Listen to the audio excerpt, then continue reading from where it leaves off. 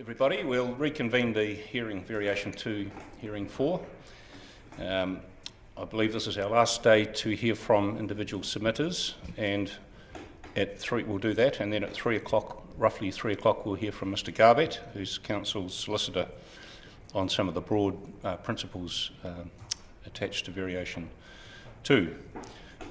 Then tomorrow we're here to hear from the officers. That's their reply or response report in relation to most of the sites. I've been told today it's unlikely the officers will be able to address all of the sites tomorrow, especially the ones where there's a lot of evidence and submissions relating to those sites. So I'll be able to provide an update on which sites won't be addressed tomorrow and will need to be addressed at a later date at about 3 o'clock today. So I'll do that, announce that.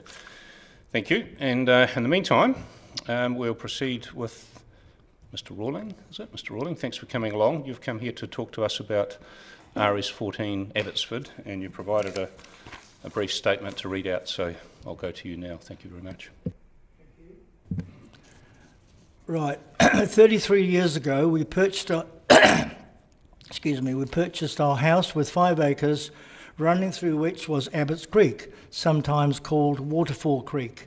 In the early days, few houses bordered our property, so when it rained, the prospect of the creek flooding presented little concern. Over the years, at least 2 housing subdivisions went ahead, together with the DCC installing stormwater pipes to the creek via shared land we own with a neighbour. Mount Grande also spill water into Abbots Creek when necessary. It actually comes via other creeks into Abbots Creek via the Mount Grande. Due to the above increased housing density, we have seen significant increases in concentrated water entering the creek, even when some dwellings now have retention tanks, which seemingly only work correctly if regularly cleaned out. We have also noticed that erosion of the creek banks is becoming an issue, together with increased pollution, which we spend time cleaning up. Over the years, we have had regular and cordial contact with both the Regional Council and DCC, as we are advised that they have some shared authority over waterways, voicing our grave concerns about flooding. Much correspondence, and I emphasise that much, I have files this thick on DCC and Regional Council. Much correspondence has passed between us, together with some physical visits to our property by staff. To date, no practical action has been attempted by either council, although we have made some suggestions to try and resolve the situation, e.g. cease further developments upstream, to retard erosion, line the creek with gabions, widen, deepen the creek, divert stormwater pipes to below our property, which incidentally we suggested to the DCC when they put this original stormwater pipes in. Divert Abbots Creek to go around our property, regular creek inspections, regular maintenance, upgrading, etc. Any increase in housing density upstream would see huge amounts of concentrated stormwater entering the creek, seriously impacting wild willow, a nationally and internationally recognised garden, together with putting at risk our sewerage, water and fibre connections and our main entry-exit bridge. We believe that the possibility of flooding in the area should be of great concern to the authorities, as other dwellings and the DCC sewerage station are in close proximity to Abbots Creek. I've given a couple of photos of the height of the creek in August. Recently, the Regional Council advised me that they inspect numerous waterways on a regular basis, but Abbots Creek is not on their list, which is a surprise, as from time to time Mount Grande Reservoir spills into it, together with other waterways. There's a sewerage station. This is situated approximately 100 yards from the creek, and if the area was flooded, could present a really unpleasant environmental problem with raw sewage. Development. We are not against development as such, but we are firmly believe that more attention should be made by the authorities to the effects these could have on existing infrastructure. In our case, the capacity of the existing creek to cope with an increase in concentrated stormwater and the possible adverse effects, lack of practical, i.e. maintenance, remedial work, attention to envisaged properties would have on existing ratepayers in the neighbourhood. That's it. Thanks very much for that, Mr. Rawling. I'm just wondering if you can help us orientate on that map behind you where these photos were taken from and where your property is. You able to do that? Thanks. No idea. Okay. Basically, your garden is the bit between the two hatched zones, the large sort of triangle. If we can get the right up I think it's the bottom right hand corner of the small one. get it right straight in. Yes. Just in across the road. This is Mike's property in Forest. Okay. And the creek comes down from here. Right, so those photos are taken in the area. Thank you. Thank you.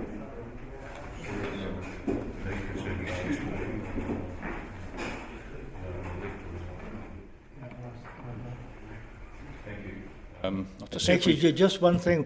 When we purchased the property, there's no indication on the earlier maps of the creek coming through the property. So it's most interesting, really, looking back. Thank you. It's very clear you're concerned about the potential for those creeks to flood and so forth. So thank you for that. I'll just see if we have any questions from the panel. Yep, just a brief one, and it's very clear what you're stating to us. So this photograph here, the second one. I mean, can I ascertain from that the fact that there's a lot of debris over here means that the water's actually been quite higher than that actually. So this one. No, that was the height. It's very small, the entry to our property. The water, that's the water. No, this is not from the water spilling over. Okay. The water's never spilled over yet. Great, thank you. But it's so close, Sure, as you can see. Excellent, thank you. Thanks for clarifying. That's fine. Yes, I mean, you more or less just said it then, but just confirming, you're of the opinion that basically the stream's at its maximum carrying capacity now, and if it was burdened anymore, it would burst. Thank you. All right. Thank you very much for coming along. That's very clear evidence, and thanks for the putting that in front of us. Thank you. Cheers. All right. We'll now go to Deborah Gale, I believe. Yep. Thank you. Come forward. Green Hills Road, RS 153204.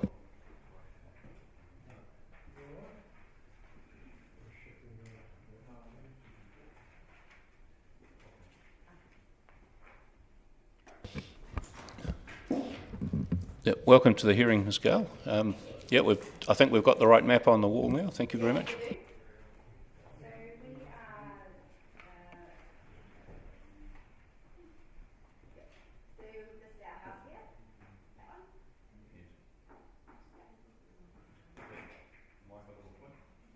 Okay. Yeah, okay, cool. So, yep, just that one right there on the corner. So our main concerns with the subdivision, when we first bought the property, the weak triangle piece, just here, that originally was part of our section. In 2011, Mr. Logan approached the previous owners and says, you know, can I buy that little tiny section to get into our sheep sheds, to get the turning circle? So they did that, and part of our section has the right of way across that triangle piece because our house kind of comes in two pieces. The top section you can't get into from the house because the house sits lower, and if you don't go through that triangle piece, you can't get the swing to get into the top gate. And up the top, that's where we keep our caravans, boats. We've got two big scaffold trucks we keep up there, plus our top sheds are up there as well. So on this map here, on our title which I brought, it shows the paper road as it goes straight, and it goes along with our section. But as we've noticed in this subdivision, it looks like he's got the road and then he's kicked it back into that triangle piece. So if that's the case, how do we get access to our top property? Because if that's taken away, I have taken some photos, I'm not sure if you've been up there and had a look at it, of the top triangle. And it shows where we can go in and out in this top section. So if, I don't know if you just want to have a look at it. Yeah, do you want me to pass it to you now? Yeah.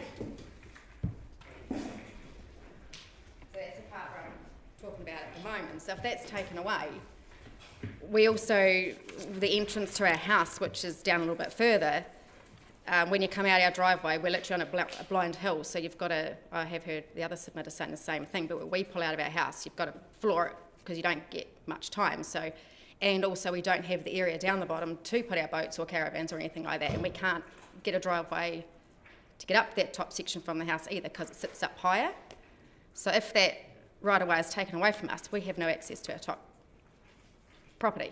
So that's the first concern we had with it. The second one, I heard Mr. Logan saying it's not going to affect anybody's views. Well, we have pictures here as well, which our entire view to the south will be, if he puts houses all along that top section where he's proposing, it is going to completely take it out. We're not going to have a view that way anymore. And obviously that's going to have a big impact on the value of our property if over half our views are taken away. And also, we've also, along this road will run along our entire boundary line of our house. At the moment, it's just sheep fencing, and we have a high hedge up one part of it. But we also have small animals and everything as well. If this road goes through, what sort of fencing is going to be provided for along that side? You know, for the safety for our pets, for the noise if the cars are going up and down. Because it will be a busy road. We have spoken to a lot of the neighbours around us, and they have all said if they travel to Mosgiel, they're going to take that route. Because why would you go all the way down the bottom, round Quarry Road, cut down to Mosgiel, when you literally drop down the hill and you're into Mosgiel? So they also have that concern as well.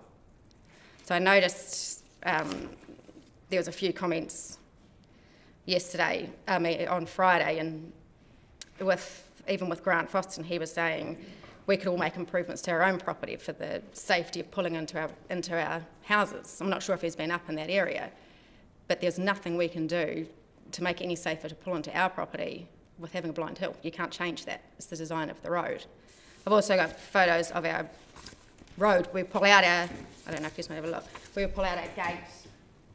So you can also see our views that we have. That's pulling out our gate, so we only literally have seconds to floor it. So there's no way we can try and get big before we can't get the scaffold trucks down to the house. We can't get our boat or our caravan anywhere else. So that's mainly our concerns with that subdivision. We just need to orientate ourselves. I've got a map in front of me that was presented to us on Gladstone Family Trust, isn't it? We need to get that map up to be able to understand it now. It's in, I don't know if you can bring that up.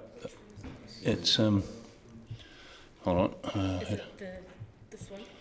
That one there, so it's... Yes, we're right at the top of Chambers. Where he's Was it in the 42A? It's in, no, it's in the evidence from 153. So we'll just get a map. We can't understand it without having a map of the subdivision, which is fine. Hearing for 153, and it's the statement of, I think it's evidence from planning. Yeah, evidence from planning.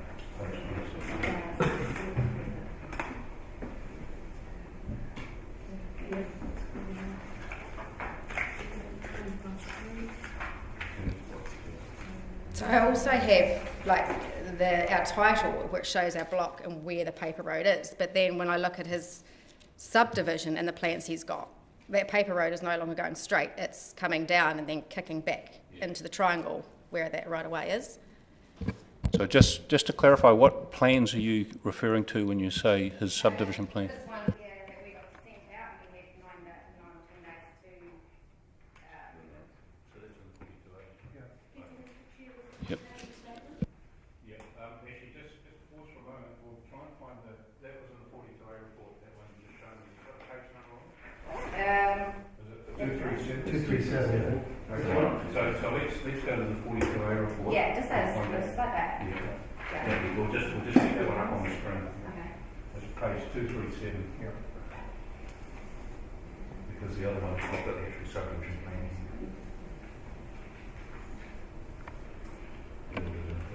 Yeah, that's it, yeah. So that plan, that one on the wall behind is the one you're looking at? Yeah, it's like, yeah, mine's got all purple. Mine's got purple housing and things. Well, they've always wanted to put a heap of houses right on the right opposite us. Has it got a page number? No, I don't have to. I know the one you mean. Yeah, it's more or less the same. Here we go. It's relatively similar. What's orange up there is the purple one. Exactly. Oh, that's not the 42 report. No. No, that's not the... Yeah. All right. So, it's very dim up there, isn't it? But what we need to understand is,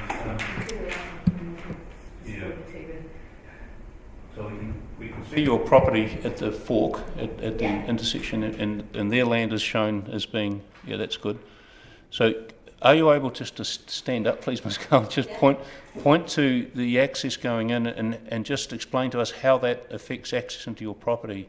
So our access at the moment comes from here, straight in, like that. I see. So if you look at, like, even our title, the paper road originally is showing that it's come straight. It runs along parallel with our old existing triangle pieces in here that he's given us right of way to. So if he gets that road back in that way, we no longer have the right of way with no access to our top property. Right. So none of his proposal affects your land physically. He's not going to take any of your land, but it will stop you getting in there. Is that what? Yeah. Okay. All right. We can't get access. Okay. Right. Okay. One of the things I should mention is that they're proposing to rezone this land, and the plan that we're seeing in front of us is a conceptual plan. So that if rezoning goes ahead, they still need to get subdivision consent, and as part of that, they would look at access into individual properties and various other detail, if you like. So we're considering this sort of broader principle, should this land be rezoned. And so what we need to note from your presentation is that there's a potential issue with your property, and that would need to be noted should any rezoning occur, because I don't think it would be acceptable for you to have your access chopped off, essentially. So that's a very valid concern to put to us. And yes. Our view, I mean, we bought the property only in 2018 for the stunning views, and you know, we got full privacy and everything as well. We have low-lying, I've took a photo where it's not a very good one, this one, of where the legal road wants to put. It's very steep. And also with that and all those houses on the side, we have no privacy anymore. That's wiped out. The views are gone. And also then we're going to have noise of traffic going back and forth when you've bought a rural property, which... I suppose, yeah, that's a valid concern. I suppose with this variation too, the principle is that more land has to be rezoned to meet in fact, the council's obliged to provide more zoning for more land to occur. They're forced to do that, and I guess our process is to determine where's the right place to do that. Yeah. And there's a number of considerations, and you've raised a couple for us today, so thank you for that. That's okay. Another thing we had, just quickly before I leave, our lawyer, when we signed for this house, he also pointed out, I mean, I haven't really looked into it that much and I'm not sure, but he made us aware of the hazards under the LIM report and says that there has been previous landslides on Chain Hills, and he said to us we need to acknowledge that we're aware of that before we buy this property. So I mean, we haven't really looked into that ourselves that much, but we just want to ensure too that if he starts doing the subdivision and starts digging into that hill and there's issues, where does it leave all of us, our existing ones? Anyway, thank you. I'll just see if we might have some questions. Yeah, thank you for the presentation. It's very clear. I don't know if you watched on Friday any of the coverage, but a number of submitters were suggesting that Chain Hills Road will be used as what we call a rat run. Are you of the contention that would be the case? Yes. Okay. Definitely. I have spoken to, because we're quite a community up the top there, so a lot of us know each other, and they have all said the same thing. Instead of going all the way down past our property owner, right down the bottom to Morris Road, round Quarry Road, down the bottom at, you get everyone gets off the motorway and into Mosgiel, why would you go that way when you can literally just drop down the hill and you're literally at the bottom of Mosgiel there. Hang a left or a right, either way, if you want to go up Wingatui Road or down Gladstone and you're in Mosgiel. So that's just the neighbours alone saying that. So that we're going to have traffic going up and down, hard up against our entire boundary line of our house. Yeah. Thanks for coming along to the hearing. Appreciate that. Thanks for your time. Would you like that back? Is that cool? No, you can have all that. Yeah, go thanks. Okay, thanks for that. We'll now go to Gerald Finn, if he's here. Mr. Finn. And this is in relation to RS14, so we're going back to the first one we spoke about. That's all right. Slightly out of order, but that's fine. Yep. Welcome to the hearing, Mr. Finn. Thank you. My apologies for being late.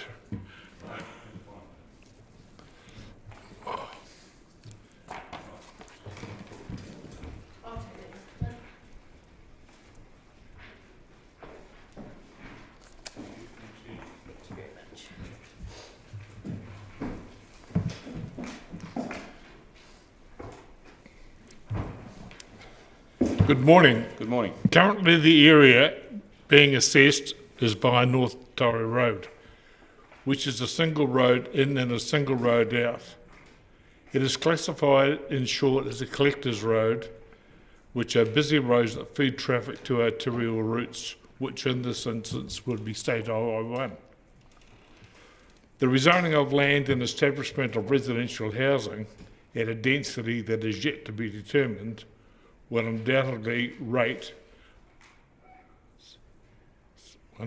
increase the total number of vehicles in the area and exacerbate the current traffic issues. Based on data from the NZTA Research Report 453, trips and parking related to land use, suggests a traffic generation rate of 1 vehicle per hour per unit in the peaks and 8 vehicle movements per day. This number the increased number will compromise both the road user and pedestrian safety, especially as this traffic will be required to pass the Abbotsford School, which is the only primary school within this catchment. This too will have an effect on the expected parking demand within the vicinity of the school that has potential to adversely affect the amenity of the immediate and surrounding area. Little consideration has been provided for the traffic effects that will result from this proposal. The impact on Abbotsford School has the potential to result in overcrowding of the Abbotsford Primary School. The Grand Vista subdivision that occurred a number of years ago provided additional students to the school population, and this proposal will ultimately lead to an increase in the school roll. With the provision of additional resources, classrooms, teachers, etc., this proposal has the potential to result in classroom overcrowding that could affect children's education.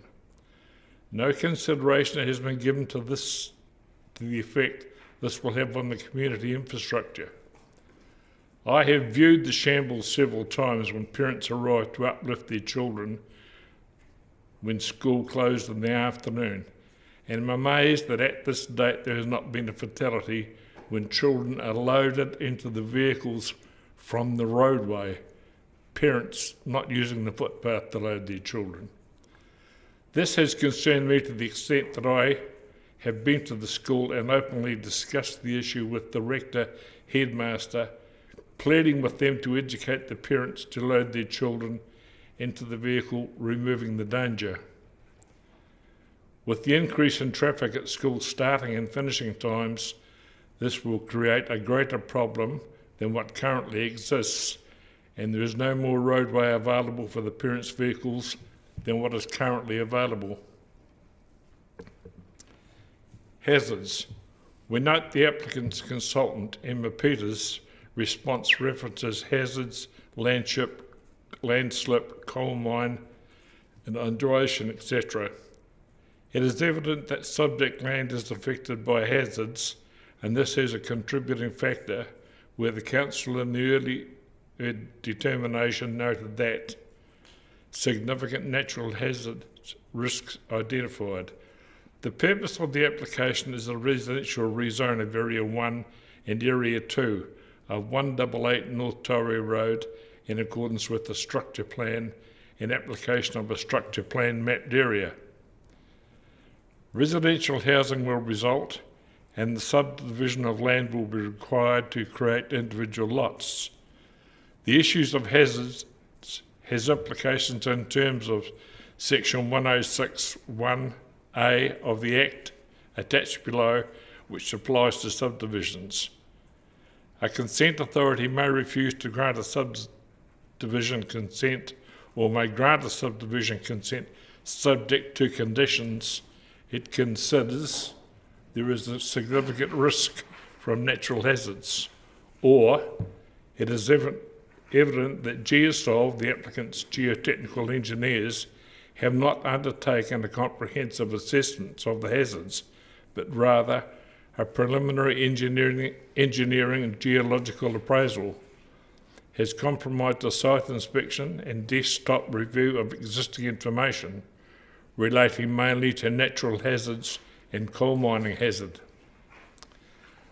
They add further that not all areas of the property have been mapped or assessed, and the intent of this at this stage is to give broad comment on any potential constraints to residential land use from the geotechnical point of view, based on general visual observations and preliminary interpretation. On page 5 of their report, and in reference to landslide hazard, GeoSolve advised that further investigation will be required for any subdivision within areas 1 or 2, and that the exact location of the landslides and any setbacks should be determined by detailed geotechnical investigations at the subdivision consent stage. Similarly, on page 7, in reference to liquefaction, GeoSolve advised that consequently no liquefaction hazard is expected to apply in Area 1 and 2. However, full confirmation generally requires some subsurface investigation. Unfortunately, this report is the subject of further extensive reports and is therefore entirely inconclusive. The failure to provide comprehensive information in support of the proposal at the rezoning phase, but for the reliance at subdivision stage, does not assist the Council in making an informed decision of this proposal. The application does not provide the Council with the information or confidence that this proposal can proceed. Decision sought, the application be declined. Thanks very much for that presentation. We'll just see if we have any questions. I guess the first one is whereabouts is your property on there, Mr. Finn? I'm in Freeman Close. You're in Freeman Close, okay. And what number? 11. 11, okay. We'll get that up. We'll get that up very shortly. But in terms of those 2 blocks of land that are hatched on the map behind. We've lost it now. Sorry, that's all right. We've just identified where your place is. It's at the end of the cul-de-sac, right? Is that right? I think we've got it highlighted on there now. So that's your place highlighted? Thank you. Yeah, that's my place. Yep. So is your main concern in relation to all of that hatched area above you? Are you concerned with the smaller block to the left-hand side? Are you concerned with that as well being developed? Yeah, I'm concerned for that whole area, actually. Yeah, so your submission relates to all of that proposal, Yep. Everything? Yep, okay. That's useful. And the only other thing is your comment towards the end about the reliance at the subdivision stage. You'd rather these things were dealt with at the zoning stage, which is now, the consideration for rezoning. Yeah. Rather than, that's something we're acutely aware of. We're very conscious of that point, so thank you for that. I'll just see if my fellows commissioners have any questions. Sorry, already had the mic on before you even acknowledged.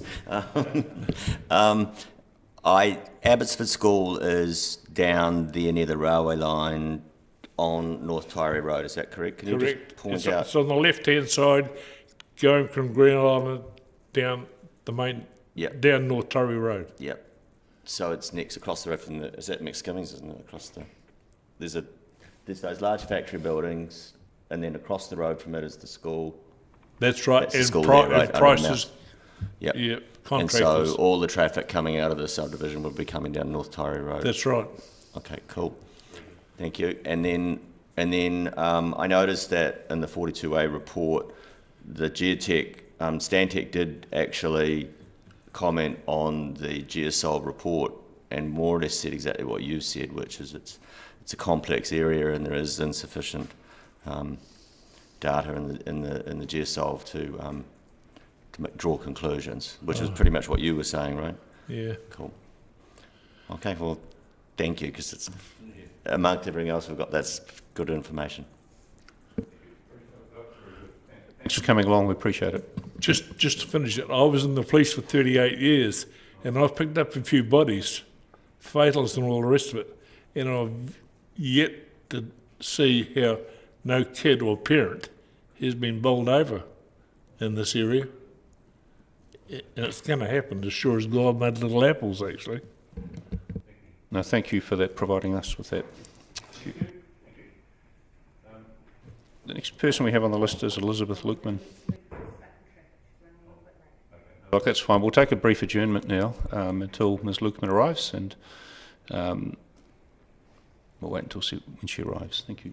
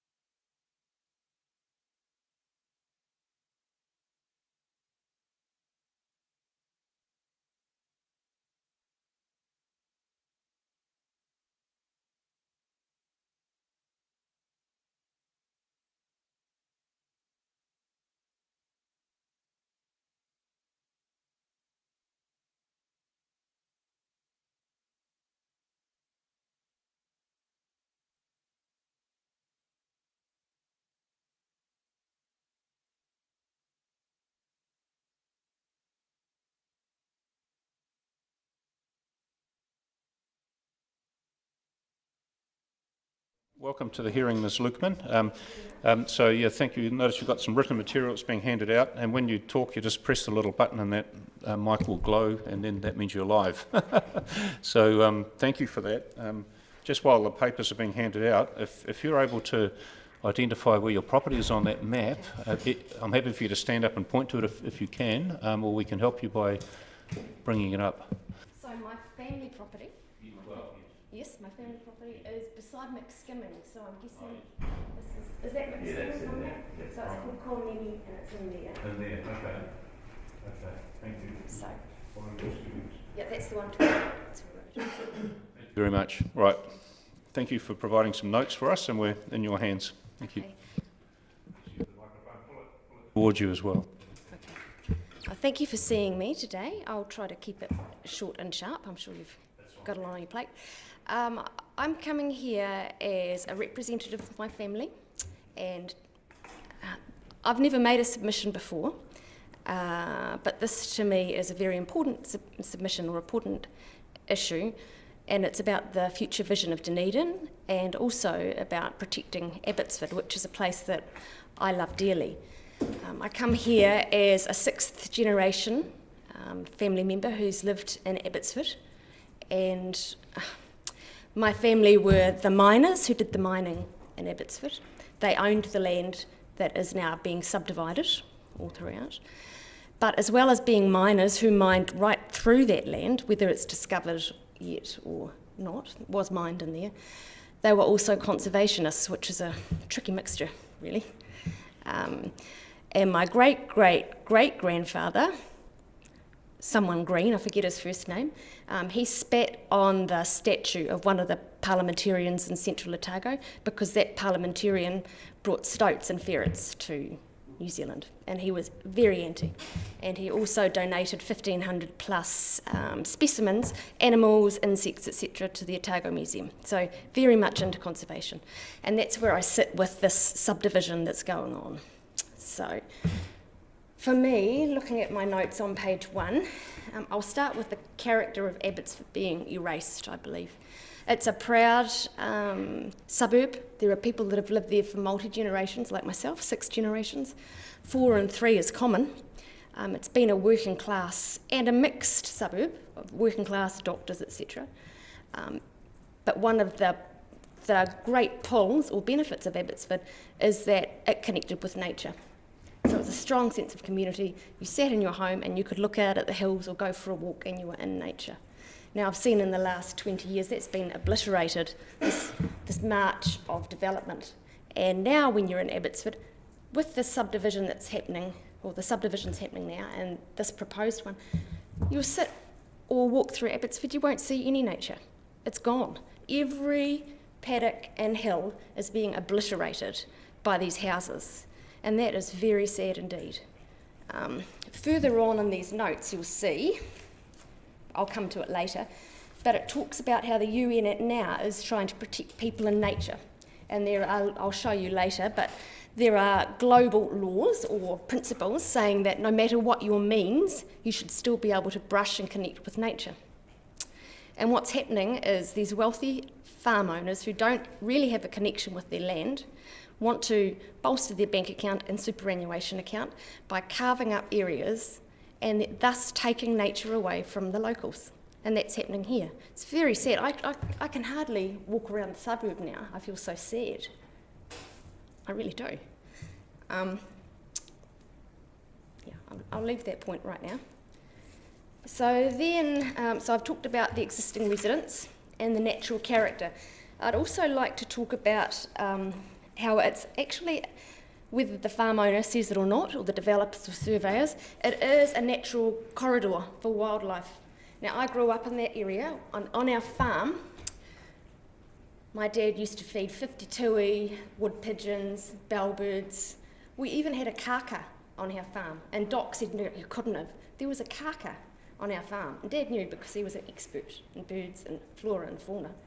And there was a kaka. Where did it come from? It came from that natural corridor that's being subdivided. It's very, very sad. I'm just so sad about it. I'm sorry for crying. I spent my childhood and my teens on those hills. I'd camp, ride my horse, I'd play. Because then it was owned by a farmer who had community spirit and allowed people to be on the land. And when I was there, I brushed with moor pork, with native birds, with skinks and lizards. All those things are there. And I would hazard a guess that those skinks are the endangered skinks that we talk about in Otago. They were through those hills, they were on Dad's property. And what upsets me is this march of housing, and these houses end up being 1,000 metres squared with a pesticided lawn, pesticided within an inch of its life. Then it'll have a concrete yard. I just saw one on Abbots Hill Road, one of the developments. Ugly fucking house, I'm sorry to say. 200 metres squared, ugly.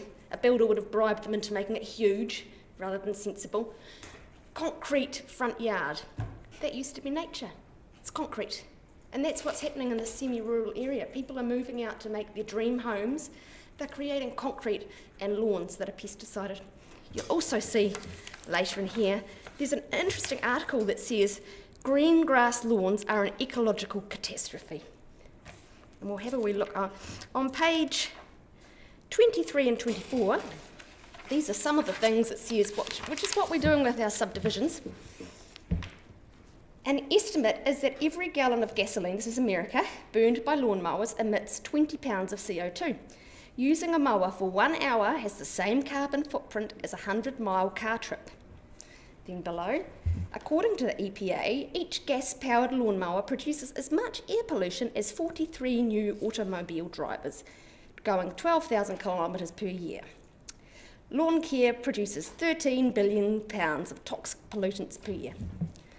So what we're creating are these large 1,000-metre subdivisions, which are, I believe, are 30 years in the past for Dunedin's vision, and people are just toxic bombing them with their pesticides and their lawnmowers. And the gardens aren't even used. People sit in their houses and do PlayStation. So I just feel that it doesn't fit with our vision to be putting these subdivisions into semi-rural areas. So going back to my first page, I've talked about the mining history and how I believe there are mines throughout that land, whether discovered or not. It was mined extensively. I can remember seeing the mining pits when I'd ride through there and get my driving lessons in the car. You know that. I've talked about the natural corridor, which has got the kaka and the wood pigeons, etc. I'd also like to talk about when these dream homes, these 4-bedroom, 1,000-metre concreted yard things go up there with their 3 cats. Where do the 3 cats go? On average, everyone's got 1 to 3 cats. They go into those areas and they obliterate it. I know that from our farmland. We were on the side there and people's beautiful moggies, very tame moggies, would come over in the night, get into our poultry and murder them. We'd hear the cacophony going off, and Dad would go with his shotgun and he'd kill what unfortunately was a tame person's beloved moggie who would never do that. But they're in there murdering our poultry.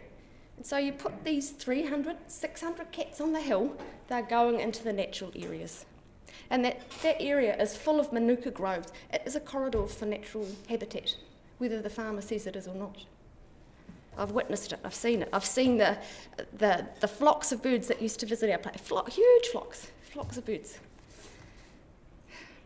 So the other few things I'd just like to say, what is the vision for Dunedin? Is it a vision of just this sprawl out, with everyone getting their 1,000-metre concrete dream lawns? Or is it about having this vibrant hub where people can walk, bike, bus and reach the infrastructure? Because what will happen is these people that are getting their dream homes out in Abbotsford, in 10 years they'll be a bit older, they'll be affected by COVID. My heart is, I can't walk very well anymore. And they'll be complaining because they're not near the infrastructure and the buses are no good and the city's a dead hole. And they'll be stuck out there. And I know, watching my mother, she had multiple sclerosis. She had to move out. She split from my father. The reason being, she was very debilitated. She couldn't get anywhere. She was stuck on a farm. She just couldn't do anything. And we had a three-storey house. She was stuck. So she moved to South Dunedin. And we have 1 in 4 people with disabilities in New Zealand. It's going to climb, what with population changing. So I've also put research in there about the population, which I'm sure you're aware of. I'm sure you're aware of it. But the UN and population scientists have recently come out with stats saying that population isn't going to start declining in 200 years or 100 years, but 50 years. So I've put that research in here too. We're surging forward thinking we've got population growth. We might be very unhappily surprised in 20 years. They're saying in 50 years, many countries in the world will have population decline. Many. China is going to be half its size in 80 years. Half.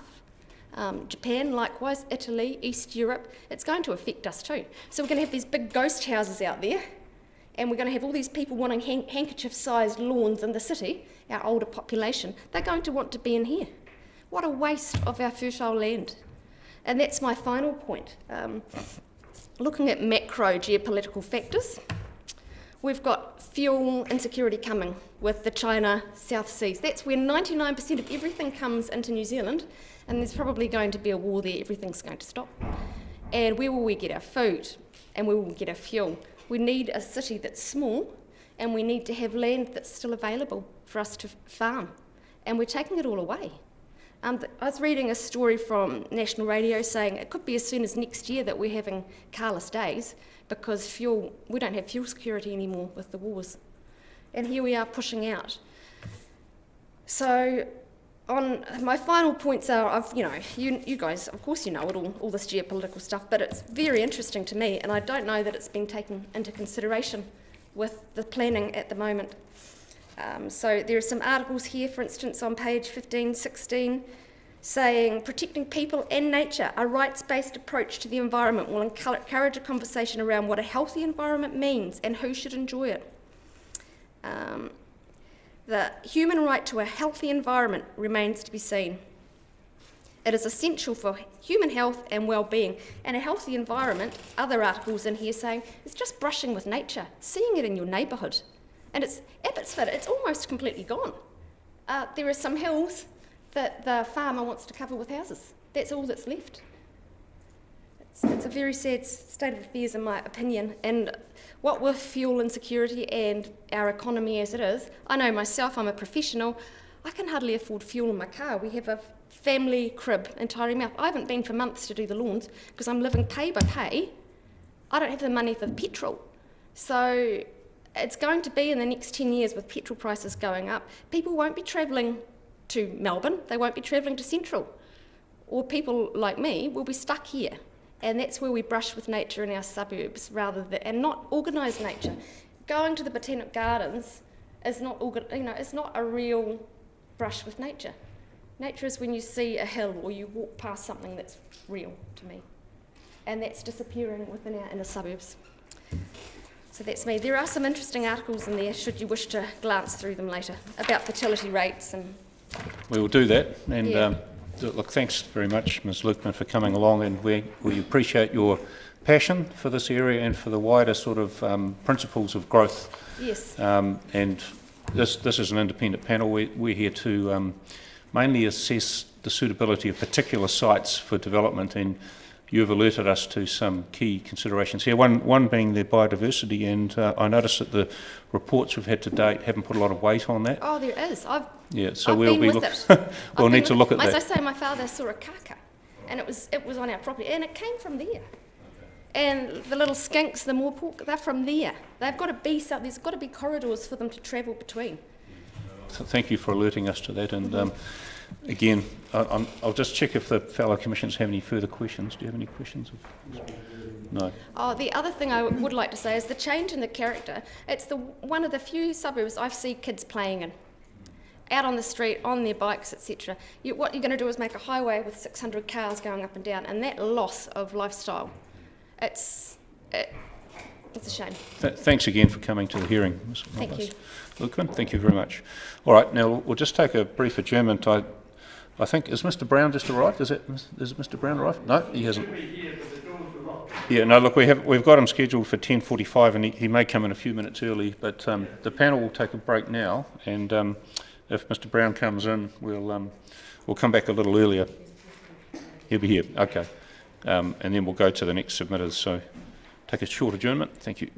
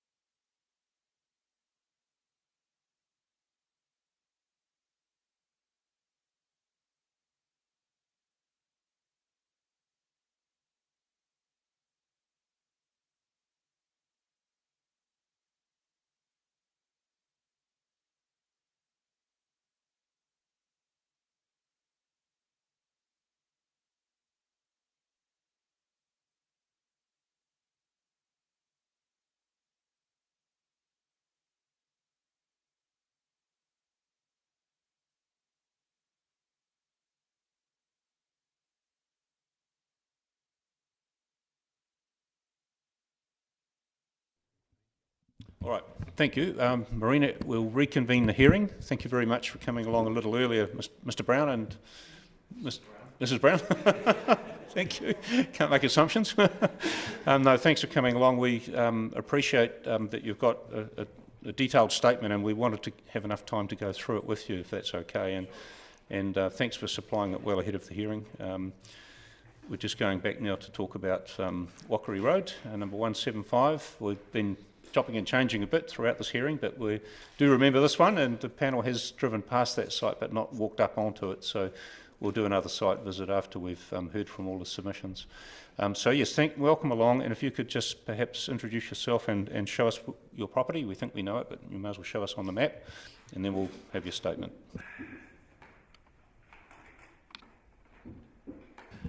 As the boss says, I should introduce us first. We're Neil and Linda Brown. We live at 175 Whakari Road. We've done so since 1978.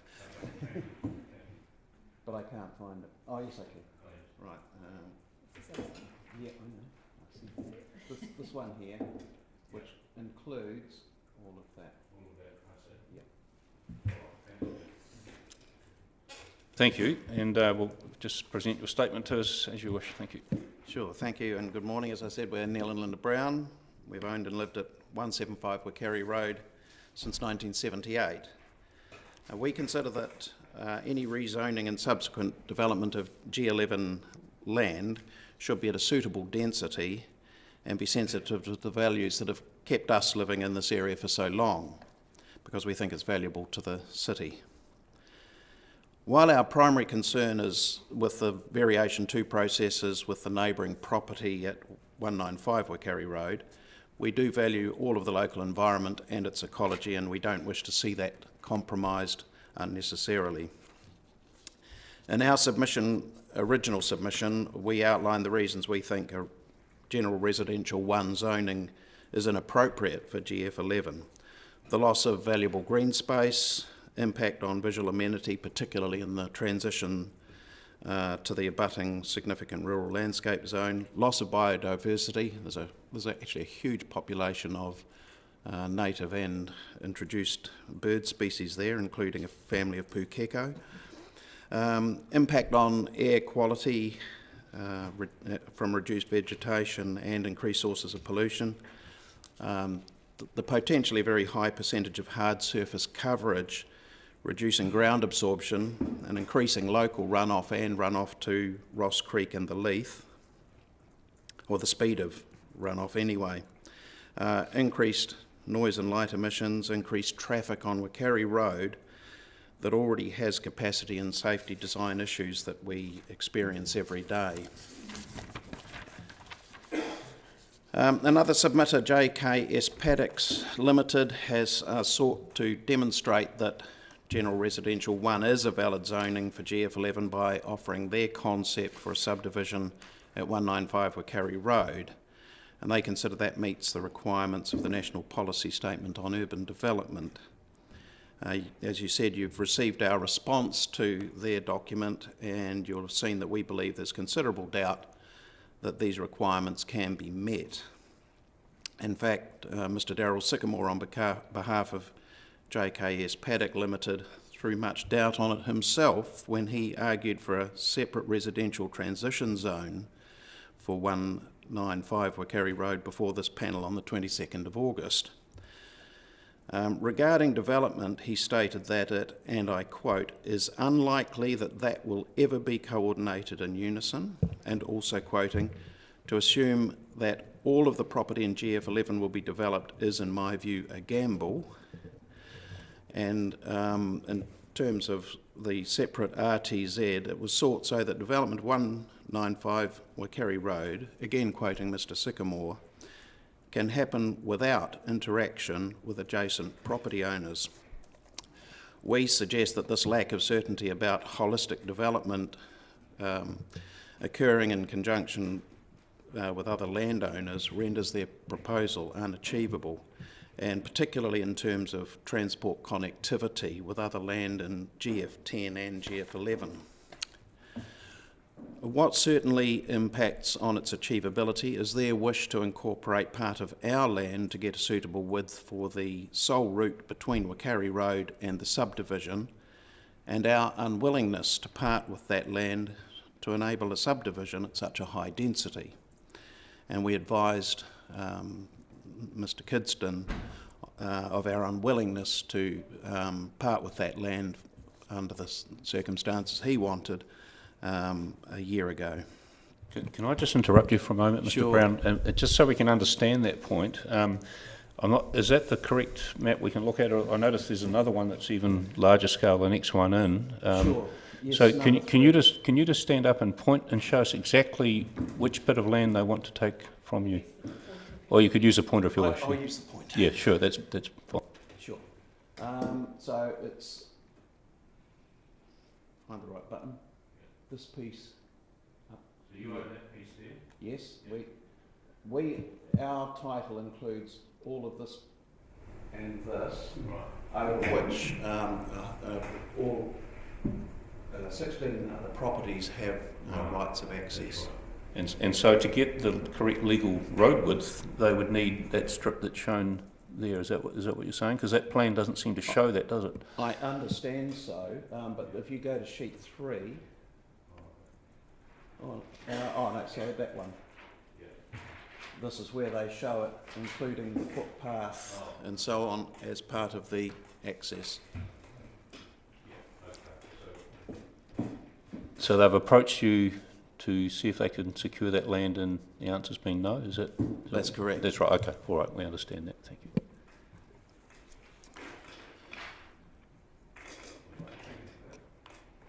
All right, so just in summary, we think these issues demonstrate that perhaps General Residential 1 is inappropriate and probably unachievable zoning for GF11 land. But should the a density at or lower than large lot residential be placed on GF11, we would be open to discussing options for access if they continued to be necessary. So it's not a never, never, it's simply what's appropriate for this area of land and the impacts it has. Thank you.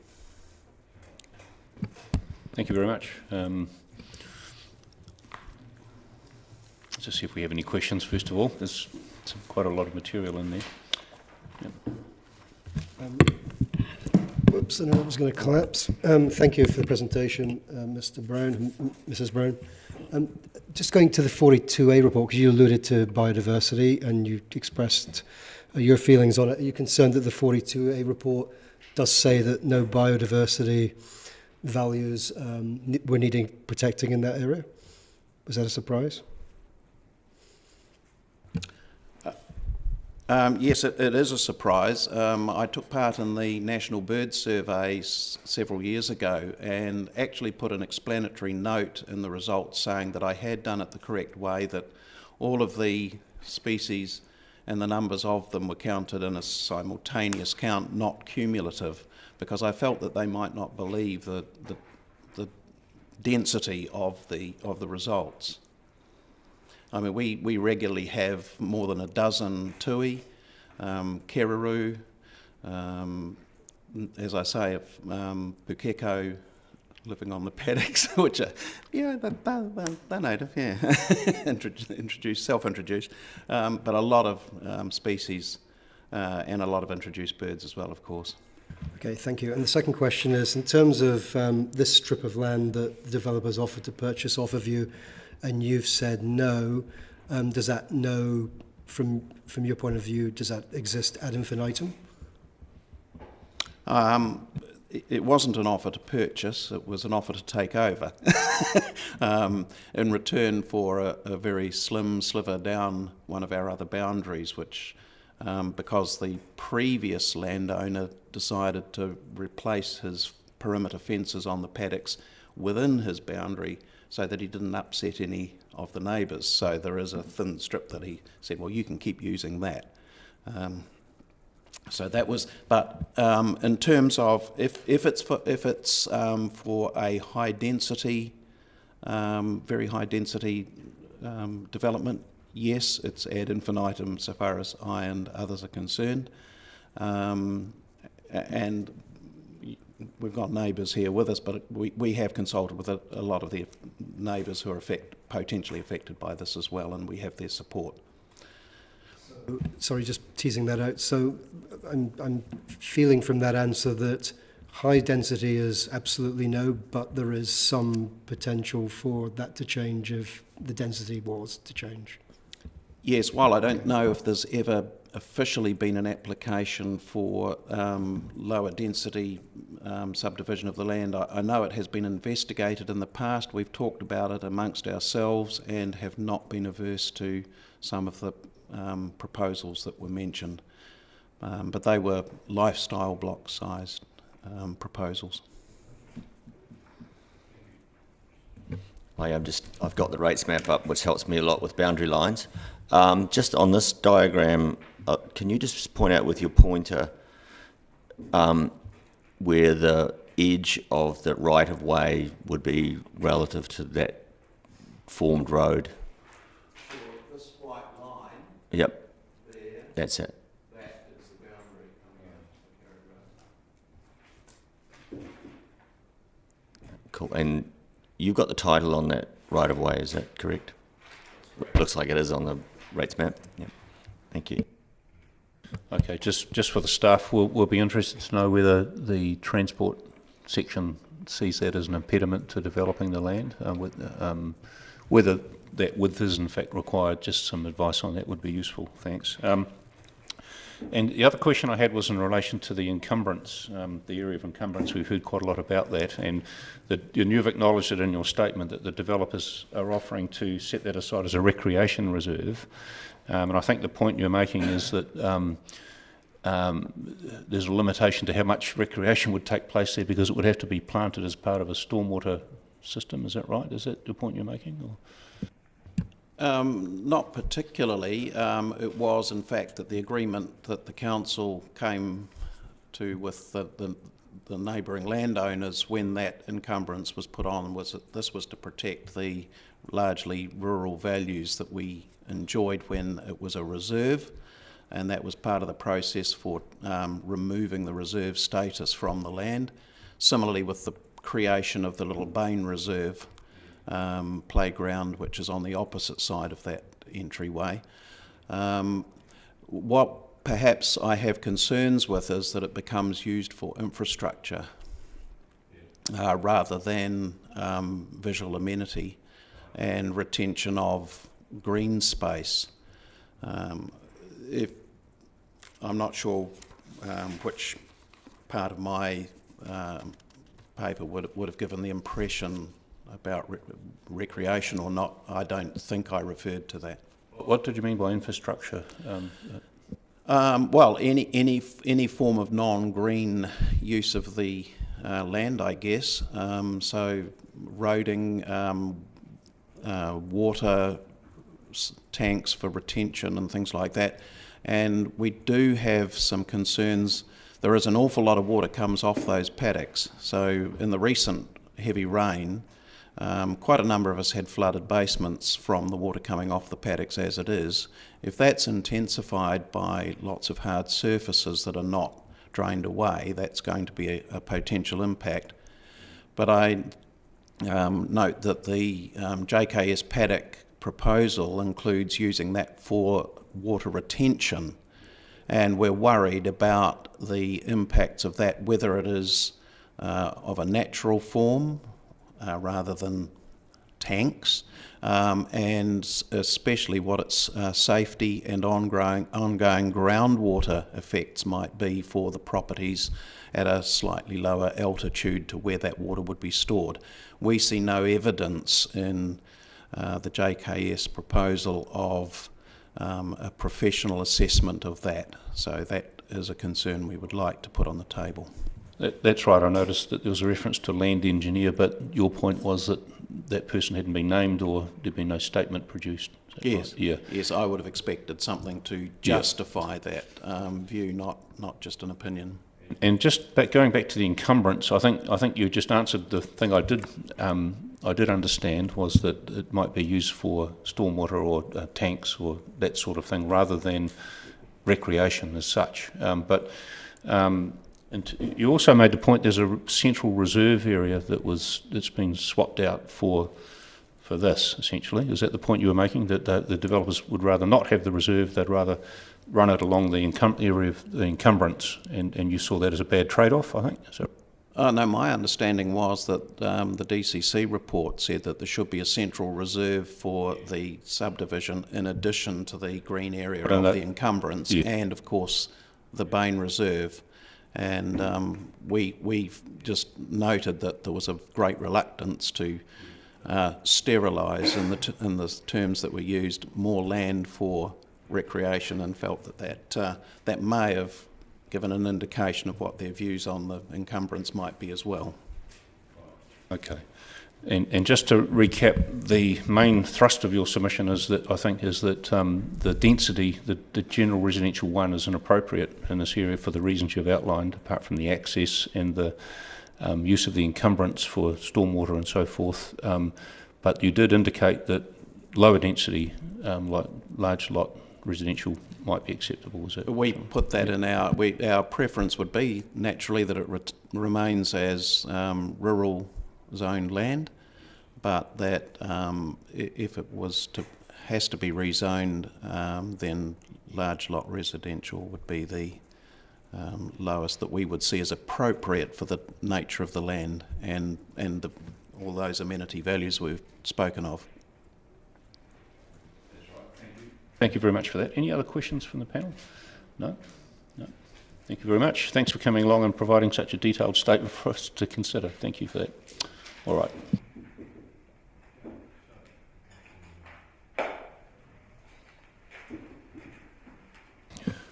We're a little ahead of schedule now, but the next submitter is happy to come forward. This is Wendy Campbell, RS14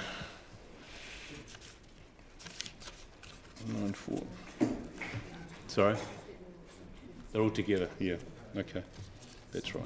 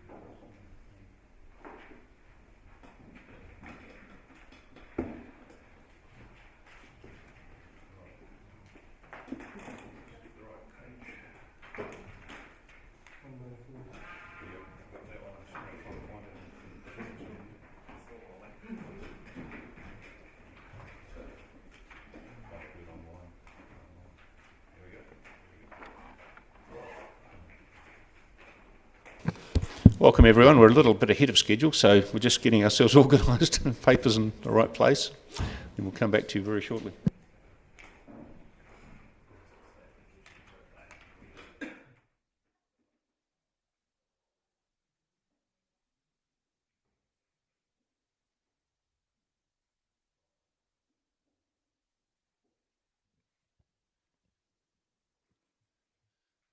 Welcome everybody to the hearing. I'm not sure, we've got a number of submitters here, and we've got Wendy Campbell and Bill Hamilton, but I suspect you're operating as a team, is that right? Or you're going to at least present similar things. So in your hands as to how you wish to present it, Ms. Peters. Yeah. Yes, so Kurt and myself are here for the, obviously representing various people that own lots within RS14. And of course you've heard Kurt speak on behalf of the property owner of the isolated bit. So with me here today I have Wendy Campbell, and so she's the owner of 45 McMeekin Road and part, she also owns 188 North Torrey Road, which is a large property, only part of which is within RS14. And I also have goodness, I'm going to forget names. Jared, thank you very much. And also Brent, and they're here. I mentioned on Friday about the Trails Trust, that we were going to have representatives here today to talk about that and the multimodal transport kind of access. So we'd like to probably, I understand that Jared's got other commitments, so we'd probably like to maybe start with that. If we could just get your full name, please, just for the record, so that we can write that down, that'd be great. So, Jared, your name's it? Yes, my name is Jared Highland. I'm a regular cyclist and live in Opaho. I'll not personally benefit from any decision you make here on this proposal. And I'm speaking here today as co-chair of the Dunedin Tunnels Trail Trust. Now, since 2005, we've campaigned for the 2 disused Victorian railway tunnels at Chain Hills and Caversham to be upgraded to suit walking and cycling. The Trust was formed in 2009 to assist DCC to deliver the project. The route will provide a virtually flat trail between central Dunedin, or even further out to Aramoana, and Mosgiel, Outram and Waihola. Now, gradient, cost and width are all concerns of the Trust. The lower the gradient, the broader the range of people who can use the trail. We have ambitions for it to be able to connect to a wide range of the community, including wheelchairs, prams, bikers and walkers, young and old, and independently. The route is as per the trail distance map and easement location maps. Now, I've got a couple of maps here. I'd send some through to Jenny, but I'm not sure if they've got through. Ah, brilliant. They are there. Thank you. Okay. Thank you. We're here supporting Wendy Campbell's application because we're negotiating with her an alignment on her land that provides the cheapest and best gradient between Wingatu and Abbotsford. Now, the first image you see is actually the whole cycle trail with the approximate distances. So in terms of biking right from the middle of Mosgiel through to Dunedin, that's about 15k from Mosgiel right through to the Otkin. So it actually is an easy and flat cycleway that pretty much everyone who can ride a bike or walk will be able to use. Now if we go to the second image. Thank you. We're looking at the easement over the yellow. Let's see if we can do this. Over this here, which is the old rail formation. And going over through here means we avoid a 3 metre change there and a 2 to 3 metre change there. And potentially, depending on how the design works, there may be some requirement to do a large circle loop because the trail is going under the Abbots Creek rail overbridge, and there's about a 4 to 5 metre drop there as well. So just to keep the gradient as low as possible. Now we have had a number of meetings with the potential affected landowners, and at every instance we try and contemplate a win-win situation for everyone with the grant of easements to reduce costs. We also appreciate the future connections that could be negotiated for a better alignment to Halfway Bush, potentially, with Wendy. Now, we are pleased that you have considered and included access to the cycleways walkways as a planning consideration for residential subdivision, and commend this development as one that is close and provides good connectivity to Mosgiel or Green Island and Dunedin by cycle as an alternative to dependency on cars.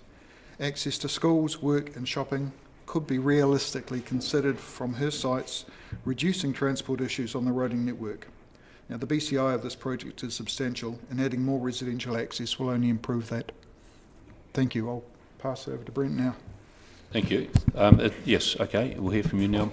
And your name, sir? Irving. Okay, thank you. I'm also a fair weather cyclist, really, but enjoy riding trails rather than built-up roads. I reside in Mosgiel with my wife and daughter. Just by way of background again, my career is rural focused. Currently been in the rural banking sector, but now I'm selling rural and lifestyle subdivisions and blocks. So I'm also a property owner, a farm at Miller's Flat. Had quite a bit to do with the Goldfields Trail up there. I'm also co-chair of the Dunedin Tunnels Trust. just giving Jared and the Trust a hand to work with the DCC and getting this project over the line. One thing that I've noticed is the huge, speaking to a lot of groups as a Rotarian, there's a lot of sports groups, schools, community groups all waiting for this trail to go ahead, and they're really keen to see a good surface, reasonably flat contour that this trail here would do, and particularly with Wendy's land. I've also been heavily involved in the access and easements with the Clutha Gold Trust and trail and through from Lawrence to Waihola. We're here to support Wendy Campbell's application because we're working with her on an alignment on her land, and it provides the cheapest and best gradient between Wingatui and Abbotsford, and we want to create a win-win. Farming in these built-up areas is becoming increasingly challenging, with Wendy's property no exception. Just applying fertiliser, spraying, working paddocks, shifting livestock, the risks of straying dogs and the expert armchair farmers make operating a sheep and beef farm in these areas more and more difficult. Given the applicant's land proximity to the Dunedin city and surrounding suburbs, and given the fact that it's not high-class farming land, agricultural land, along with the continued high demand that I see every day with residential and lifestyle blocks close to the city, I see many benefits to this application being supported. Given the subdivision's proximity to bus routes, motorways and our planned trail, this would seem to be a good fit for a number of the city's current plans. I've known Wendy a long time, and she's got a genuine passion for nature and native bush and the protection of the environment, and there's no doubt in my mind any subdivision under her watch would be carried out in an environmental and sustainable manner. Thank you. Thank you for that. Ms Peters, just to clarify, from a procedural point of view, did the Trust lodge a further submission or a submission? Or are they being called as witnesses to support? They're being called as witnesses to support. From my knowledge, I see Kate sitting over there. I don't think there was any further submission to the variation 2 from the Trust. Yeah. Okay, just in terms of procedural, we just need to understand how it fits in, but you're calling them as witnesses. Yeah. Okay. I think, so the main thing for RS14, which includes Wendy's land, is that this, the Trails Trust is, have come a long way in terms of they've got an approved budget now, so the funding's been approved for this, is my understanding, and they can probably speak to that more. They're both nodding at me frigorously, so said something correct. That's fine. I'll just see if we have any questions from our cycle advocate in particular, Councillor Mish. Now I'll put you under pressure to ask a question. No, I did have one anyway, and thank you for the submission. And I'm just a little bit confused here, so maybe Ms Peters can help me. So the Trust supports this because of its rezoned and easement will be created, and the corollary question would be, if it's not rezoned, would the easement be created? No, so that's not quite correct. Okay, good. So you can enlighten me. Yeah, so at the moment there are negotiation process going on, and the Trust needs to, there's been permission for a digger to go on site and actually look at the gradient and have a look at that particular area, all that sort of thing. And then once the Trust has done a bit more work in terms of the suitable alignment and the design underneath the bridge, then they're going to come back to Wendy with exactly what they need. And in the meantime, she's thinking about what she needs in order to feel comfortable with the easement being given. So that includes things like, is there planting, fences. Her main concerns, of course, are making sure that people don't stray off the trail and onto what is currently a working farm. And the area that this easement would be given in is still going to remain a working farm. It's not part of RS14. So we just need to, that's a process that Trust is very experienced in negotiating, as you'll be well aware. But where I was going before with the reason for having them here is because the trail actually goes right down past the school. And so that alignment down through past the school is very useful as well, and it's also going to give access into Green Island and that sort of thing. There's plans for potentially going through to the year as well. And I think I know the answer to this, but I'll ask it anyway, since we're here, to the Trust members. Obviously this is required because it overcomes one of the impediments to biking, which of course is gradient. If this easement isn't granted, how does it affect the overall project if it's an absolute no-go? If we don't get the easement across the old rail formation, the trail would still, well, it should go ahead, but we will be going along Kiwi Rail land that is very close to the tracks, so we would need to get an additional agreement from Kiwi Rail, which may or may not be given. So it's not quite a showstopper, but it does put further doubt over the line. And again, it's one of those areas where you have 2 or 3 metres, or 3+ metres to go up over a very short space, which means there will be people who would otherwise use a track that would find this area quite difficult, just because of the geology of the trail and the formation and how we have to build the trail itself. It's just to get the committee's sense of where it is relative to the proposed zoning change. As far as I could tell from your map, it comes out and then crosses the railway line pretty much at the bottom left-hand corner of 14A. Is that correct? That's correct. You can just see around there, that's yep. the old rail formation.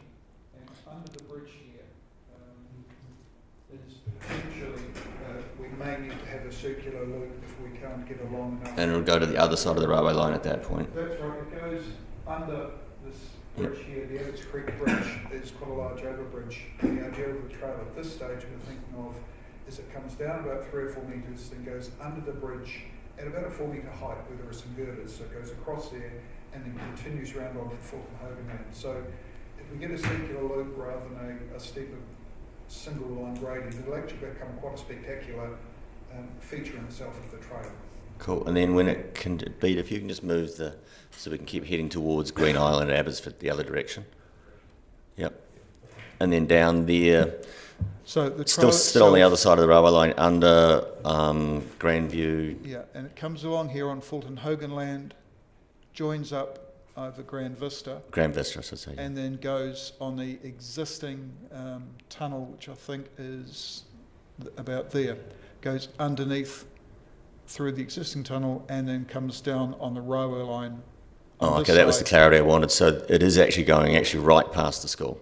Yes. It's not on the other side of the railway line at that point. Correct. It's actually come back under. Yeah, we're planning to use the walkway under bridge that is currently giving access to school as part of the trail. So it's a direct link with the school.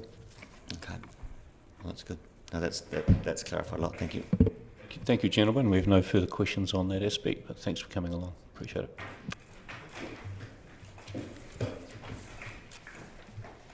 So one of the things that I think is just really important, just to finish off on the Tunnels Trails Trust, is that they are anticipating with the easement that they are hoping to get with Wendy, that they'll be able to get the gradient, as they said, that they'll be able to have wheelchair access and pram access. So that's the whole reason for them turning up, to show good faith in their negotiations with Wendy, to support her.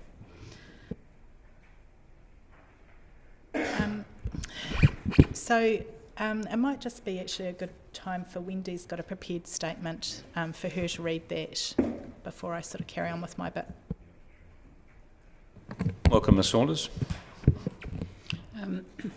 I'm Wendy Campbell, and living at Abbotsford, where I've lived for 32 years, so I'm very much a local resident.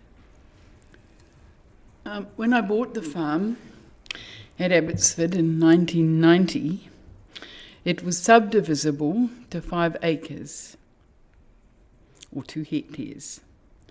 The council has since increased that to 62 acres, or 25 hectares. Why? I don't know. The whole farm of 530 hectares stretches from Wingaturi almost right over to Kaikorai Valley. At Abbotsford, the farm has the city literally on its doorstep, and I'm the only farmer that I know who has a city street address and am on a city bus route right at my front gate. I'm at the end of my farming career now, unfortunately. So I'm facing what to do about the farm's future. I don't think it'll readily sell as farmland. The soil's too poor, rocky, difficult for cultivation. It is grade 4 to 5 in a scale of 1 to 5, where 5 is the worst. I could sell it for pine forest. It's handy to port, and it grows very good pine trees. But is this what we want as our vista in Abbotsford, Green Island? And what happens if we get a fire in the forest? What happens? A nor'west wind, and we know what nor'west winds can do in this area. What happens then to Green Island, Corstorphine, and Abbotsford in one of these wild nor'west forest fires? We saw a little bit of it a few years ago when there was a fire in over there by the Mount Grand Reservoir, the Southern Reservoir, sorry. In my opinion, there's a much better plan. The parts of the farm closest to the city, I think, should be high-density residential sections. These two areas are adjacent to Abbotsford, and the one that we're looking at today. And there's another area over close to Kaikorai Valley, which was our scope for the moment. Areas of the farm closer to existing lifestyle blocks on Chain Hills, Wingatui and Halfway Bush could all become variable-sized lifestyle blocks. And then there's a central area of the farm that I'd like to see become a recreational expanse with native forests and tracks where people can walk, ride their horses, and adventure bike. In my view, city councils today must do three things. They must provide services. They also must try to reduce carbon emissions. And thirdly, they need to ensure that the city is one in which people want to live. My vision for the farm ticks these boxes. The first one, providing essential services.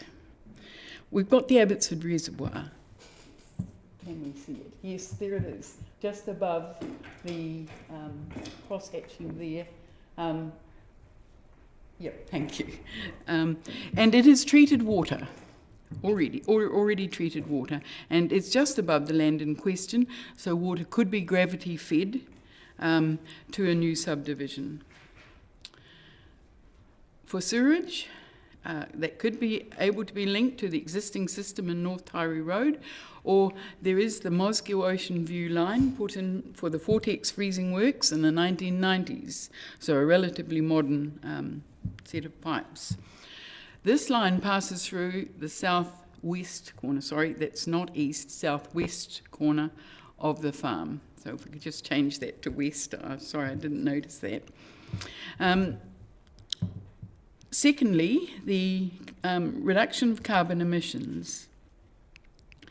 The land under consideration, with its proximity to the CBD, the university, the hospital, and the stadium, means that people do not have to travel as far as those from, say, Mosgiel, Allington, or Outram.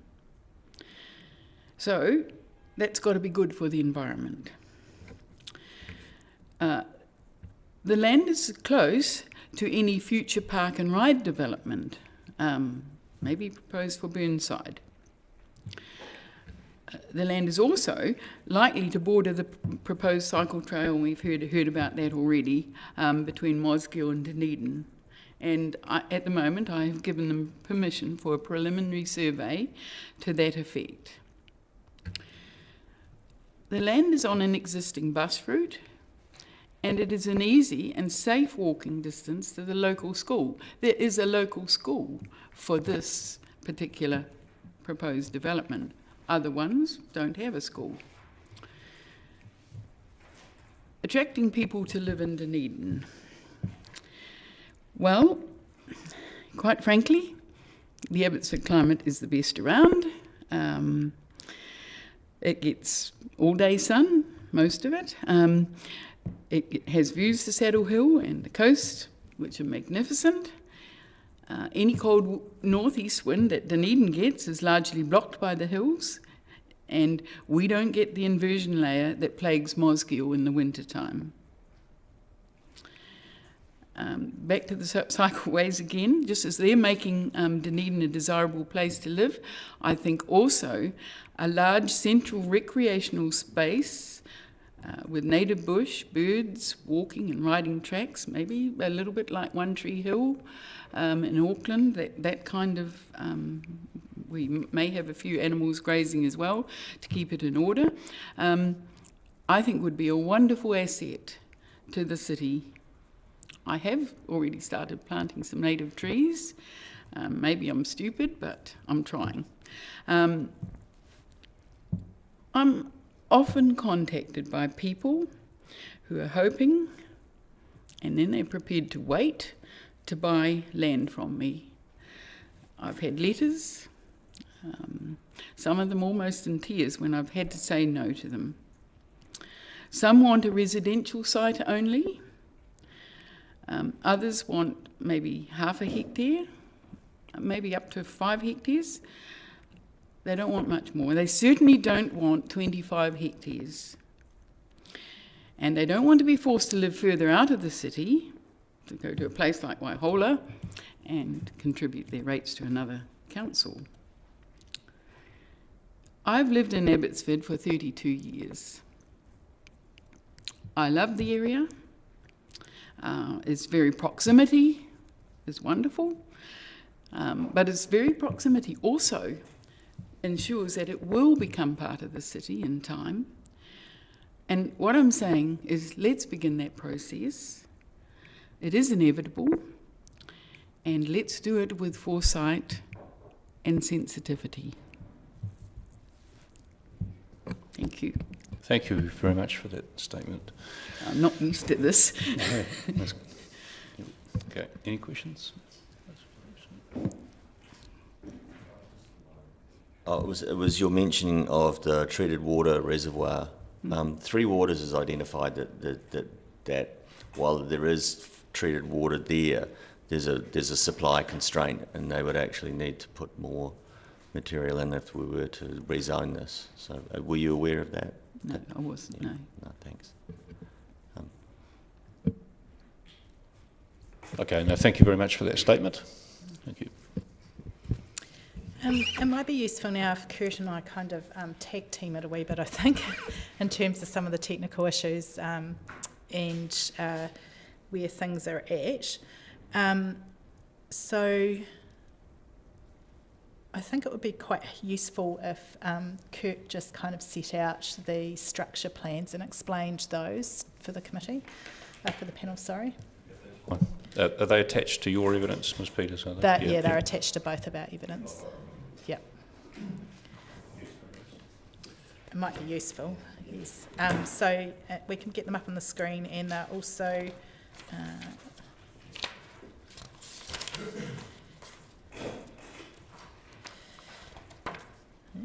I think it's the first couple of appendices in my evidence.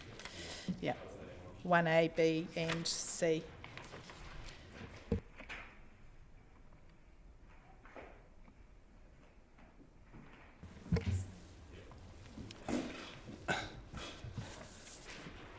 So over the next short while, you'll look over two different structure plans, and that's been designed intentionally that way because we're dealing with a number of different submitters within this RS14 block.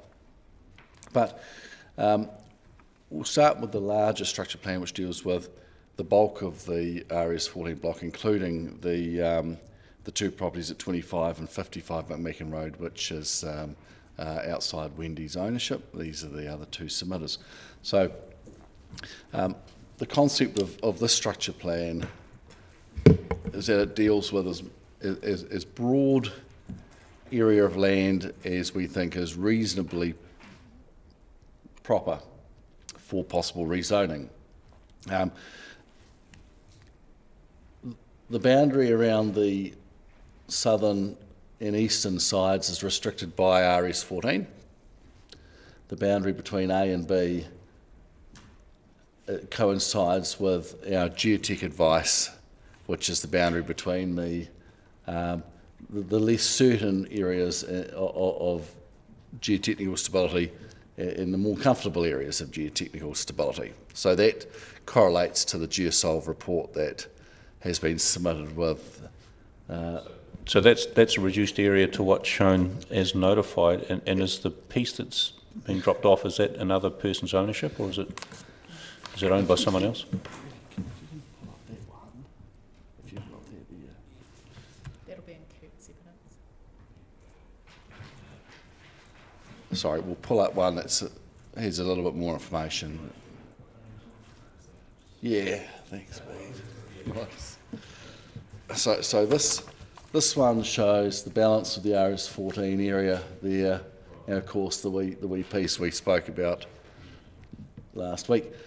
It's a little bit hard to see on the screen, but this larger area also shows a potential road alignment that we've modelled, and some areas of amenity reserve, and around some native bush that runs up in this area, and the Abbott's Creek, some amenity reserve around the extents of the Abbott's Creek as it passes through the site through here.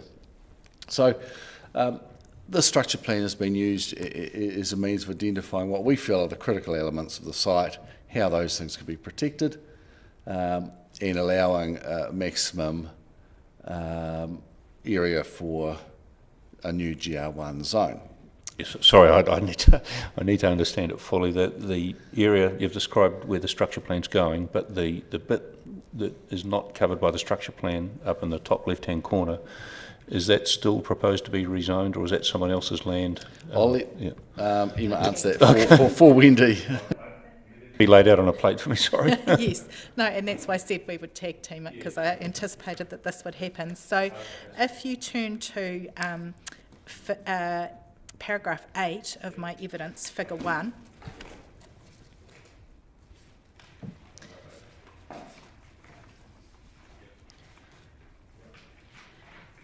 Okay, that shows a blue area that's, I suppose, to the left of the line AB. So the line AB is, just as Kurt explained, to the right of that is the area that we're, although Wendy's land in 45 and the area in 188 is the only one that's had the preliminary investigation, we're anticipating that it's likely that that similar geotech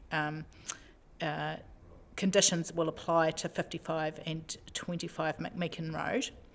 The area in blue is an area that was identified in the geotech report that was put in with Wendy's submission as an area that needed, it's likely to be all right for residential development, but would need further investigations. So at this stage at rezoning, you wouldn't be able to say that. And I've suggested that a residential transitional overlay zone would go on this area also, because we've got the traffic issue with North Tyree Road, which we'll come to as well. So that's the only area in terms of potential residential development in those upper areas of RS14. To the, you can see on that, I'll just use the pointer, thank you. This area here is a mapped landslide in here, and this area down here is the area where there's been a lot of mining history and activity that GeoSolve have identified, and so this is their dark grey area in their report, which if you turn to Appendix 5 of my evidence, we've got their figure.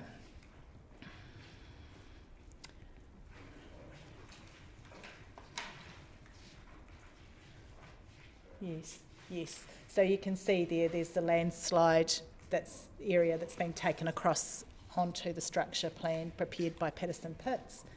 And this is the area here that is a no-go for residential development, and this is the area that's a likely go for residential development but would definitely require more investigations. And this area here is the area that and so the rest of RS14 goes out around here. This is the area that on preliminary investigations GeoSolve said they were happy for it to go forward at the rezone time of rezone, and would require the normal geotech subsurface investigations at the time of subdivision. So that's why I've suggested for this bit that it would need a residential transitional overlay, because it needs a lot more investigation from a geotech, but also more primarily it's to do with the traffic concerns for North Taieri. No-go area, if you like, to the left, is that still part of the proposal, or is that still proposed to be rezoned or not? No, that can't have residential. My understanding of the GeoSolve report is that can't have residential development on it. It may be included in a future program of work with Wendy in terms of her ideas about the reserves and that type of thing. Kurt will be able to wait. Just to follow up on that, thank you for clarifying that.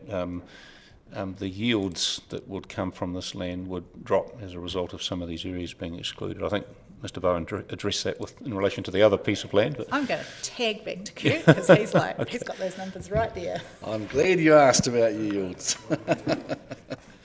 The structure plan area here, which is all of the land to the east of the AB line, excluding the additional piece of transitional zone that may get added on as part of Wendy's submission. My calculation of yield based on the maximum possible yield at 400 square metre sites in the GR1 zone would be 532. A more realistic yield, I suggest, for assessment purposes, which allows an average site size of 650 metres, would be 327. So that's for all of the RS14 land shown to the east of the AB line. You'll remember there is some allowance potentially, I think 73 we said for the Lambert Street property, but it's still a far cry from what DC Transport has used on their assessment of, I think, 927 sites.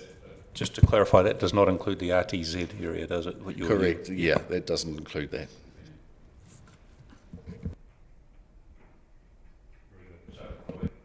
I'll stop asking questions. Just needed to understand how it all fits together with ownership and no-go areas and all that. I think we understand that now. So another no-go area that we need to discuss is the flooding risk hazard area down in relation to Abbott's Creek. So there's the normal flooding risk, but there's also an ORC flooding risk map in relation to a break of the Mount Ground water reservoir. And again, I might just hand over to Kurt to talk a little bit more about this.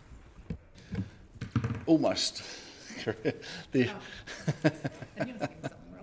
So there are two different flooding maps in this region.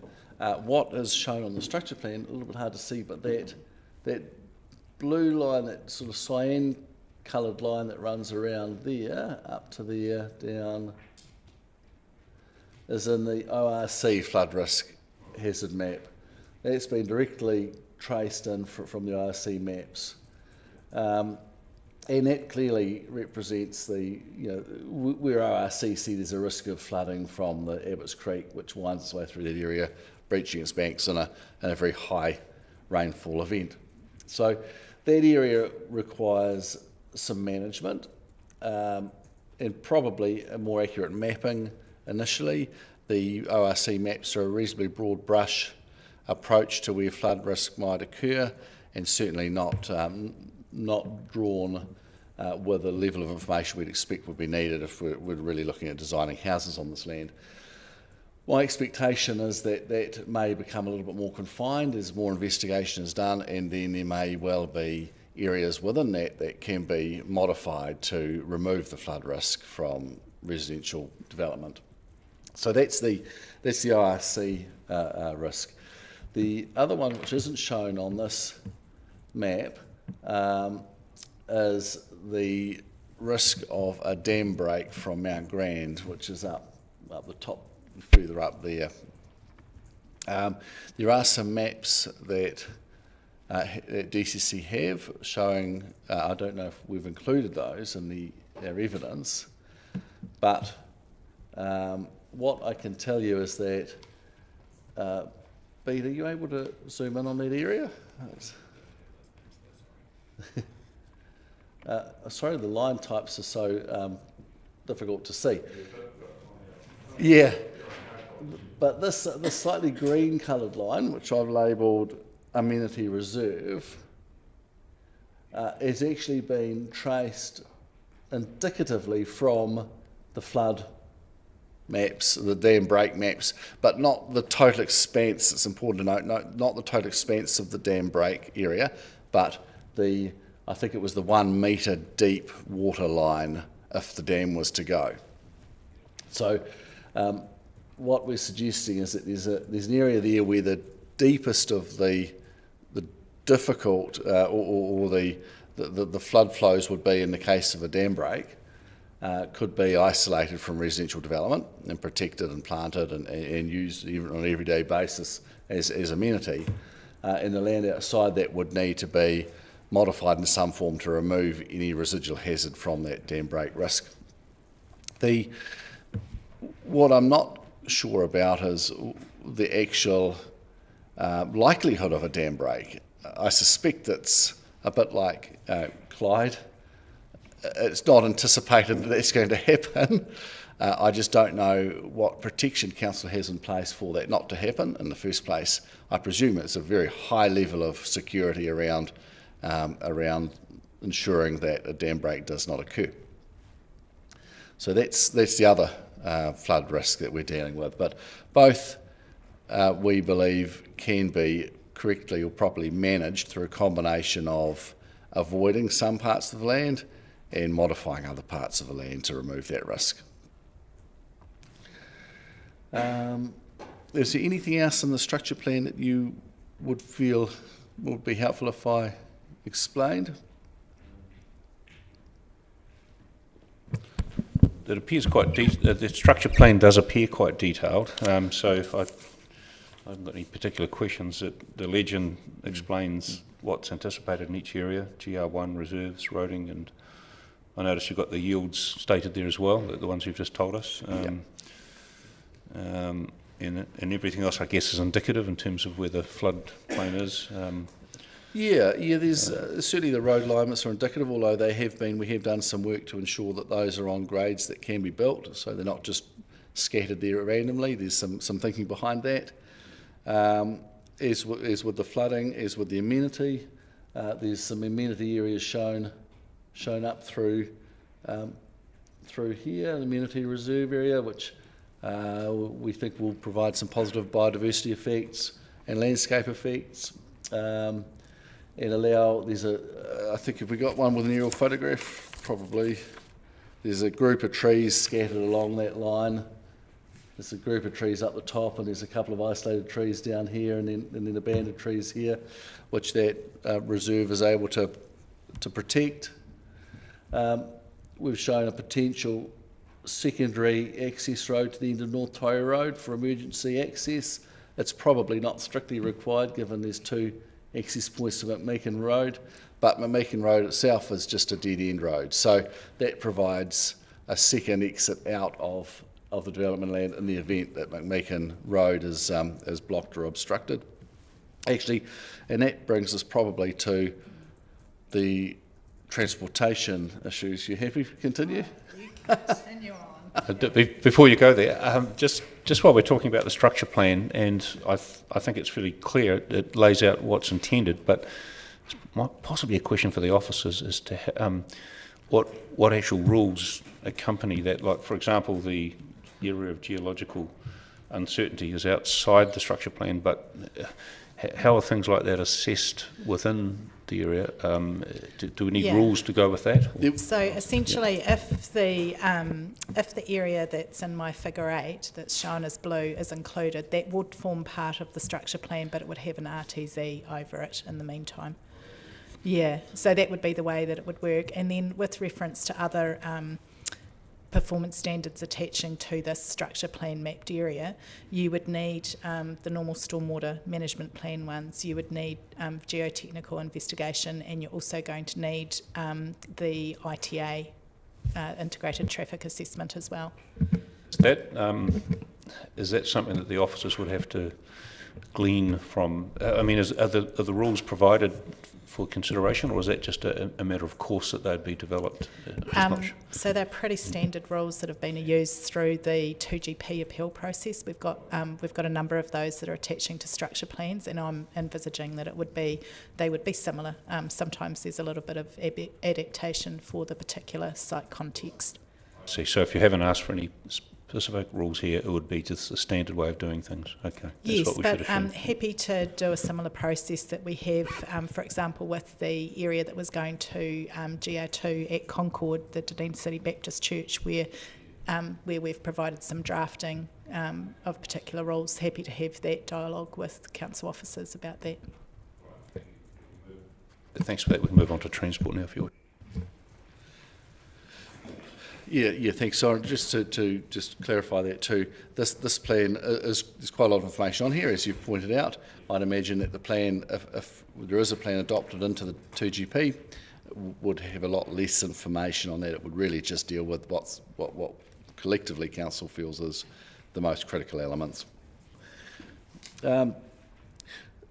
So, with this particular development, if this was going to proceed on this scale, we were looking at somewhere between 327 up to a maximum of 532 sites, plus potentially the area of rezoning in Lambert Street, plus also the RTZ area that Emma's been talking about.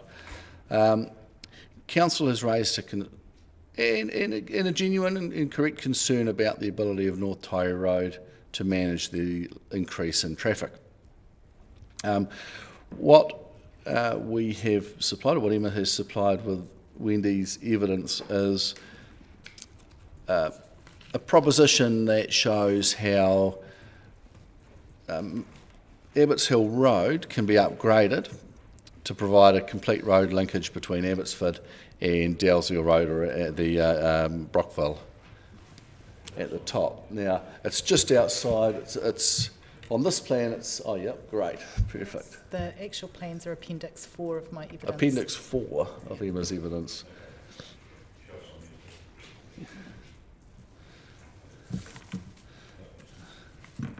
Yeah. Now, we spent a wee bit of time just running a road alignment from along Abbots Hill Road, from where the current road formation finishes all the way to Brockville at the top. That's from in here up to actually no, sorry, from there, is it? Where is it?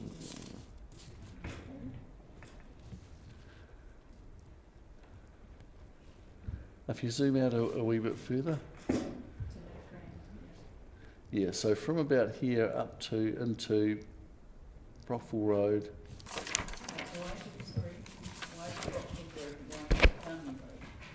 I know it goes to Mount Grand Road. It goes to Mount Grand Road. Do you want to use the pointer? It's just up there, it's the road there, because it goes in some unfortunate road, which is a bit hard to pick up on this thing. Yeah, could you? Yeah, Mount Grand Road goes from. Yeah, so there's a wee bit that just flips around the corner, and that's going to go up to there, but I can't quite see it on this scale. It's a bit far. There's about 1.2 kilometres of road that would need to be built. So it comes in here on this. Yeah. That's where it comes into, and if we go down this way, yeah, it's coming down, is that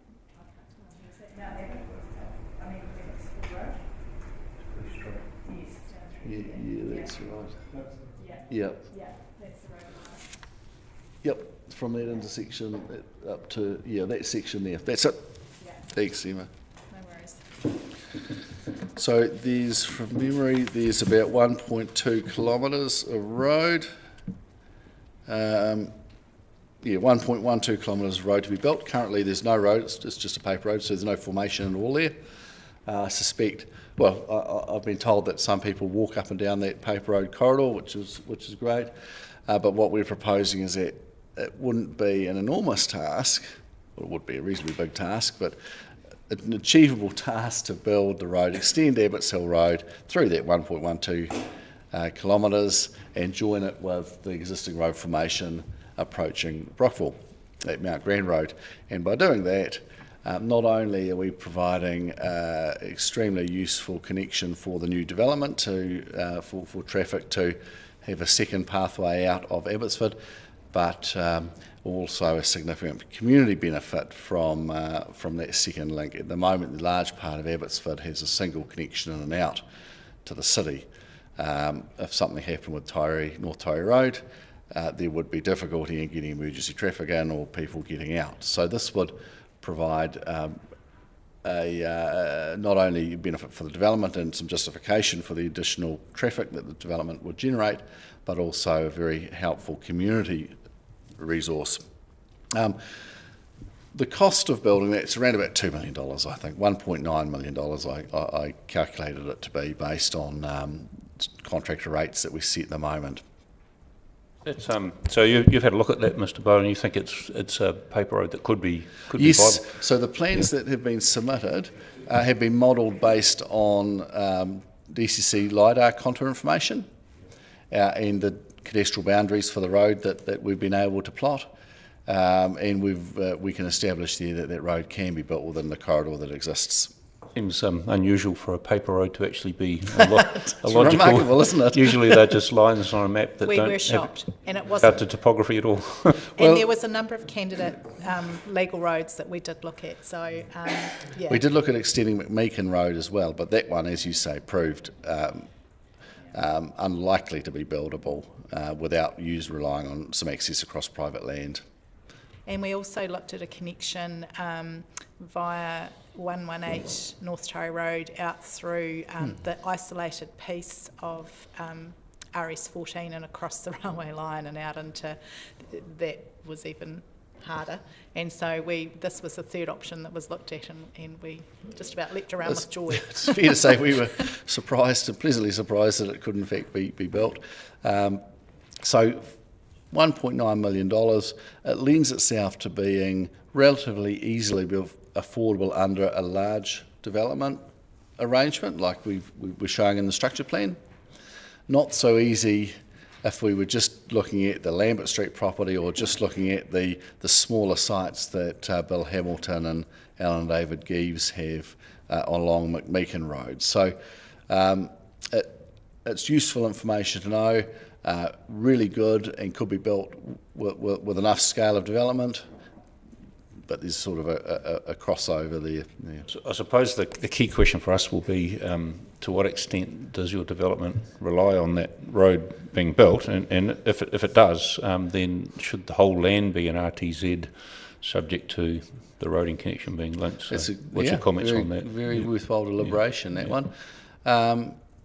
And you will be taking further advice from DCC Infrastructure Department, so it will be very interesting to see what DCC Transport say about this. I mean, they have made they've noted at several points in the Section 42A report that Abbotsford only has the one road in and out, which is a little bit of a limitation.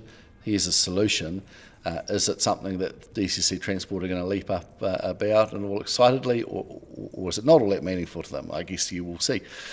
If it is something that Council wishes to pursue, and we hope it is, the question of whether the land is RTZ until such time as that road's built, or there's a development contribution arrangement to pay for that road, or it's simply a condition on resource consent that the first developer has to build that road as part of the development. Any of those could work. So there's a range of options that Council could consider to ensure that implementation of this road construction occurs at the right point in time. DCC Transport might say that it maybe potentially doesn't have to happen immediately. It might happen in a progression through the development phases. But those are discussions that we would be more than happy to have with DCC Transport down the track. And you'll be coming to hazards as part of your so I won't ask any questions about that. But it seems like the two key issues for staff were transport, and we've talked about that, and hazards. So come back to that. So Emma's going to discuss hazards. We've got another transport question. Yes. Sorry, I shouldn't have jumped in. Thanks very much. So this road building proposal, is this primarily a resilience question? Well, it's both. Certainly a big part of it is resilience. At the moment, Abbotsford is really poorly serviced for road connections, so resilience is a big question, a big part of it. But I also agree with a number of the submitters that North Tory Road itself it's an unfortunate width. It's probably half a metre too narrow to be a really good road. So there may need to be some upgrades to the existing roading infrastructure along North Tory Road as well as any development, and I think that's what an ITA would show when we have one of those completed. And that might be required regardless of this road connection to Mount Green Road, simply to provide a better facility along North Tory Road. I think if you haven't visited it yet, or if you have visited, where you've got cars parked on either side of North Tory Road, it just does feel fractionally narrower than it ought to be. So I think, yeah. So my follow-up question is that if you end up connecting Abbotsford to Brockville through this road, which effectively is what it would do, what do you think the likelihood of traffic using that now as a mechanism to get to Green Island from that whole area on the top of the city that's currently you'd have to come down the road? Personally, I don't think a lot of people would necessarily choose to go down that path into Abbotsford and then over the railway bridge and then down to the motorway. There might be, clearly there would be some traffic. I mean, there's going to be some that will suit some people, but I'm not sure it will be a significant amount of traffic. Just to add to that Mount Green Road, where that this area up in here, the road, and just up further, there's some quite steep corners, and it goes around some big trees, and the road formation is quite narrow, and in winter time that's kind of up around here in this area. This is, especially in here, this is a known kind of hazard spot in winter. So I think Kurt's right, there would be traffic that would choose to go down that way, but there'd also be traffic that I think from Brockville would head down Brockville and out Kaikoura Valley, the better roads, wider roads. Do you have the numbers on the traffic that comes down? Because it's kind of relevant. If you come down Mount Green Road and then you head towards Kaikoura Valley, you come down that, what's that right-hand road there? Road. Yep. Mm-hmm. No. I did try and get a traffic expert to put together a integrated traffic assessment, and I started, so the two options that we have are Mr. Andy Carr and Mr. Grant Fisher, who have both appeared here. Unfortunately, they had no capacity in terms of the timeframes of Variation 2 to produce an integrated traffic assessment. And actually the same is true of getting further geotechnical information out of GeoSolve in the timeframe that we had for Variation 2 as well, between getting when the evidence was first put up from Sandtech onto the website, they had very, very limited capacity. Okay, thanks. I can add something further to that. Can we zoom out just a little bit? Yeah. We've just lost it. I know Townsley's Road reasonably well. I've done a lot of development there for clients along that part of the road network, and it's not a fantastic road, but again, it doesn't have a lot of traffic. There's not a lot of traffic that uses Townsley's Road. Just zoom out a wee fraction. just bring, So that's Townsley's Road running down here. And I've done quite a bit of work over the recent years down in this area here, and it's not a high traffic road. There's a lot of trucks. There's a few trucks use it, industrial traffic, but not a lot of residential type traffic. For somebody travelling from Brockville who wanted to come down this way, they actually have a route now, and I suspect not many people would choose to use it. If this is built and it takes you further away around into Abbotsford, I'm not sure that would be a preferential route to Townsley's Road. If not many people use that now, I don't think we'll see many coming down this way. Got another question for Commissioner Walker. Yep. Yeah, thank you. Just going back to the indicative cost of 2 million, and whether that's the case or not, let's assume it is. At the 532 lots, that's about, what, 3,700? And at the lesser lot of 327, that's about 6,000. I presume that Correct. Second one is not a knockout blow? No, that's certainly not a knockout blow. That actually worked out reasonably well, I thought. So I'd worked out, yes, over the 327 sites, about 5,800 a site. Yeah. Which is perfectly feasible when we're sort of studying the possibility of a development going forward. If the number, and I've gone on to say that if the rezoning was reduced to just the smaller area, just an area in here, which is the alternative structure plan we haven't talked about yet, that then would mean about 35 sites and about $55,000 per site, which starts to probably get to the point where I'd be less happy about saying it was a feasible development. Yeah. And just on that, for the officers, I'm unsure about what the processes are for converting a paper road to a designated road for construction of a road thoroughfare, and whether that involves public participation and the like. Yeah, just ask that question. So. Yeah, my understanding on that is recently it was determined under the 2GP that where you have a paper road and you wanted to build it, a resource consent is required by council. That's right, the roads are not designated, are they? Well, the roads are designated and they're intended for roads, so the function of them and the intention is clear, but a resource consent is still needed to actually build the formation. And I suspect to do with the earthworks requirements. Yeah, well, it's a bit more than just the earthworks as well, but I won't swear by it, but I suspect that's more around the effects of the road construction process itself on neighbours.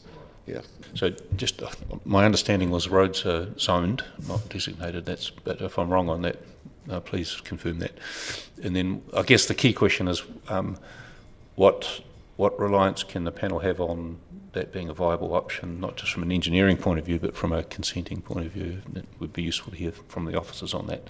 I think it would be sensible. And a secondary sort of question on that is how the DC, the development contributions, would work, whether council does arrangements where they hold some money in reserve and then other developments contribute towards it, or just how that works. But we probably don't need to know the fine detail. It's just we're just trying to assess, is it a viable consideration for us? Yep. Okay. Yeah.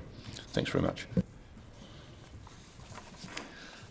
So if we're dealt with transportation, geotechnical stuff is probably back to Emma.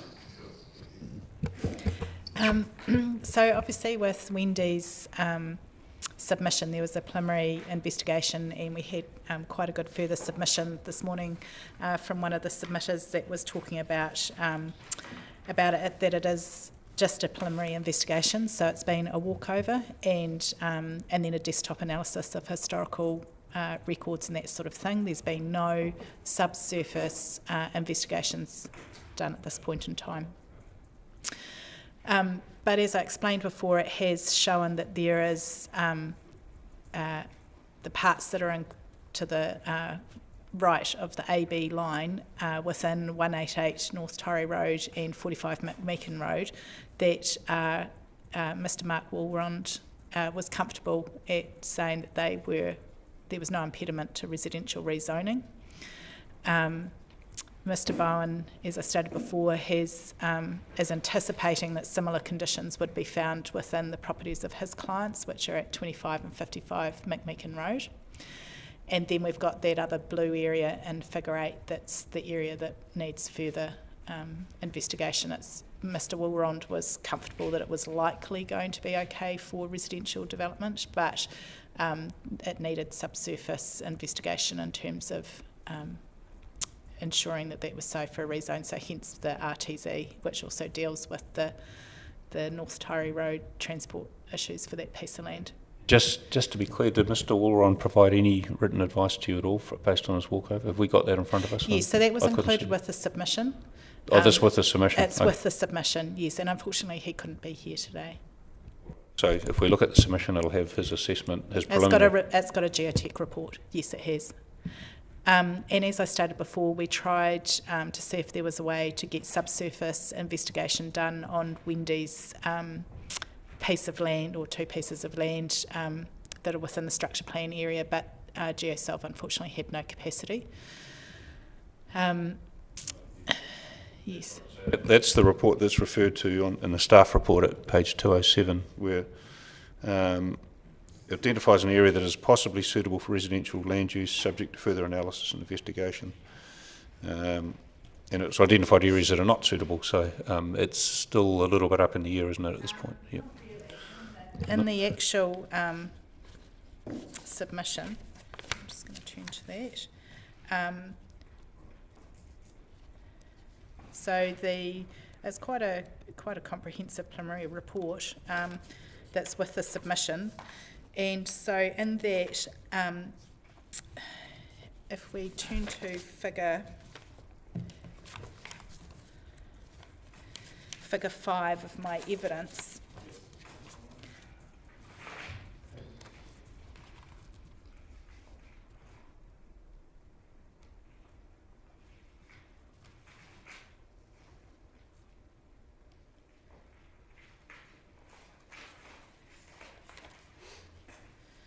So, and the notation to this map kind of gives a bit of a summary of some of the stuff that's in this report.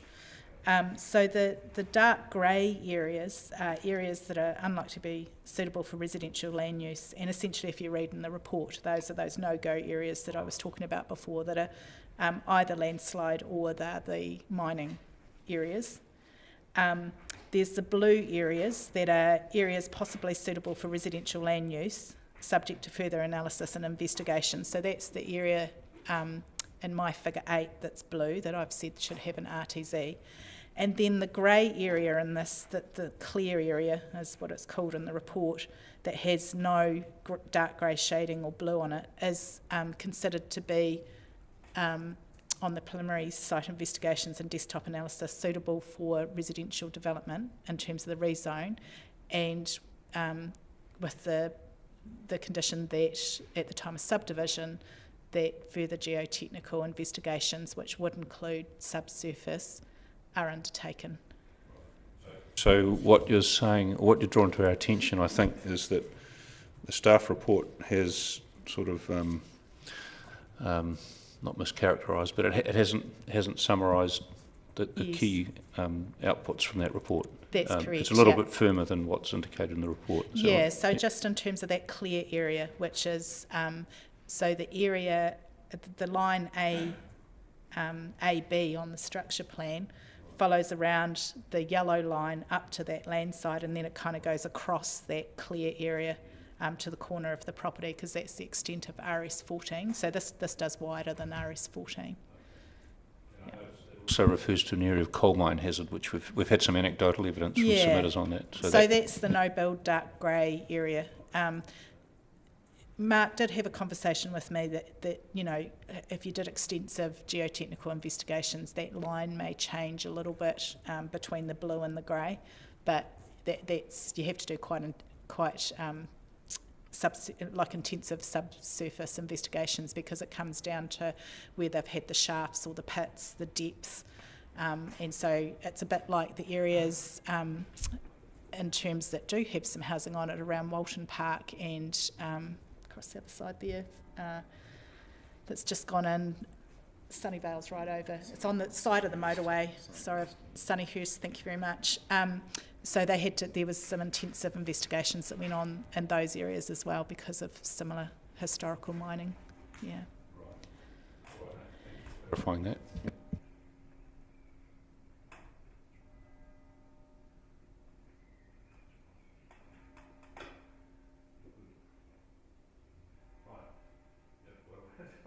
I've been jumping in a lot. I'm not sure if I've broken up your flow. If you covered all the aspects you wish to cover. I think the other things that really need to be talked about are Three Waters services in terms of the southern reservoir and the supply constraint there, and also wastewater.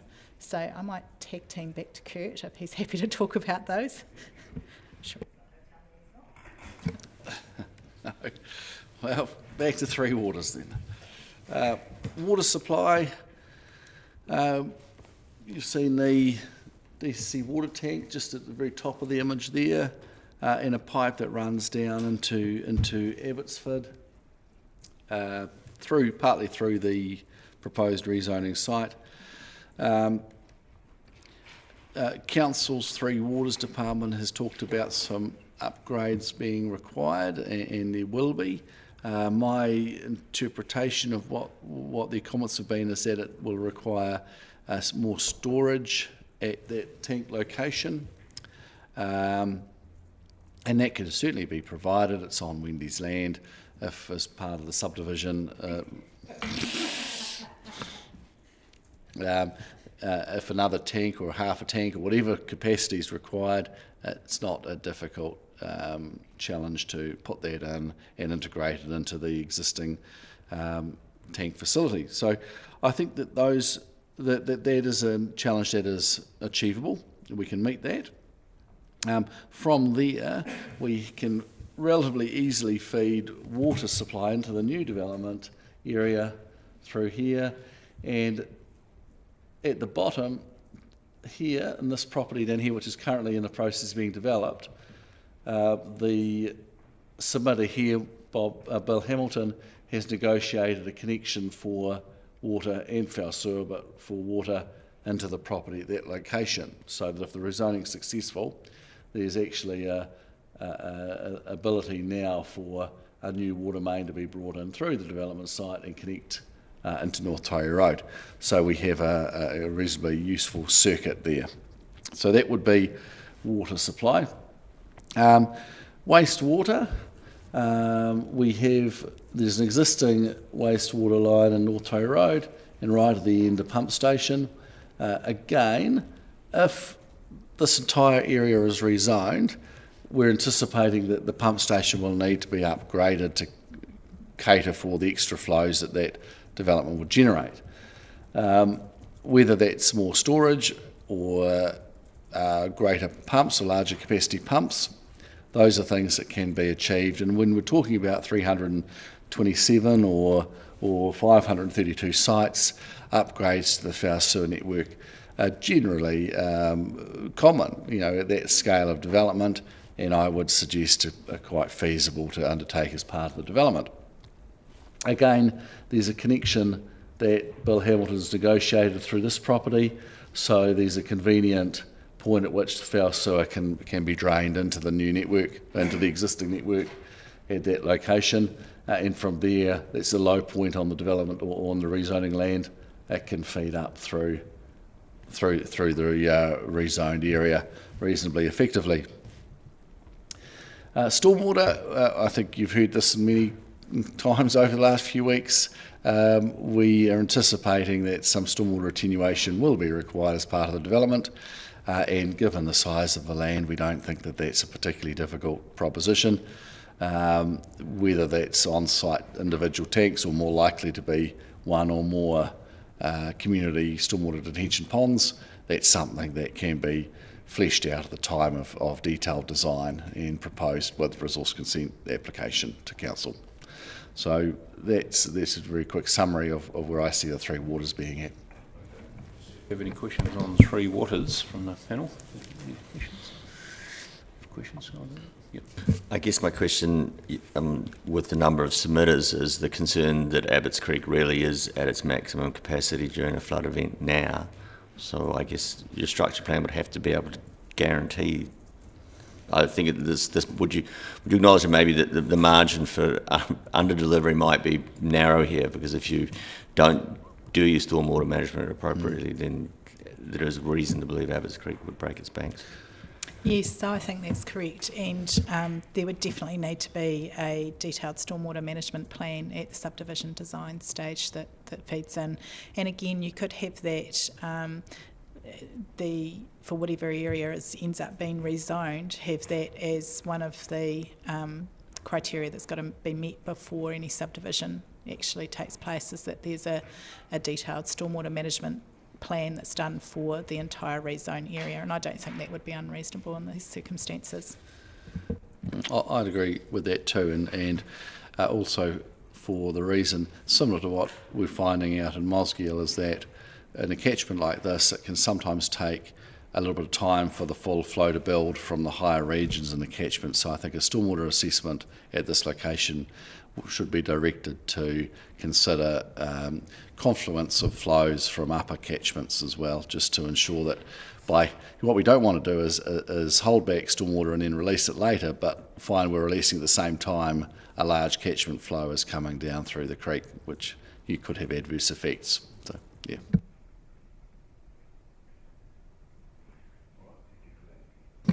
No further questions on Three Waters. Thank you.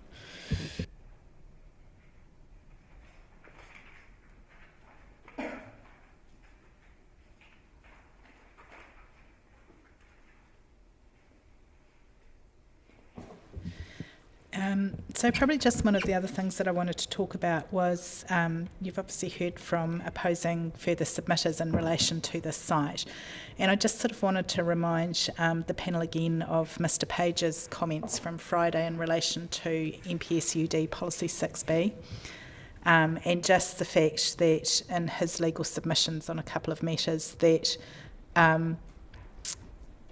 that reasons of amenity can't are not sort of an impediment to a rezone, but what can be taken into account is obviously concerns about safety. So in this case, that would be the traffic and the geotechnical issues. Exploring that in more detail this afternoon, hopefully, yeah, with Mr Garbutt as well. Thank you. I think that's probably in terms of Wendy, and so, but there's another alternative structure plan as well that needs to be. For which site? So it's kind of like a smaller site taking into it's 25 and 55 McMeekin Road. And do you intend to, just so I know, do you intend, Ms Peters, to come back to your statement, in terms of the planning stuff? Do you intend to come back to that? Happy to run through that now if you want to, or would you like to sort of, I'm also happy just to sit here while Kurt goes through the other bit and you get that full... Okay, let's do the structure plan stuff, but I would like you to summarise in relation to the policy framework. That would help us, I think. Yeah. Okay. Yep, that's fine. Okay, Bede, if you're able to bring up the structure plan that was submitted with Bill Hamilton's evidence. What I'll do is I'll go through Bill Hamilton's position and Alan and David Geeves. Effectively, it's the same submission, different submitters, but identical content. And just as I guess a variation of the broader rezoning that we've been talking about up till now. So we've developed a second scheme plan, and now this is presented to Council and to the panel for consideration in the event that you undertake your site visit and you review all the evidence and you talk to council officers and you see that, well, maybe there's not scope for rezoning the entire area as shown in the broader structure plan, but there might be some scope to rezone these two pieces of land. By scope, do you mean scope, or do you mean, sorry, in terms of a legal term, or do you mean just in terms of... No, not a legal term, just authority. Number 25, Meekin Road, is owned by Bill Hamilton in Karen. Number 55 is owned by Alan and David Geeves. Their land is slightly recessed below McMeekin Road towards, it runs between McMeekin Roads, drops very gently down to the Abbots Creek, and then in the case of Alan and David's property, it rises up on the other side of the creek. But this structure plan deals with the potential of subdividing just the land essentially between the road and the creek along McMeekin Road as residential. The yields are much smaller, obviously, than the bigger block. We're talking about for 25 McMeekin, somewhere between 27 realistic and 45 maximum yields. And for 55 McMeekin, the area I've shown there, somewhere between 8 and 14 sites, depending on whether you're looking for a maximum yield or maybe a more realistic yield. Probably not enough to justify construction of Abbots Hill Road across and up to Mount Green Road. And so would rely, if this was considered, it would rely on making use of the existing transportation network within Abbotsford for a smaller number of sites. It probably avoids some of the discussions that objectors have had about visual impacts, because we're recessed, we're slightly below McMeekin Road here. It's difficult to see this land from elsewhere in Abbotsford. I suspect it largely avoids the geotechnical issues, because this land is quite flat, whereas the reports by Stantec and Geosolve didn't report on this land specifically, but the Stantec flavour of the Stantec reporting is dealing with the steeper 12 degrees to 15 degree type hillsides, which is susceptible to slippage. We still run into some considerations of flooding, and we need to manage that, so that's still relevant, but there's adequate land that rezoning is going to provide some residential capacity for the city, and those issues are manageable. In services, we've got the water connection and the foul sewer connections available at the western end of 25 McMeekin, and stormwater would be dealt with as the same way as it would on the larger block. So we see that this land as being particularly suitable for residential purposes. Not to diminish the suitability of the larger block at all, but if the panel was viewed the site and reviewed the evidence and felt that there was reason to rezone this piece, we'd be pretty satisfied at that result. So just on that, it appears that the flood hazard's not marked areas, ORC areas not marked on there, and it would appear to me to take out about half of that area. Would that be right? If we'd have to flick back to the other structure plan to see that. It does affect about half of the 55 McMeekin block, and maybe just under half of the 25 McMeekin Road block. But again, I don't think that would prevent development. That would be dealt with by a combination of some areas probably not being developed and other areas being improved in order to avoid that flood risk. I understand that. The panel happy? We understand that? Yeah, thank you. Very good. Okay, that's.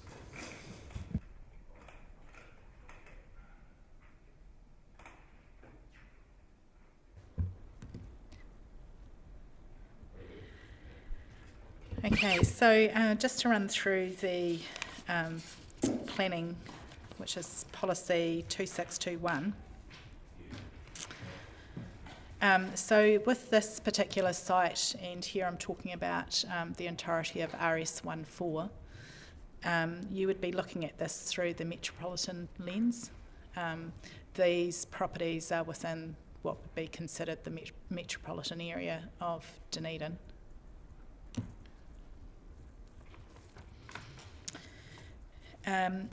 So my evidence runs through the various requirements of the rezoning criteria.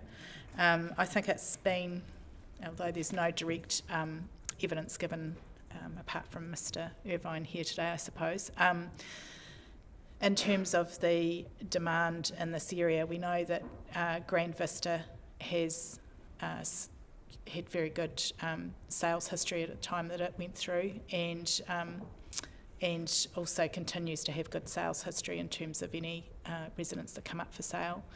We've had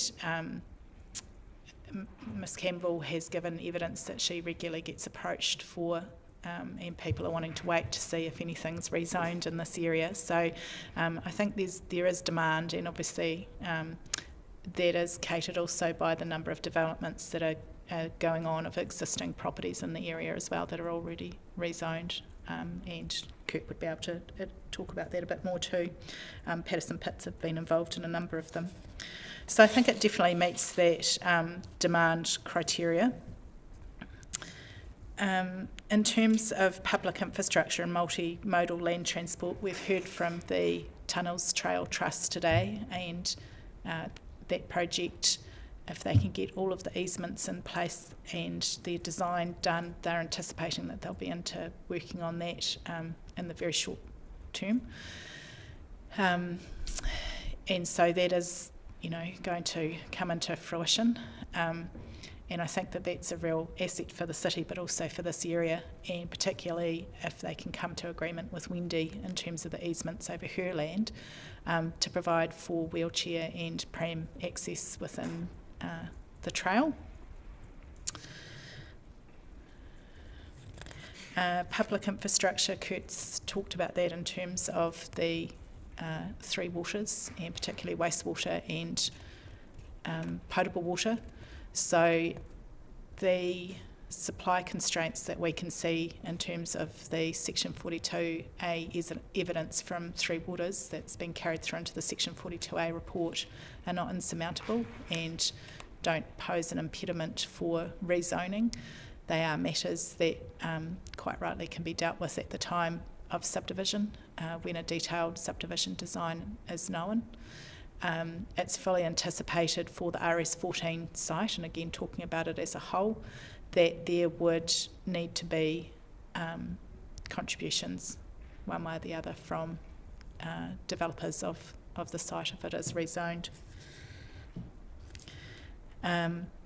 We've got the part of the public transport, part of the public infrastructure criteria would be the transport matters as well. It's acknowledged that there's issues with North Tyree Road, and Kurt spoke about that in terms of it's not quite the ideal width. There are things that can be done within that existing legal corridor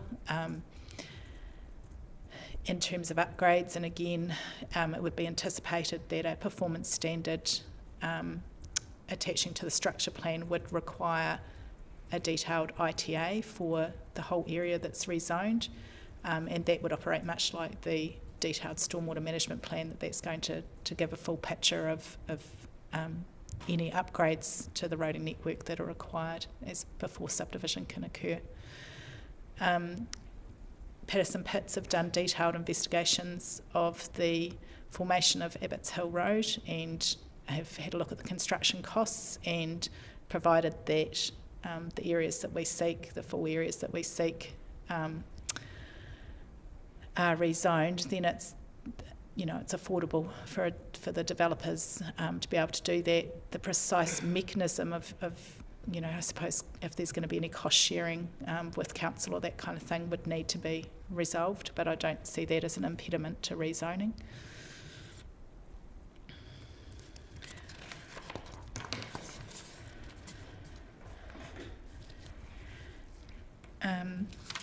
When you get down to policy 2621C, this is the one where at paragraph 37 of my evidence we've got table 1. It really comes up against that criteria very well. It doesn't have to meet all of them, it just has to meet a majority of them. The RS14 for the areas that we're seeking to be rezoned, there's minor issues here and there with various pieces of it across the site, or the entirety of RS14, but on the whole it can meet the majority of those characteristics. So when we get down to policy 2621D 1 and 7, which are kind of the landscape visual amenity, rural character kind of criteria. These are the things that, particularly in relation to 45 McMeekin Road and the land that rises up from Freeman Close, this is where the majority of the opposing further submissions pointed out the amenity and landscape type concerns. And in response to that, so that's really the only part of the site of RS14 that has those type of concerns. And in response to those concerns that have been raised in further submissions, at paragraph 44, there's a list of what would become performance standards attaching to the structure plan in relation to 45 McMeekin Road. That'll just take care of some of those concerns, and you'll note there that some of them are to do with the stormwater concerns as well, so just requiring a higher standard. This is the slope that slopes down to Abbott's Creek, that some of the further submitters had photos of the hillside. Could I have a word on this one, please? The photos I think that they will have shown the DCC water main, and it's been put in without aggregate, so that is what's causing that line of unstable looking country on that slope. So thanks for that. Just on this matter, we're talking about now the design controls, if you like, or the additional controls. As I understood the staff approach to rezoning for general residential 1 is that the performance standards that are in the plan for GR1 are generally appropriate, and there's generally no need to have more onerous controls unless it's in the SNL or something like that. But you've offered something that's more strict than that, is that correct? Is it? Yes, and obviously these aren't replacing the GR1 rules as such. We're not going near that part of the plan. What they become is performance standards under the structure plan mapped area, and it's site specific, and it's only applies to 45 McMeekin Road. And this is in direct response to the further submitters. I do note we've got, I suppose from a planning/legal perspective, we've got Mr. Page's legal submission saying that amenity type concerns can't be taken into account, and the landscape structure plan information that went in with Wendy's submission said that these areas were good for GR1. But what we're doing is we're just responding to the community concern and are happy to have those put in, but they would need to be structure plan performance standards that apply. Understood. Yeah, thank you. Yeah. So on the round, I think that criteria is also met. The next kind of group is we've got protection of land, facilities and infrastructure important to economic productivity and social well-being. So as Wendy has pointed out today, that the productivity of this farm in terms of its land use capabilities, and there's no high class mapped soils, it's of poor soil qualities, and so that's likely to be true of the other areas within RS14 as well. And with respect to biodiversity of the site, there's a proposal for within the structure plan that's been put forward by Patterson Pitts. There's reserve amenity areas and also a biodiversity type area that includes some existing vegetation, and that would also, in both those areas, there's going to require more Indigenous planting. So that would be, again, a matter that at the time of subdivision there would be the planting plan and all the normal kind of things around all of that. The next one is access to water bodies, coastlines and other parts of the natural environment.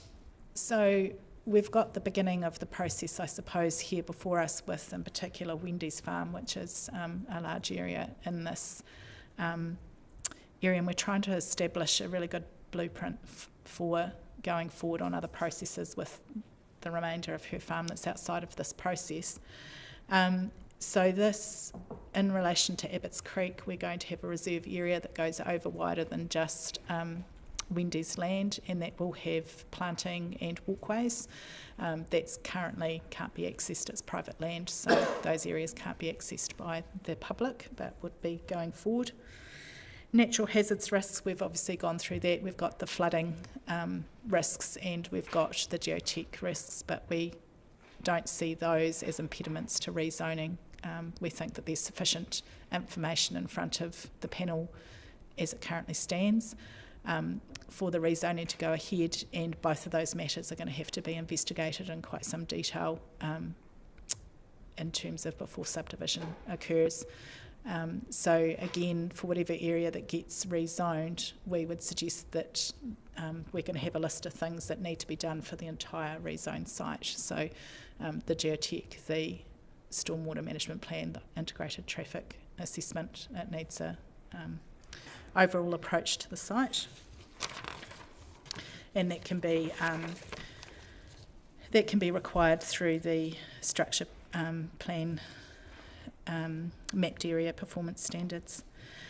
I suppose most importantly, because a lot of weight seems to be put on this one in discussions at least in previous matters, is the compact and accessible city criteria.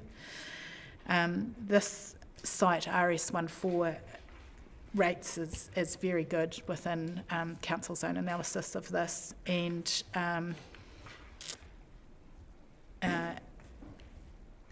in terms of the ability to develop land efficiently criteria, and also the proximity to existing residential areas criteria.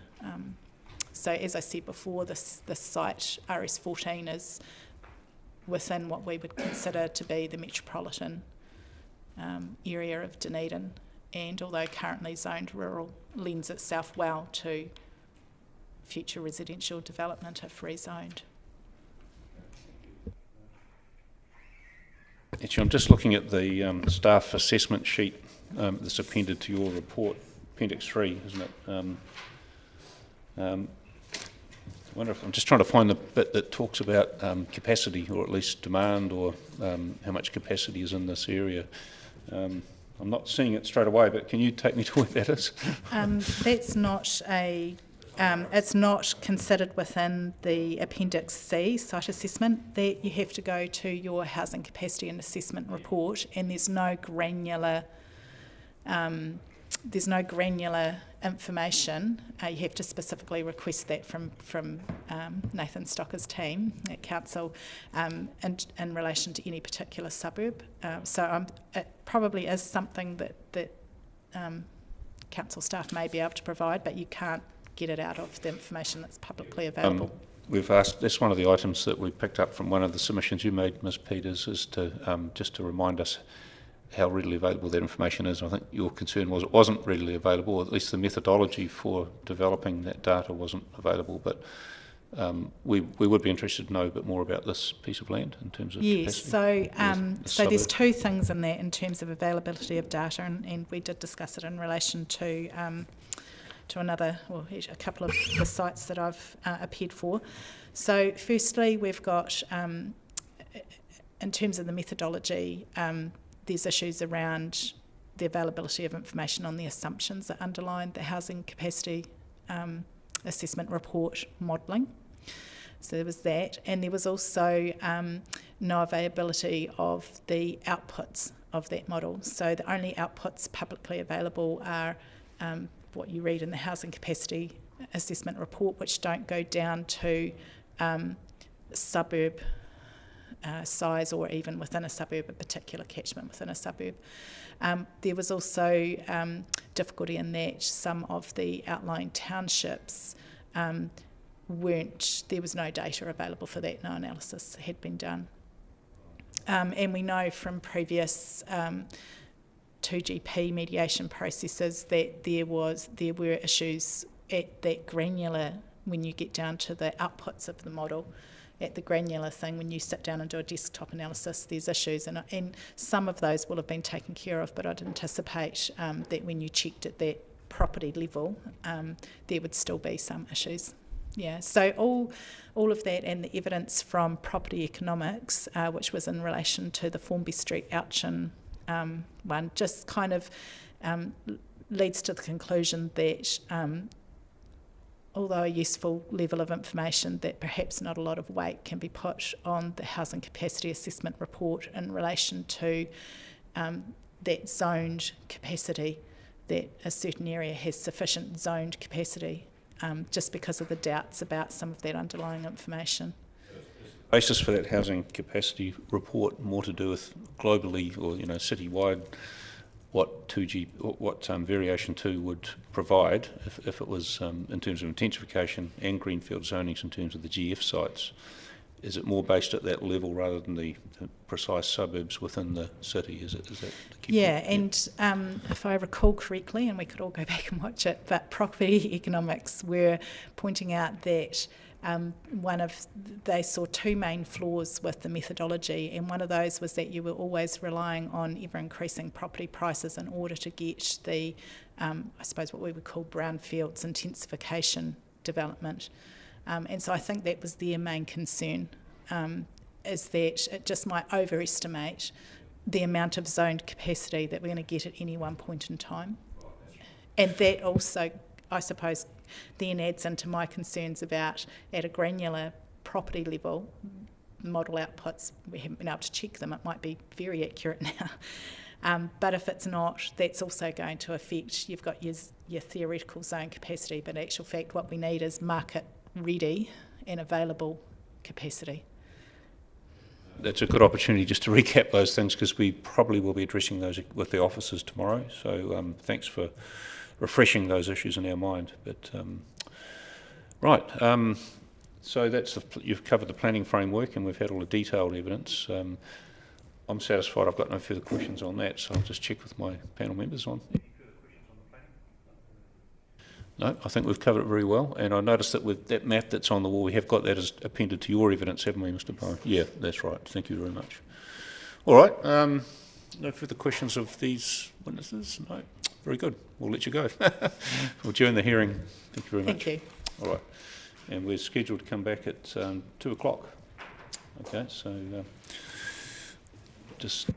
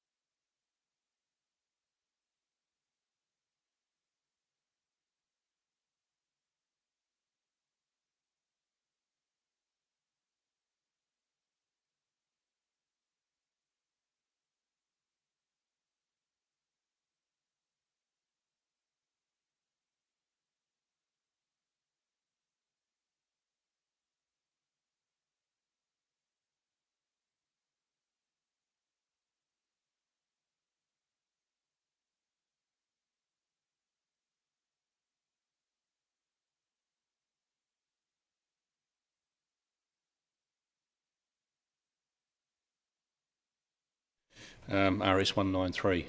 So we've got the evidence, we've read that, thank you, and we're in your hands as to how you wish to present it. Thank you. Thank you, Mr. Chairman. Just by way of introduction, I'm Kurt Bowen, planner and surveyor with Patterson Pitts. With me are two of the submitters, Danny Nicholson on my left and Sorrel O'Connell-Milne beside her. What I thought I would do is run through the evidence that we've supplied, talk a little bit about the land and the structure plan, and at the end of that ask Danny if she'd like to add anything around the submitter's motivations for having this land rezoned. So potentially just to start with a little bit of background, and the site's up on the screen there. It's around about 7.67 hectares of land, currently zoned rural Peninsula Coast.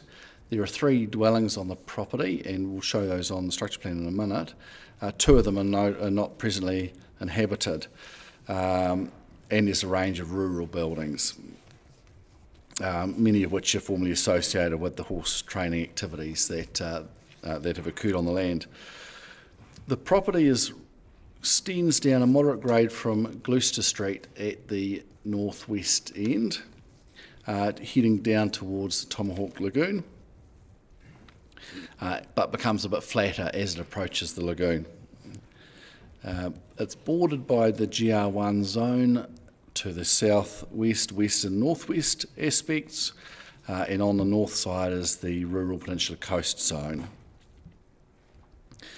Majority of the property currently is pasture. It's got a scattering of native trees and shrubs, and those natives are proposed to be protected by this rezoning. So the submitter proposes that 4.3 hectares of the site, which is just over half of the property, is rezoned into the GR1 zone. The remainder of the site will be rezoned into a new proposed recreation zone, and there's good reason for that. We'll talk about that as we go.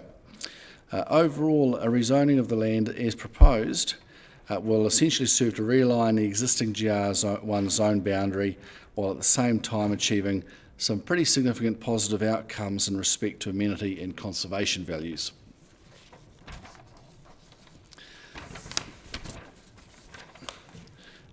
Might be helpful if you don't mind, we could bring up the structure plan now, and I'll run through that and then get into some of the infrastructure considerations.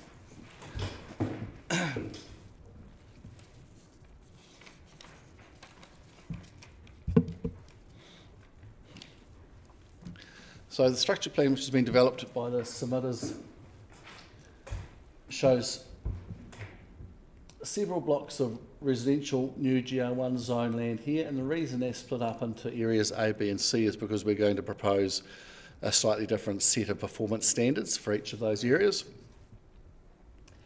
These are the areas that, following review of the 42A report and our own investigations, are expected to better support residential housing. This big block of land down here, which is reasonably low-lying and flat, that's where the old racetrack was, is proposed to go into the recreation zone. And the purpose of that is to support community and conservation activities going forward.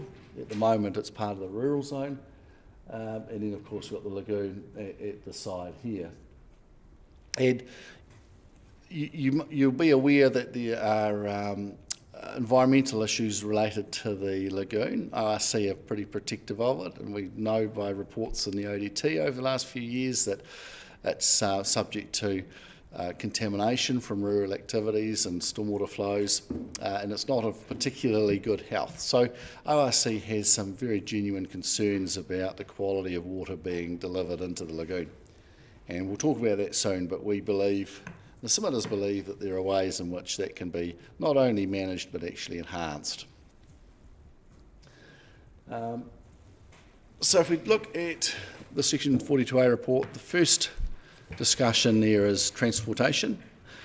DCD Transport has commented that Gloucester Street at the top has a relatively narrow formation, and that the intersection with Spencer Street has a bit of an unusual geometry, and that's certainly true. 42A report suggests that this complexity makes the road unsuitable as the primary access for a large number of new dwellings. So taking that on board, and was not arguing against that, but what we're proposing is that one of the reasons for Area A is to limit the number of new sites within Area A to a maximum of 8, and I'll come to why it's 8 in a minute, but we believe that limiting it to 8 houses off access from Gloucester Street is not going to have an effect on the performance of Gloucester Street, which is more than minor. Currently there are 12 houses using Gloucester Street, so an additional 8 will bring it to 20. 20 is what the district plan anticipates as the maximum for a dead-end street. 8 is also a convenient number for us in terms of how they would be, intervals at which they would be spread along the frontage, so it makes a lot of sense. So the balance of the development land outside Area A will be accessed from Tomahawk Road, and it's in orange, a little bit hard to see on the screen, it'll be easier on your pages. We're proposing a remodelled access at Tomahawk Road and then following the existing driveway that runs up the land and then into the site.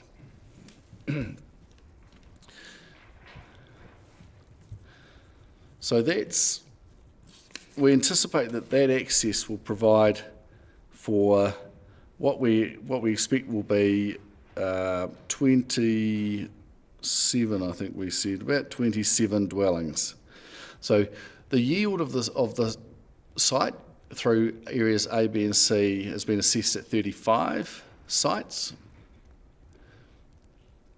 That's allowing for average site sizes of about 800 square metres, and I've made that allowance because these are sloping sites, and I think it's just going to be practically very difficult to have anywhere near the 400 square metres that the GR1 zone would allow for. 800, I think, is what we would expect to see on this sort of topography.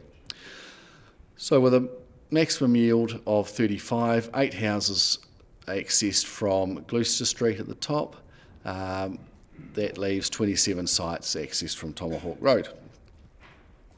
DCC Transport has raised some issues around access from Tomahawk Road, but that was based on an earlier assessment of a much higher yield. I'm just trying to see exactly what, 134 dwellings is what DCC Transport assessed that on. We're now saying there'll be 27 dwellings access to Tomahawk Road. And it's our opinion that, it's our view that any transportation issues can be fairly well managed with that number of houses. Site distances are good at Tomahawk Road at the location we've shown. There's a slight complication with the bridge abutment, but some sensible design will overcome that.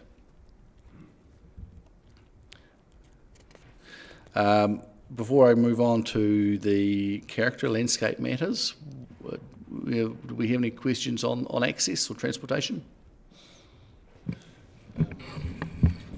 No, that's pretty clear. Just in terms of the cap of number of properties, the structure plan talks about a realistic yield. Would that be adjusted to, say, an actual yield or a maximum yield? Would that be what you'd be offering as part of it? Yes. I think that would be perfectly acceptable to have that stated as a maximum yield in a structure plan performance standard. On that basis, we'll be asking the staff to comment on that maximum yield rather than the theoretical yield, I guess. Yes, thank you. Okay, all right, thank you. Yep.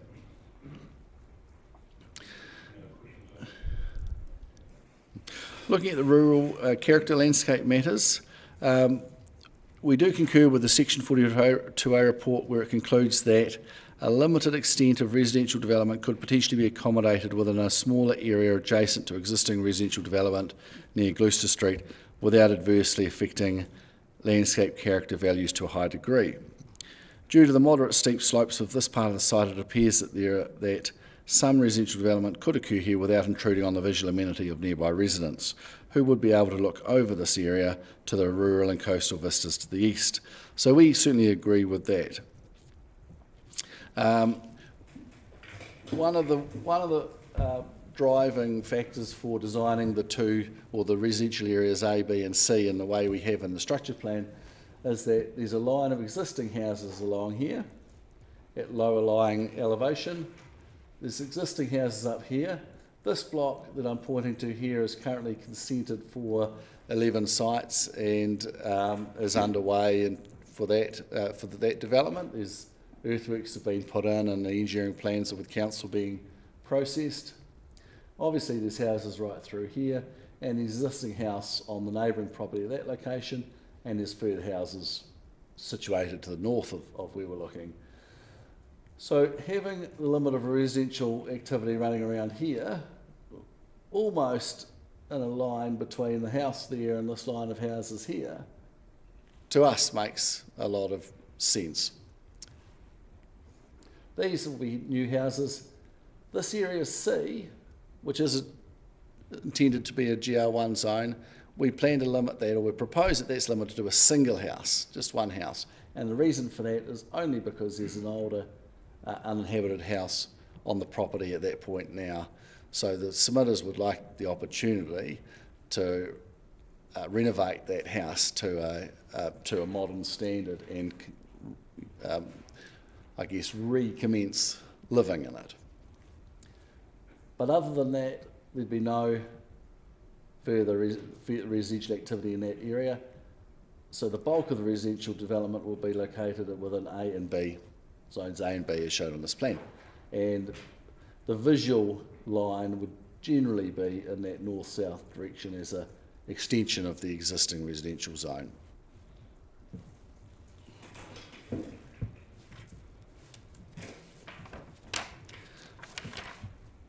So in doing that, it's the submitter's view that we really can achieve the values that several objections and the DCC's landscape consultant have raised in terms of landscape matters. We're certainly keeping a very clear and open buffer between the residential activities and the edge of the Tomahawk Lagoon.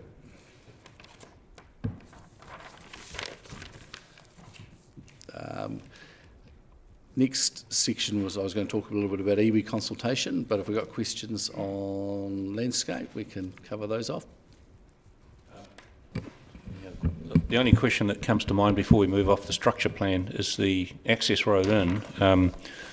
That'll go through the recreation zone. I had two questions really. One, so it is possible to have a recreation zone that's not owned by council, is that right? Absolutely. So that's possible? Yes, okay. it is, yep. And so the rules in the plan that relate to a recreation zone would allow public use of that land without any further formalities? It encourages public use, but if it remains in private ownership, then obviously that public use is still subject to the owner's whims. We have here, fortunately, two owners who would like to see it used publicly in some form, and activities such as the permitted activities in a recreation zone are things like community events, sports events, conservation events, and it can be owned by council, in which case public access can be provided relatively easily, or it can be owned by private owners, in which case it does rely on the private owners being prepared to encourage those activities to occur. One thing actually I should have pointed out when talking about the landscape is that there's quite a lot of extensive replanting proposed. It's again a wee bit hard to see on the screen, but there's a large area of green hatching here, and a large area of green hatching right through here. And the structure plan proposes that those areas are replanted with natives and enhanced, providing a nice, pleasant visual buffer between the residential development and the recreation zone and the Tomahawk Lagoon. Was that area with the original submission, was that to be just straight residential? The original submission was the whole land would become residential. So in fact it's worth noting the original submitter wasn't these guys. The land changed hands in the years that have passed since that first submission was made. So Danny and Sorrel have inherited the submission and have now put their own flavour, I guess, on what we're proposing. And the only other question I had was more of a technicality, and it's probably for staff, and that is that is an access road serving a private residential development compatible with recreation zoning? Is that something that's permitted by the zoning? It's not a major consideration, but we just probably need to be aware of any repercussions of that. Sorry, can I just clarify then that access road is intended to be a private road or a public road? It could very well be a legal road So it's serving 27 houses. 27, right. So it probably should be a legal road, which is entirely consistent with what we're proposing. It's not clearly shown on the plan. If it was legal road, it would certainly encourage people to go into that area and possibly go out of their cars and walk on the land. But that's the only point I'd make. But, I mean, I think it's entirely. I'm not speaking a line if I say that we'd like to provide more means for public to make use of Tomahawk Lagoon and the riparian margin around the lagoon. So that would be perfectly good. That's understood. That seems to be a benefit of the proposal. So thank you. Yes, Yep, it certainly is, I think. Moving on to iwi consultation, you will have received the evidence that was submitted a day or two late that was received from the local Runanga, and that evidence confirmed that the Runanga had no specific concerns, and that was important because up to that point we had thought that any development within the sort of margins of the lagoon could be quite concerning. So it was pleasing for the Runanga to receive the stormwater management plan and the information that we've submitted to the panel, review that and confirm that they have no specific concerns, provided that several actions can occur with the rezoning. Now, there were three of those. One was that the Heritage Discovery Protocol apply for Heritage New Zealand, and that's pretty standard, certainly perfectly acceptable to our team. And likely to almost certain to apply through the resource consent process in any case. Second thing is that a planting plan be prepared, and they didn't quite say approved, but I'm presuming they mean approved, and in fact the Runanga should have a consultative engagement with that planting plan, which is exactly what we would like to follow. And the third thing is that stormwater sampling program is put in place. And in fact, we understand DCC already do some stormwater sampling at certain places, but there's no reason why that couldn't be enhanced very easily to just monitor the performance of the development. So we would agree with all of those things. Now they could be relatively easily, or at least the first two could easily be established through performance standards on the structure plan. And the third one, which is the stormwater sampling, which is an ongoing process, could be dealt with by way of an agreement through the resource consent process. Yeah, so that second one, the planting plan, is that did iwi have in mind the planting that's shown on the structure plan, or did they have something else in mind? They haven't been any more specific than saying a planting plan. They've seen the structure plan, so it's our view that this looks relatively attractive to them, but some more detail around what plant species, how intervals of plantings and how they've been maintained and that sort of thing is probably what they're looking for. Probably just to round that out, would you consider that be an affected party to a subdivision application, or would that not normally be the case? I wouldn't be opposed to that. It wouldn't be normal. I mean, it would not in Dunedin. I'm just wondering how their request to be for an appropriate planting plan could be determined at this stage of the hearing, when under the subdivision process there might not be a need to consult with them. Well, the very easy thing to do, the very easy performance standard to impose would be that a planting plan submitted to Dunedin City Council as a structure plan performance standard for approval as part of a resource consent application, and council could take the view of looking out for the Runangas on their behalf. Yeah.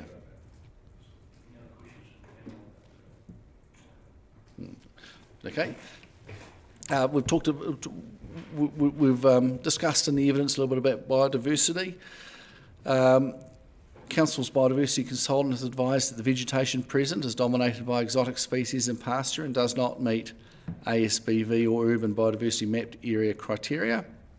Although there are individuals of lowland totara that warrant protection along with large individuals of NIO.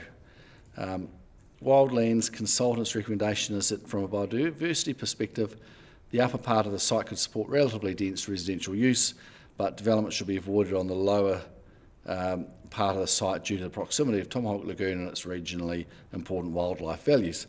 And again, I think that's entirely in line with what's now been presented to the panel. The submitter is pretty happy with that assessment. It's the submitter's intention to ensure that the following conservation works are undertaken as part of any site development.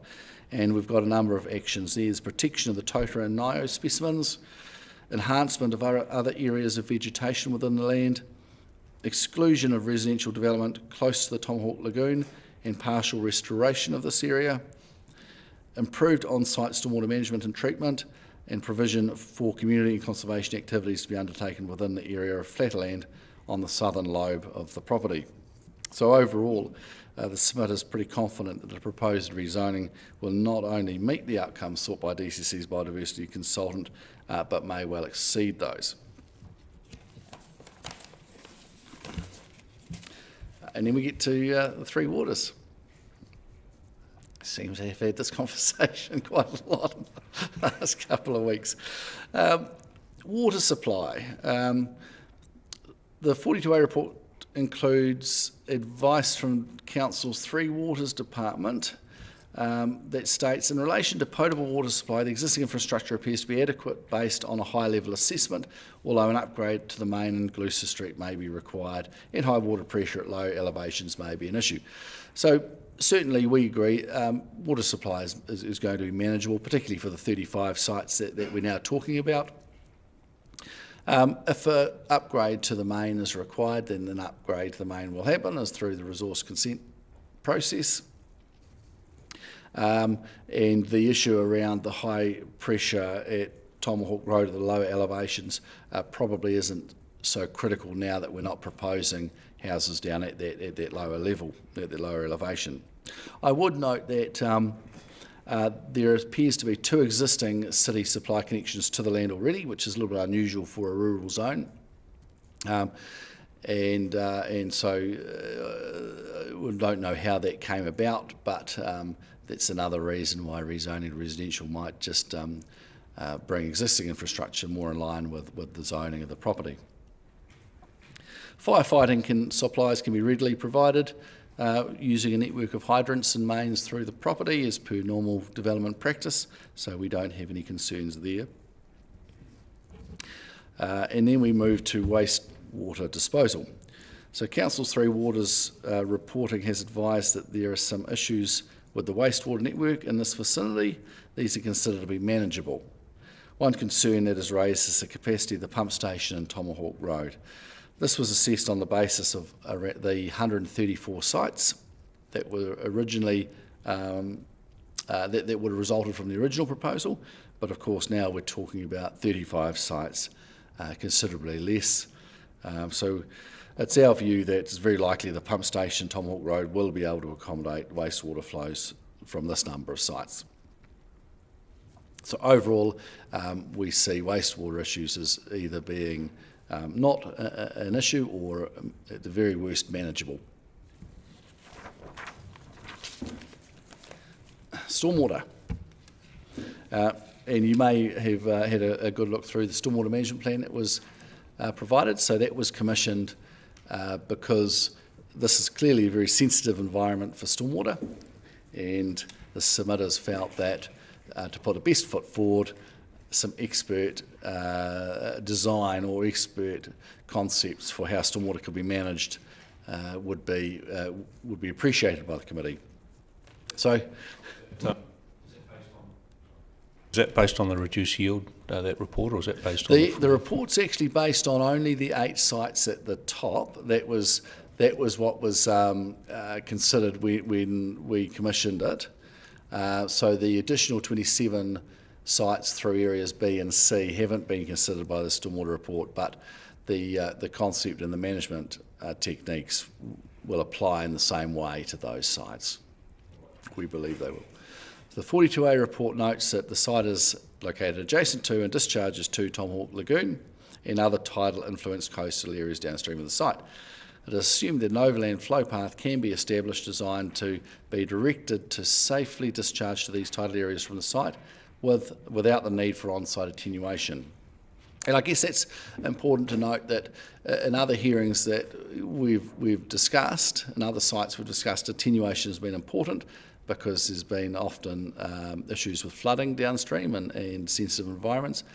In this case, attenuation isn't so much of an issue because the quicker we can deliver water to a water body the size of the lagoon or to the Pacific Ocean, the better in terms of avoiding flooding. However, the issue becomes treatment of that water and ensuring that water is clean and free of contaminants. Erosion protection and stormwater, continuing on from the Section 42A report, erosion protection and stormwater quality treatment would be required to protect water quality. However, Tomahawk Lagoon is classed as a regionally significant wetland and discharge would require resource consent from the regional council, and that's correct, it would require that. This is likely to be extremely challenging to obtain, and strong community and mana whenua opposition to a consent would be expected. So this is where we start to disagree. Meeting the new stormwater management rules in variation 2 is not expected to be sufficient to address stormwater issues due to this consenting requirement, and Tomahawk Lagoon's status as regionally significant wetland. Correct, which is why we've gone down this path of commissioning a special expert report. So the above statement, at the time it was written, and with the in light of the original submission, was probably reasonable.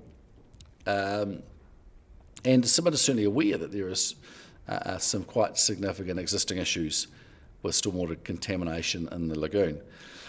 However, the submitter is highly motivated to implement a stormwater solution that will not only successfully treat the water that is generated from any development within the rezoning site, but one that will also enable the existing stormwater flows that pass through the site to be collected and treated.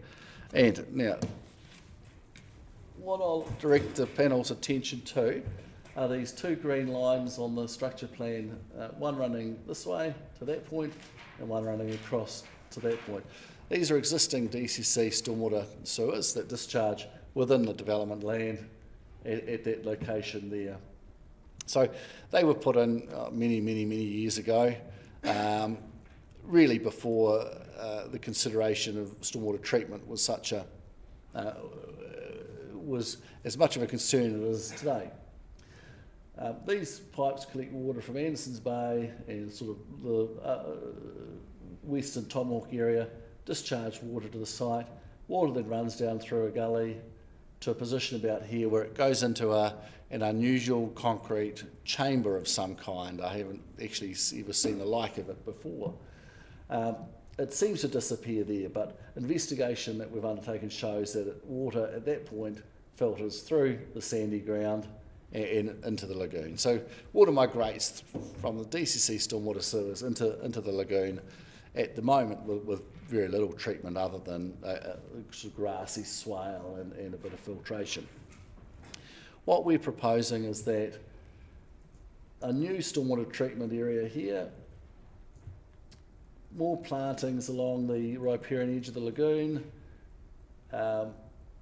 taking the water from the DCC pipes and bringing it to this location, as well as the stormwater that will result from the development, and a raft of other design features will ensure that water can eventually migrate into the lagoon in a much cleaner state than it presently does from those DCC stormwater sewers. So the stormwater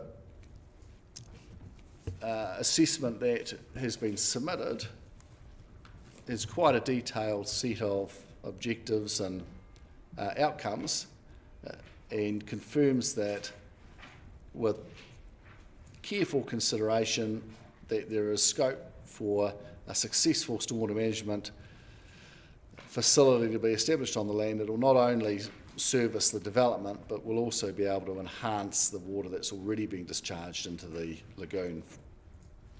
And what does that mean? Well, it means that we're actually quite confident we can get consent from ORC.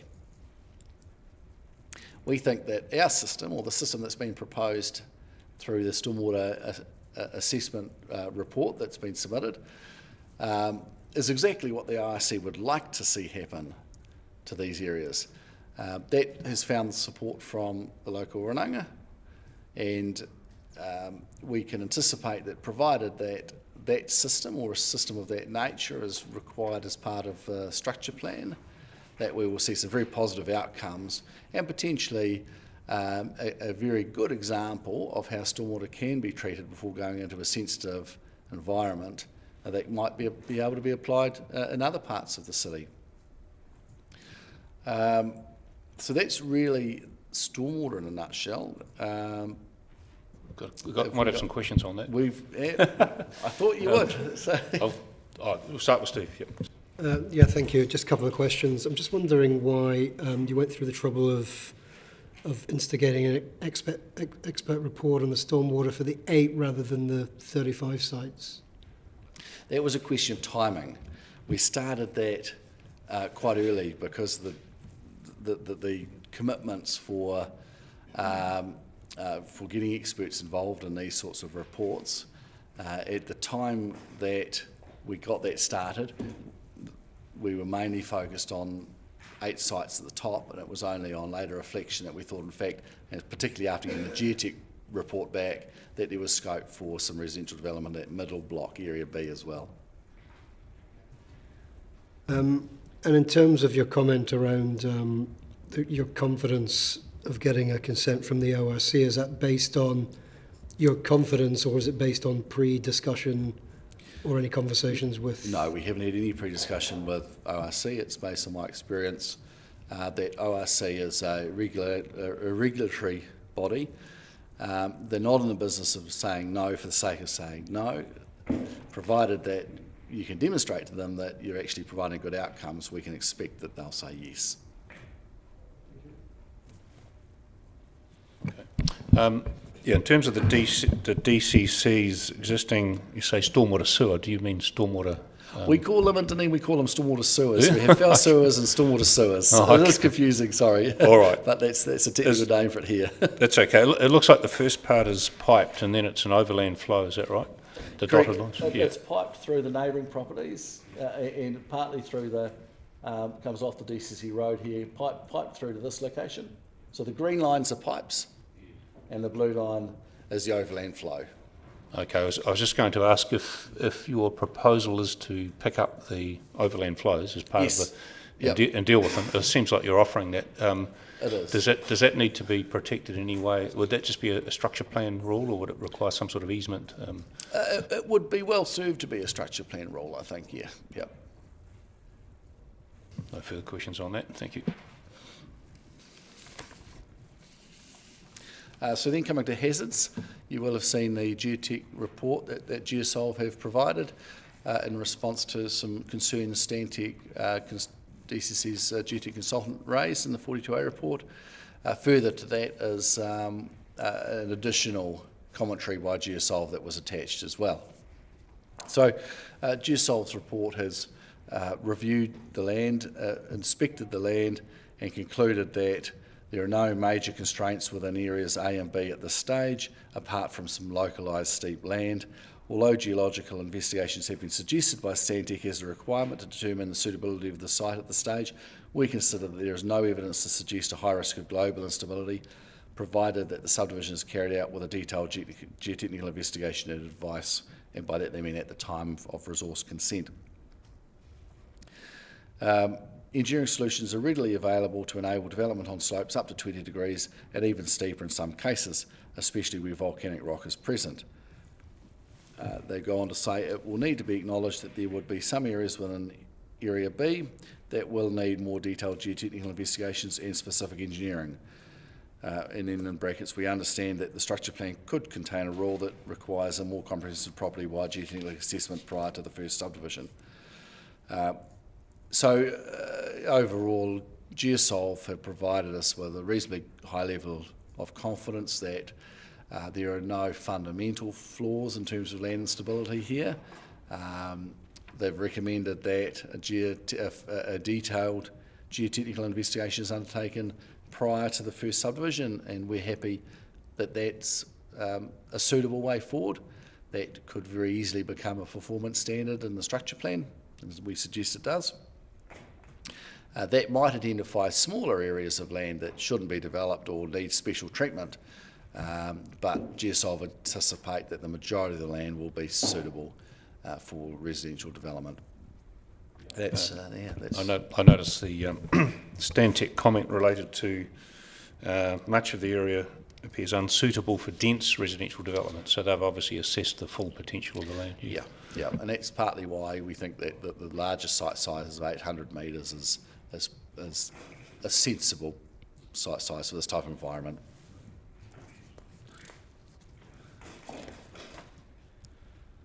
Flooding, I don't think we need to spend a great deal of time on flooding. We're not building on the lower lying areas, so it's not a topical. Can you share something about the flooding? Yes, okay, sure. Since we just had the wettest July. Just pop your I don't know which one. middle one at the bottom. Yeah. Oh, try. Anyway, just observing the flooding over that flat pasture land, it was really reassuring to see that the kind of bunding between the flooded area on the horse track and the estuary, that there was no overflow into it, overland flow, and it did take quite a few days to filter down and through. And also the area that's outlined in blue for the stormwater management, there was no flooding in that area or near that area, so it was all further down towards the estuary. So we thought that was really promising. All the way through July, yeah. We had our wetland starting, because that's one of our ideas for the for that flat area, is to actually not just have a stormwater management area, but to revegetate in wetland kind of suitable vegetation all the way along to support the bird life in the area. A question from Commissioner. Oh, it's just the one house is existing in Area C, and you're wanting a GL1 on that. Is there any other zoning you could go for that would explicitly say that this has got to have one house on it? No, because it's 1 hectare, I mean, we could easily suggest large lot residential 1, large lot residential 2, which would allow the one house, but they would also allow additional houses as well. So it makes no difference. So our thinking was we might as well be consistent with the zoning and label it all GR1, and that way we're not breaking up and having multiple zones through the area, but control the density by the structure plan rules. And that house is currently unoccupied? Currently unoccupied, yeah. Okay. Is it livable? Does it have a roof on it? Yeah. Okay, thanks. Question from Emma on clarification. Yeah, sorry. Surely there'd be existing use rights to use that house or replace that house with something similar that you could rely on? Well, there may be. How long has it been unoccupied? We've only been there for about a year and a half, but the family moved up to the top house and then, kind of shifted up. So we're not sure when they stopped living in it. But So existing use rights generally run out after a year, but also we don't want the situation, even if we could rely on existing use rights, that there's a little bit of rural land, undersized rural land with a house on it. It's better, I think, better practice to have it rezoned to residential land, and then it complies. And the way you've framed it as the structure plan would only allow one house on that lot. Yeah, if it wasn't for that existing house, we wouldn't even be probably promoting Area C as residential at all. It would be an extension of the recreational zone that we proposed. But it's only because that house is there and we want to utilise it that it's shown in that form.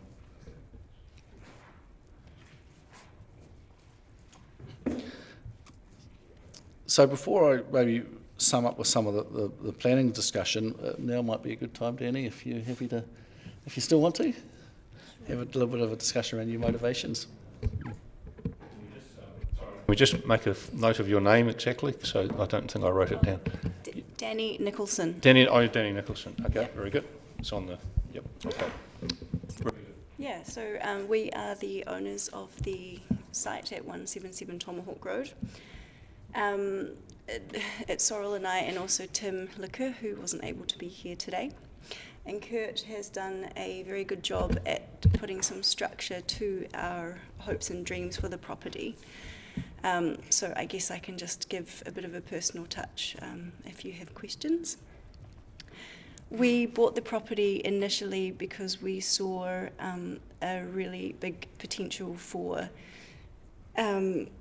what we considered to be somewhat a wasted piece of farmland, to turn that into a real nature hub for within the community, and also for us to be able to build our own houses and have other homes within the community be built, particularly along the Gloucester Street strip. In terms of the natural potential, as on the structure plan we have found some tōtara and some ngaio. We've started planting on the steep parts of the section. We want to revegetate with native bush and forest, and as Sorrel referred to, we've got floodlands down the bottom which we would love to convert to a wetland and and sort of address our stormwater in the most environmentally friendly or ecologically sound way. The reason that we're here today and why we're making these submissions is that we do really want to share this space.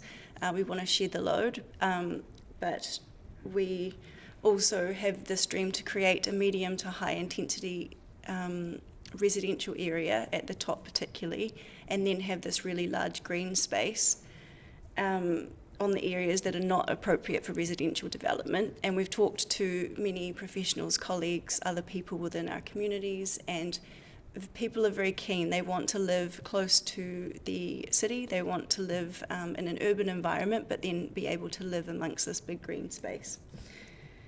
And we do understand the barriers from the DCC perspective, but that's why we've sought the expert advice and put the money and time into getting those reports, because we think that the problems can adequately be addressed, and as Kurt said, we could even enhance some of the problems, enhance the solutions to the problems. And we're very much part of the Andy Bay community. Sorrel, do you? Oh yeah.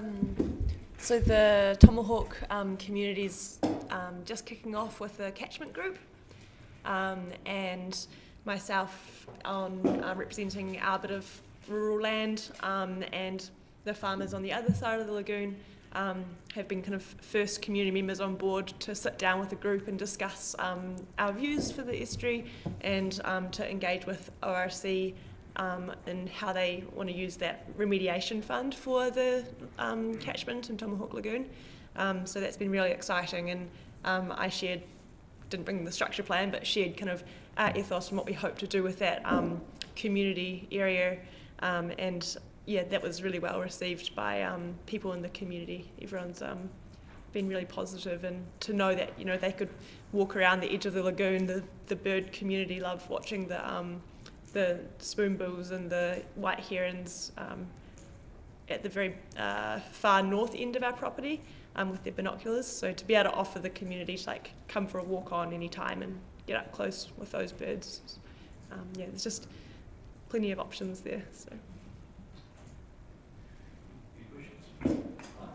Community access question. I've been on Gloucester Street in the past, and obviously it's a dead end.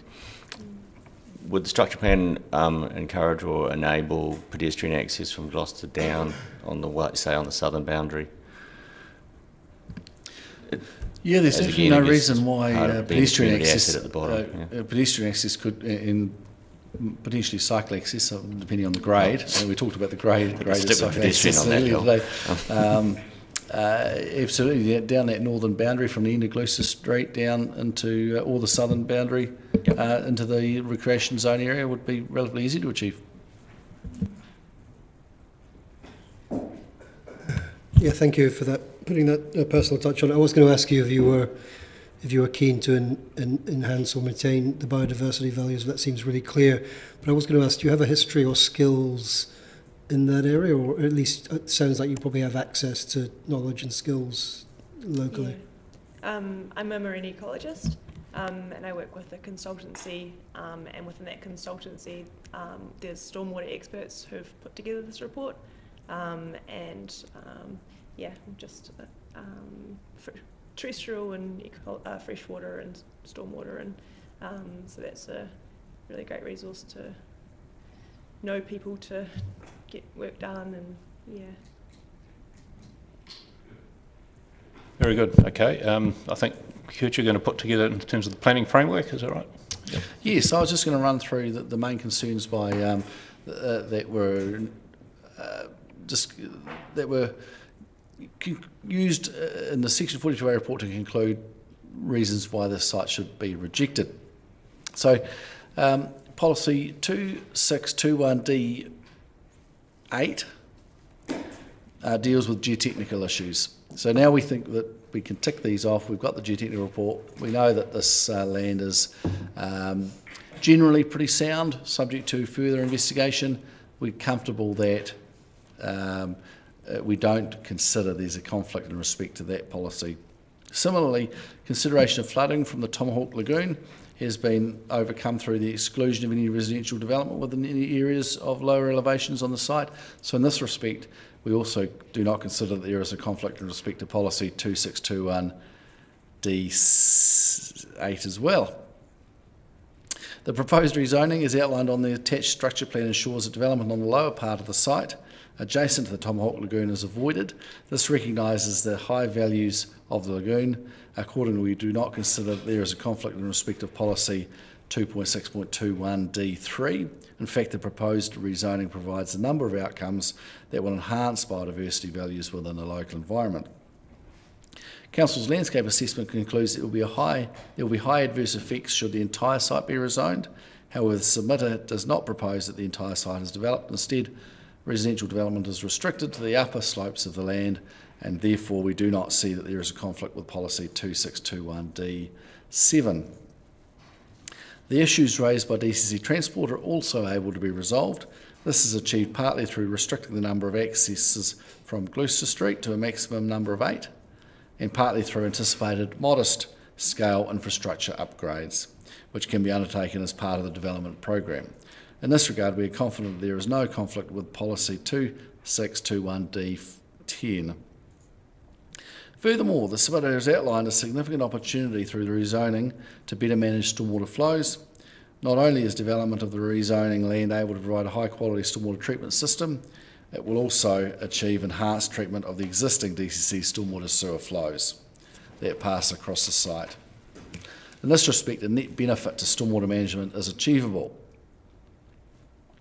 Finally, the submitter's proposal to rezone a large portion of the flatter land within the property into a recreation zone is applaudable. This is intended to enable the land to better support community, conservation and sport and recreation activities. Exactly how these activities will occur is not yet known, but it's promising that the submitter holds a desire for this land to be used for more than just low value, low productivity, private rural activities. So overall, in having the Rananga support the proposal, we're highly confident that this is a successful proposition for the panel. Sensible practical outcomes are proposed and can be controlled through the use of the structure plan and the proposed performance standards that can be attached to that structure plan. And really a good opportunity to tidy up what's an odd piece of rural zone and turn it into something much more useful for the city. And that's probably where we'll leave it. See if there's any final questions from the panel. Any particular questions? No, and just to thank you for that, and just to conclude, I notice there are a number of submissions that are possibly residents in the area. It's not clear from here, but they will have presumably seen the original submission, which was for the rezoning without structure plans. Is that right? Yes, they will have, and that's what they will have responded to. So several of those comment on road access on Gloucester Street. We think we've probably managed to address those by limiting the number of sites to 8. Some of them talk about visual impacts of having houses all over this piece of land. We think that we've managed to address that through the structure plan, and a number talk about the concerns and issues with the lagoon and stormwater, and again, I think we've largely addressed those too. Thank you. Thank you very much, folks, for putting together a very good presentation, and we feel we've got all the information we need, subject to the staff response to those matters you've raised, so thank you very much. All right, okay. All right. I notice Mr. Garbutt's in the gallery, and you're here nice and early. Did you want to come forward now, Mr. Garbutt, or we could take a brief break, whatever? Maybe just come forward, and we'll. And we haven't seen your written submissions.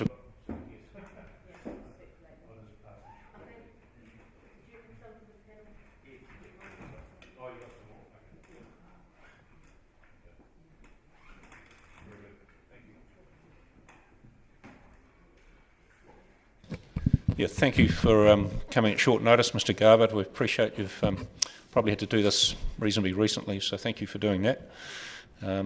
It's really just things that have come up during the hearing, and we wanted some further guidance on, really. Yeah.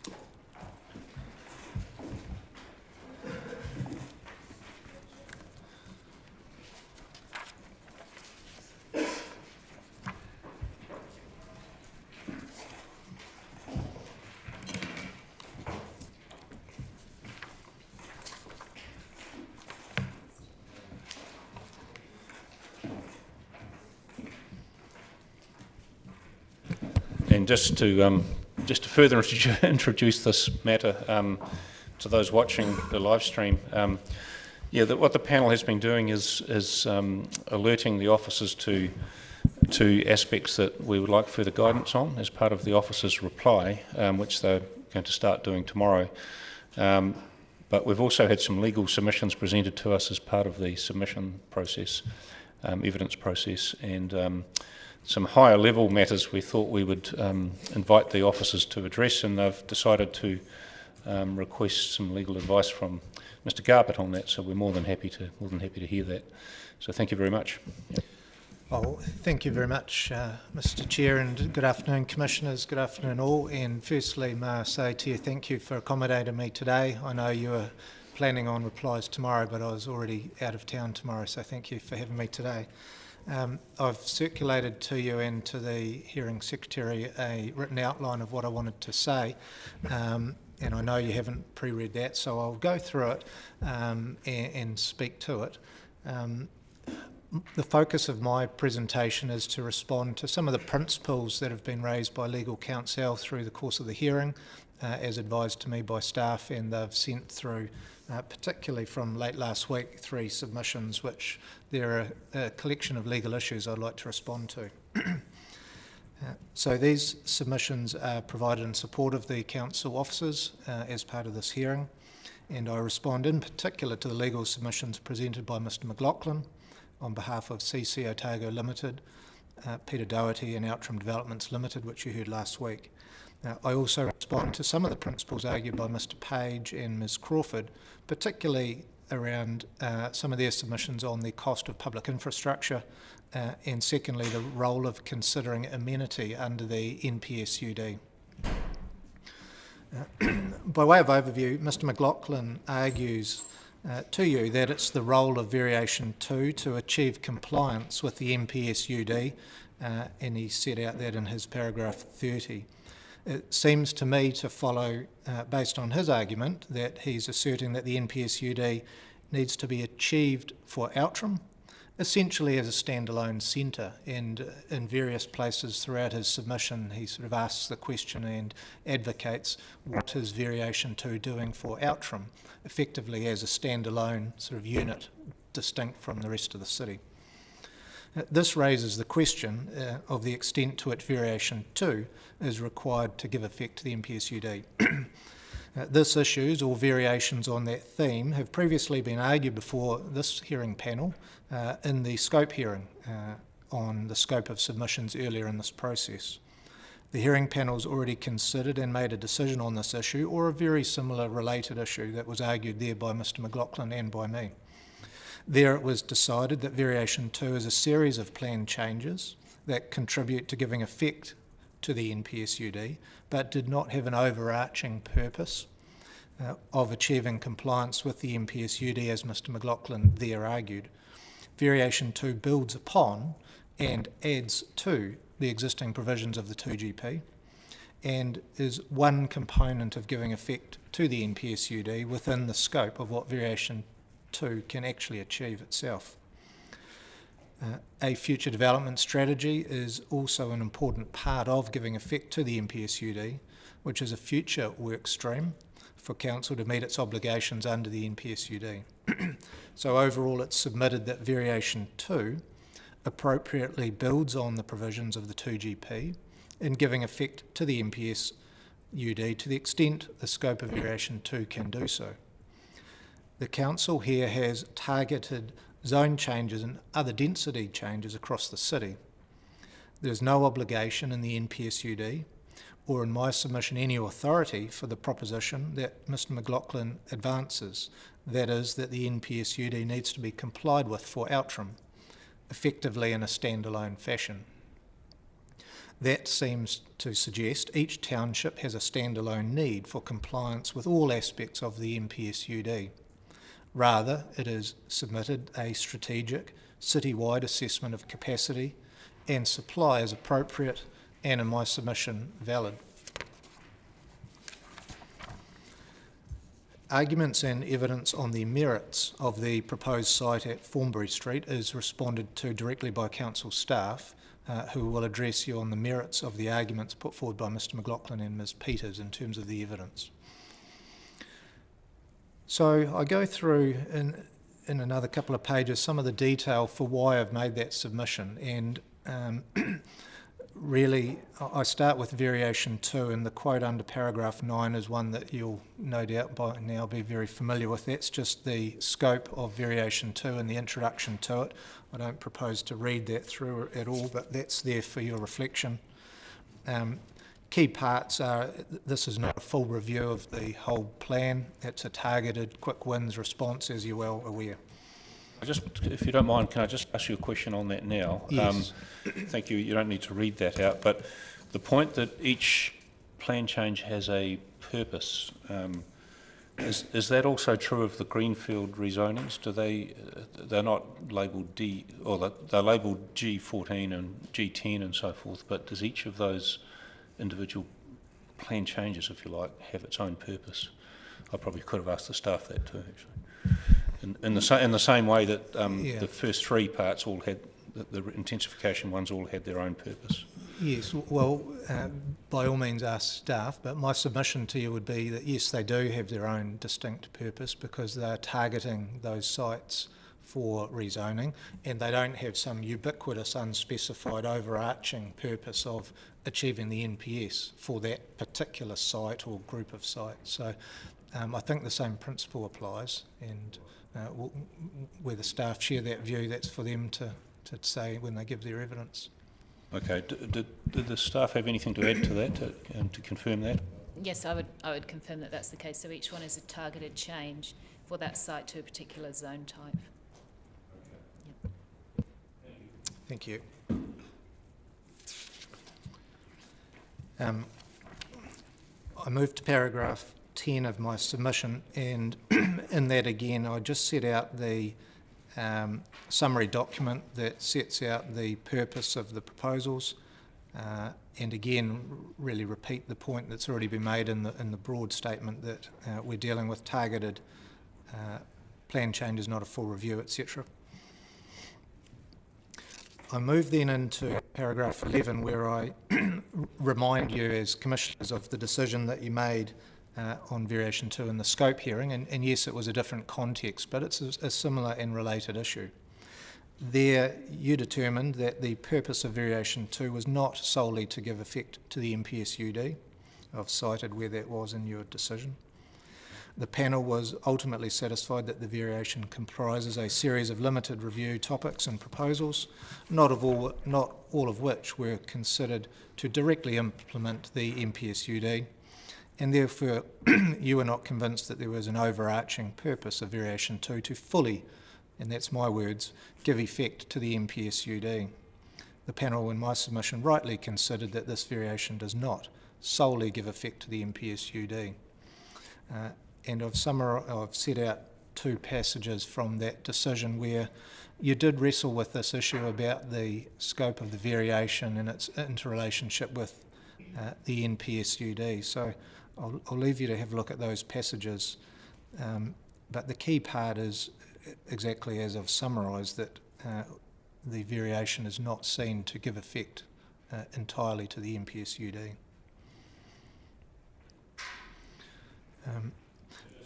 Thank you for that. I do remember writing that actually, but just in relation to paragraph 30 there, the early wins or easy, I thought it might have been easy wins, but that phrase was, I think it was within the plan change. Certainly, as I understand it, the way it was notified when we were discussing in our out-of-scope submission decision, whether that had been appropriately conveyed to the public, that it was a very limited plan variation. Mm.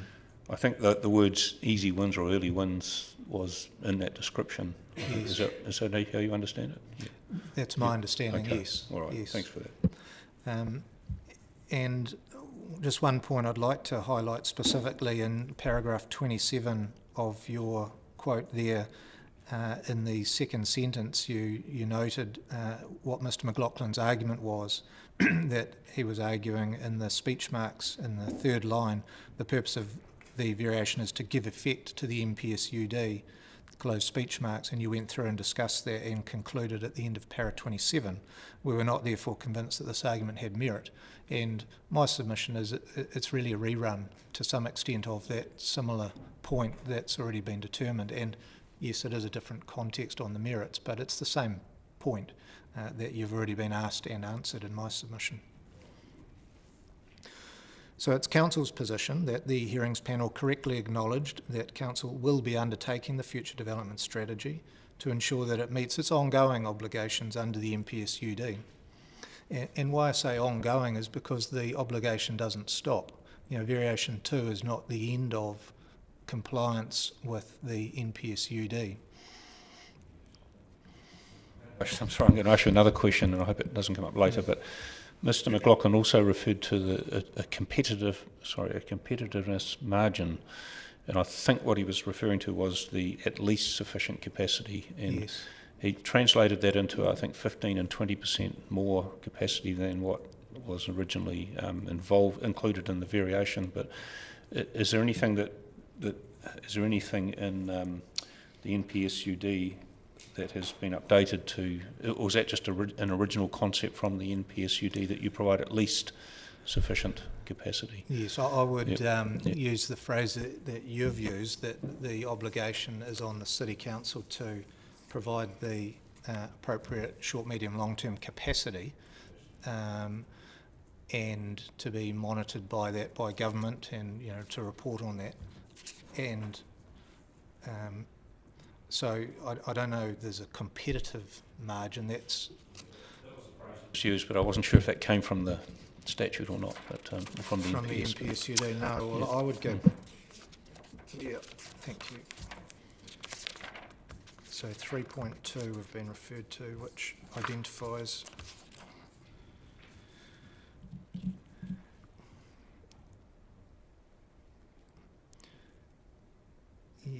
so 3.2 is the concept that we were discussing before. The obligations provide at least sufficient development capacity in its region or district to meet expected demand for short, medium, long term, which is what I was saying. So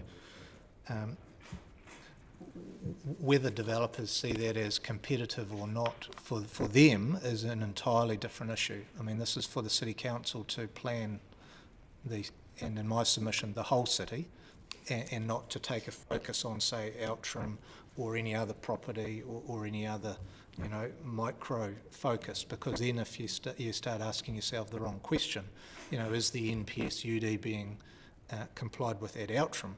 Well, there's probably not industrial supply, there's probably not commercial and residential and retail and all the other components for a city providing capacity in all respects. There's not a future development strategy solely for Mosgiel. So it asks the wrong question in my submission. That's why I said at the outset a strategic citywide approach is entirely valid.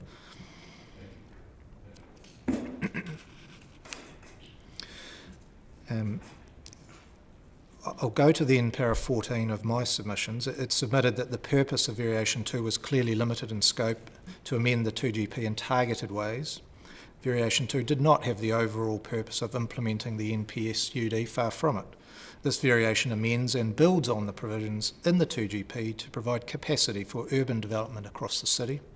This variation is not a standalone planning package, and the NPS UD does not require each variation or each centre to have fully implemented the NPS UD. A citywide strategic approach by the Council for how it gives effect to the NPS UD is appropriate and valid in my submission. So it's submitted that the overall findings and decisions of the hearing panel on scope that you've already made were correct and apply equally now to the merits assessment. For these reasons, it's submitted Mr McLaughlin's interpretation of the NPS UD as it applies at Outram. It should not be preferred, and in my submission, his interpretation is too narrow. Council staff will obviously address the merits with their evidence and reply to you on those evidential matters for the site at Outram. Sorry, one more question before Yes. we move on. The out-of-scope decision that the panel passed down was taken under an objection process to, Yes. to another party who apparently supported the original decision. Has there been any further appeal, or is there any other avenues taken with respect to that? Yes, so I appeared at that objection hearing with an independent commissioner from Christchurch. Your decision was upheld entirely. There were rights of appeal to the Environment Court on the merits, which were never exercised, so there was no appeal to that at all, thankfully. It's worth knowing that, because yes. your legal submissions here are that the arguments are similar, or they're not necessarily the same, but they're similar.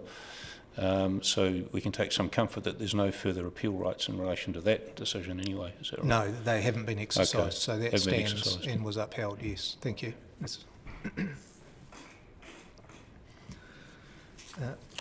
So I move then to my next topic, and that is responding to Mr Page and Ms Crawford and their submissions on behalf of Fletcher Glass and FBG Developments. They submitted to you in their paragraph 11 of their written synopsis, and I acknowledge fully I wasn't here to hear their oral presentation, so you have the benefit of that. But I'm responding to their written analysis, which was that they were arguing the viability of funding infrastructure requirements is a business decision for the developer, not a basis to refrain from rezoning the site. What I say in response to that is that this submission does not address objective 2.7.1 in the 2GP and the related policies that address the provision for public infrastructure and efficient public infrastructure. I set out objective 2.7.1 and I highlight in this context the reference to least possible long-term cost burden on the public as one of the key objectives. There are related policies, obviously, 2711, 2712, which seek to achieve the least possible long-term cost to the public through the provision of public infrastructure via a range of methods and focusing on a range of topics. It is therefore submitted that the potential long-term cost to the public of public infrastructure is clearly a matter to be directly considered at the time of zoning for the intensification of housing. To the extent that on-site or internal reticulation costs, which would be met by a developer, is being referred to by Mr Page and Ms Crawford, then these will clearly involve a business decision for the developer to consider. However, where residential intensification has the need for public infrastructure capacity, then the objective and policies referred to above directly seek to ensure that the least possible long-term cost to the public is incurred. The Council often has to meet these costs and will have to recoup them off future owners, either by way of development contributions or by rates. So it is therefore submitted that it is not a matter of just discounting infrastructure requirements, particularly to public networks, as a business decision, as has been submitted. Rather, this is a relevant planning matter that needs to be directly assessed in my submission. And obviously, again, the staff will address any of the actual costs and likely upgrades to the extent that you have questions on those. Sorry, I've got a question on this topic too. Thank you. Just in relation to paragraph 17, the way I understood that went was that we shouldn't worry about what it might cost because the developer will pay it. So if that, I might have misinterpreted that, but if that was the case, how would that then be in conflict with an objective which requires that the public don't bear that burden? So would that not be consistent with 2.7.1 if they were paying for the upgrades? Yeah, and I suppose I would pose the question back in response to that question to say, at the time of zoning, how is it you can be assured of that? And I pose that rhetorically because you probably can't.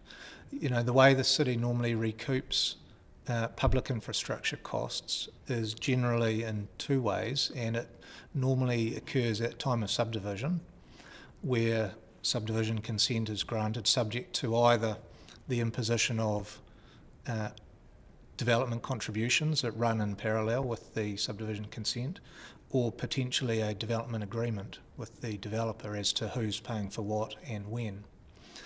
Sitting here today as you are, faced with a decision about a zoning, I don't think you have the tools to guarantee in your own minds that the developer will front up and pay those costs. There remains, they may do, but they may also, land changes, intentions change.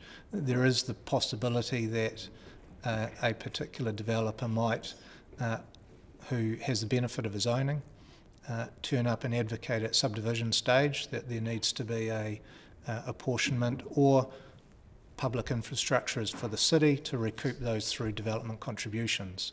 And obviously the city has to then respond to that, update the development contribution policy, fund the infrastructure, and hopefully over time collect all the money back. And if there's any shortfall, the one at risk of that shortfall is the City Council.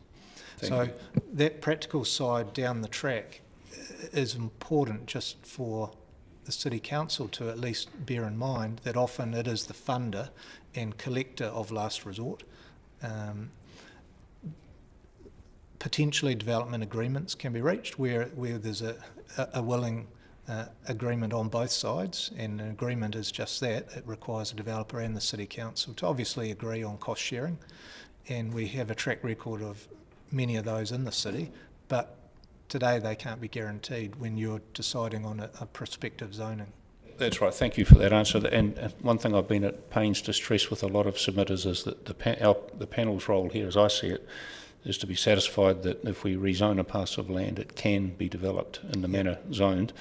And if there's any what we call roadblocks in the way, this might be one of those where we can't be assured that infrastructure will be upgraded. But what about the method of RTZ or residential transition zone, where, as I understand it, that could be an overlay on a zoning and it can be uplifted when a trigger point is reached, and it might be something like infrastructure is developed. And is that something that's been put to us as a panel? You know, that we can use an RTZ and everything will be resolved at that time. So, any thoughts from a legal point of view on that?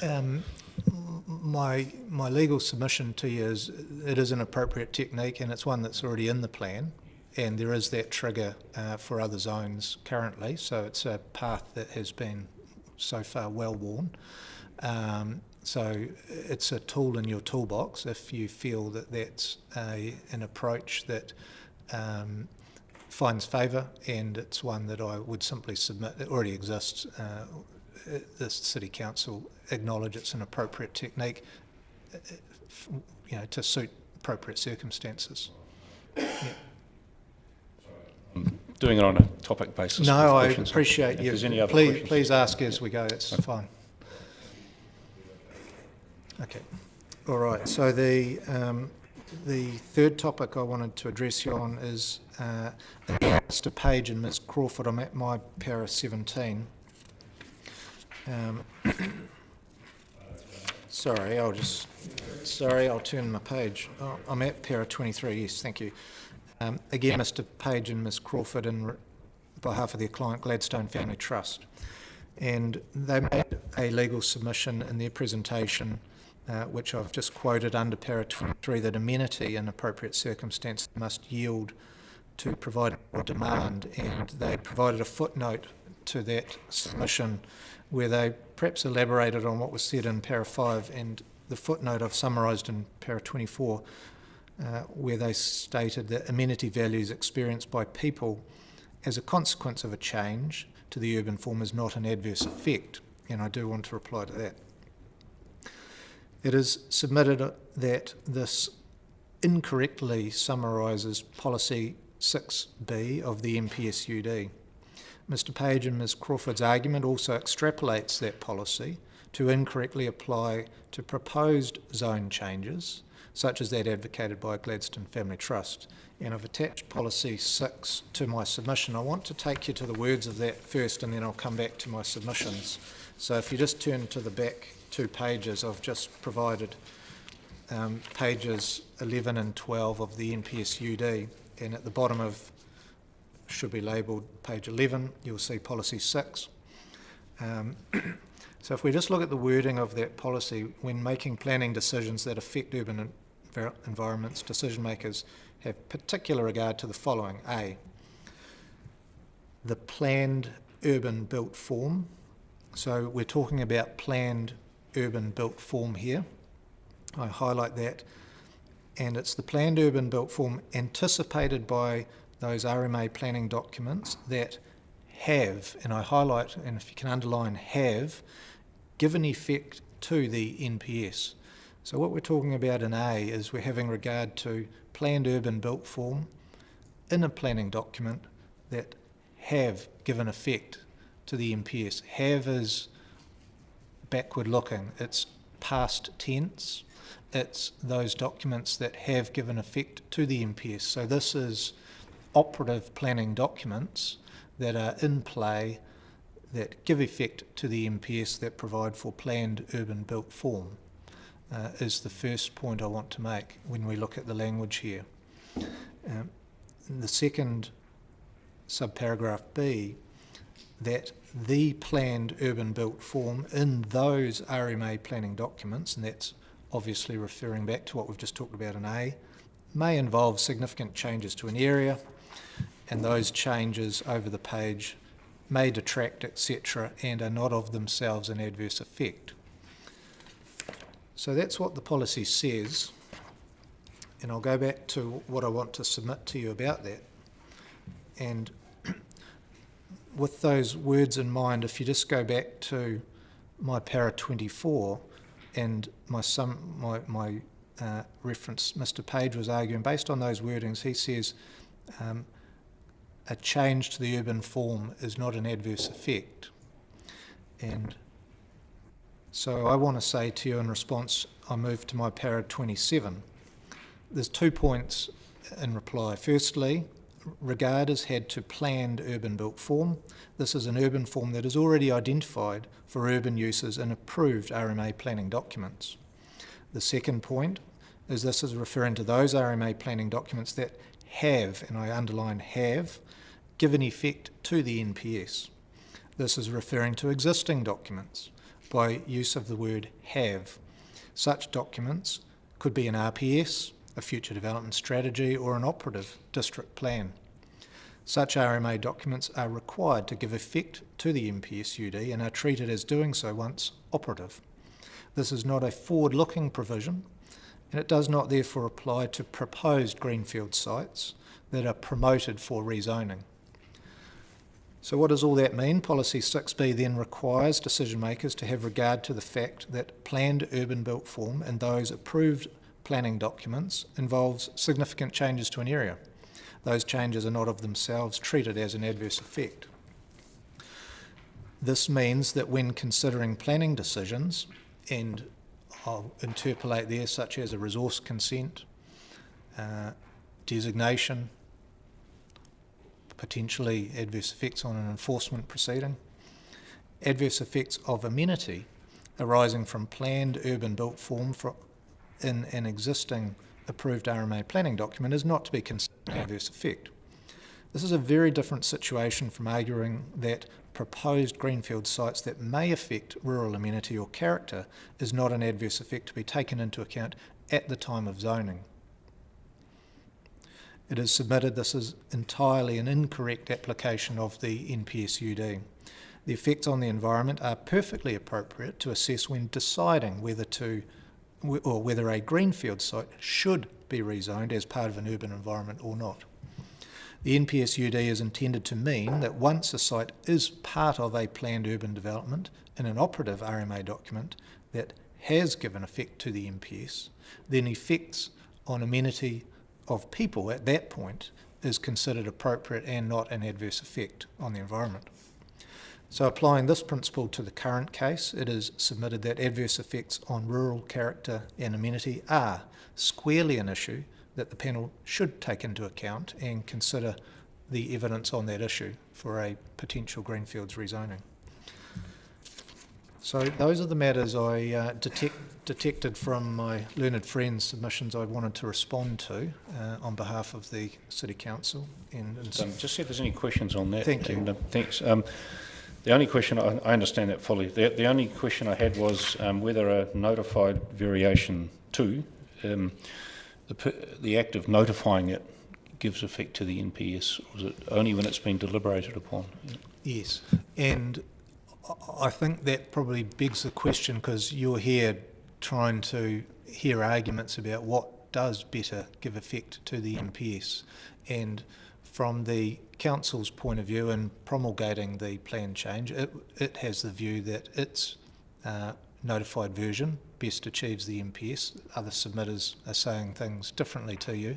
So I don't think that's a helpful question, because that's the very issue that you need to decide which of the propositions for a greenfields does better achieve the objectives of the plan and hence the NPS. So really, variation 2 only gives effect to the NPS once it's been determined, and yes, yes, it's a different proposition to something that's already in force. Okay, I see. Exactly, because it has to survive this process and potential appeal before it has a status. At the moment it's proposed, and as I say, staff have the view that it best achieves the NPS, others have a different view. Okay. And you will resolve that, subject obviously to appeal to the Environment Court, and once it's locked down and operative, then the law treats it as, at that point, having given effect to the NPS in the past tense. It has achieved that status. At the moment we are striving to give effect to the NPS, and you have a contest of ideas about which path for a particular site does so better.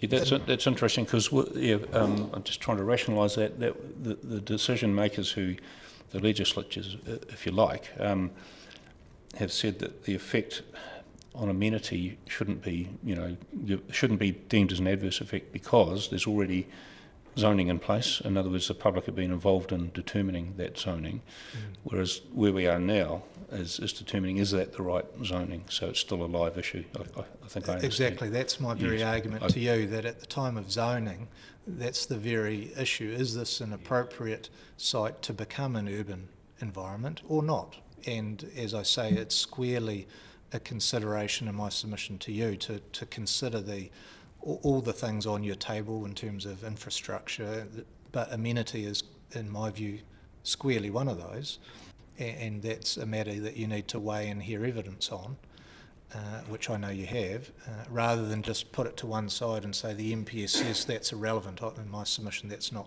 what the NPS does at all. It's just more to the point of fully giving effect to the NPS and in this activity, and you mentioned the future development strategy. So what do you think of how much should we be keeping in our mind as we're making decisions that the future development strategy is an ongoing activity which is starting and will eventually come in online as part of meeting the NPSUD? As we look at each of these greenfield sites relating to where we are at the moment with our existing spatial plan and existing district plan. I think I've got your direction, but I just want to clarify that if if we were to look at something that is maybe not well aligned at the moment, but might be something considered in the future development strategy, would that be more appropriate then to actually say that's probably when it would be best considered as it comes to meeting the MPSUD requirements? Yeah. So in response to that, I'll start with the policies of the 2GP. I mean, the first consideration is a site most appropriate, or what is the most appropriate zoning under the zoning policy of the 2GP? And that's, in my submission, the primary consideration. Let's say you got through all these hearings and found that there was no suitable greenfield site that met those policies, and there's a shortfall under the capacity in the SUD. That's a problem for the City Council to resolve on another day, to go back to the drawing board and produce an FDS and maybe look at other zones that do better achieve those policies. That's not necessarily for you to fix if you find that a particular zone doesn't appropriately achieve the policies on the evidence that you hear. So that's why I said earlier that the Council has an ongoing obligation under the MPS to constantly achieve and give effect to it. That's not something that you have to necessarily yourself on in this particular hearing. You have a number of sites before you that people are arguing achieve the plan and the NPSUD. You have to weigh those in the planning framework. But you don't have to, just like I've said with variation 2 doesn't fully achieve the NPSUD, you don't have to either. You have to make decisions on the sites before you. As a consequence of all that, the NPSUD is achieved, fine. If it's not, that's the Council's issue to address again in the future in whatever way it sees fit. Thank you. Thank you for that.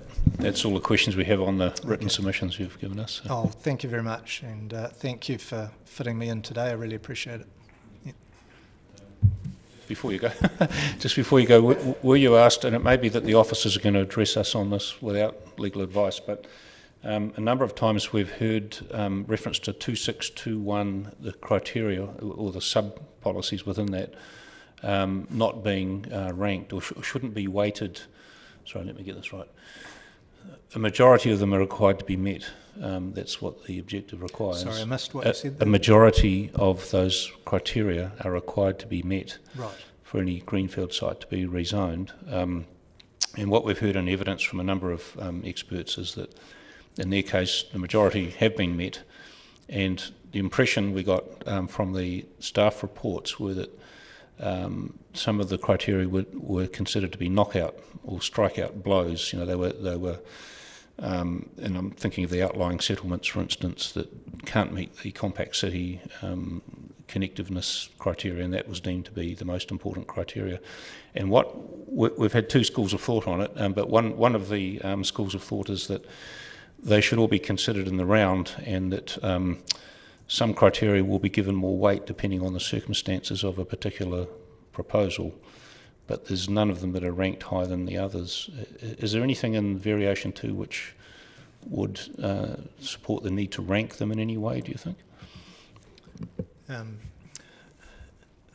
haven't addressed this in detail, and I know staff have a view and they'll express that, but my submission to you is that it's the wording of the policy itself that contains the answer to that question, in the sense that I don't read the policy as setting any specific ranking in the sense of one has, you know, priority to the exclusion of another. There is a difference in language between elements of that policy, and some of the limbs are more directive than others, and some of the limbs have wider language and are more, I suppose, capable of subjective elements than others, which are far more directive. And you know, the one that I have in mind is the high-class soils limb of that policy is quite directive in terms of its language. And you know, if you are contrary to that, you are clearly contrary to that, just based on the language in the limb. So I would submit it's the language that establishes the importance of the limb. the reason I raised it is that some of the reporting has been that a particular site clearly fails what's considered to be one of those key criteria, and the other ones weren't really assessed. Right. I think it's not unkind to say that. There certainly wasn't much attention to assessment of the other criteria if it failed to meet what was considered to be the most important criteria.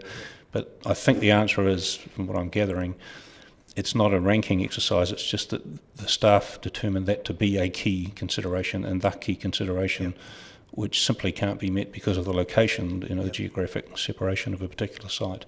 But it's a subtle distinction, but I think the key legal message you're giving us is they're not ranked in any particular way in terms of the variation. It's the way they're assessed by the people who are making decisions. Yes, I support that. Yes. Is that right? Okay. Yes. All right. No, thanks for clarifying that. Thank you. Any further questions on that? No. Oh, thank you very much. Appreciate it. Thank you. All right. I think we're finished for the day, so thank you. And one other thing I'll announce is that tomorrow we'll be having the staff response or reply, but won't be able to address all the sites we've considered. It's simply there's so many sites and there's so much material for the staff to respond to that it's unrealistic to do that. So, Emma, do you have a list of sites that will or won't be considered tomorrow?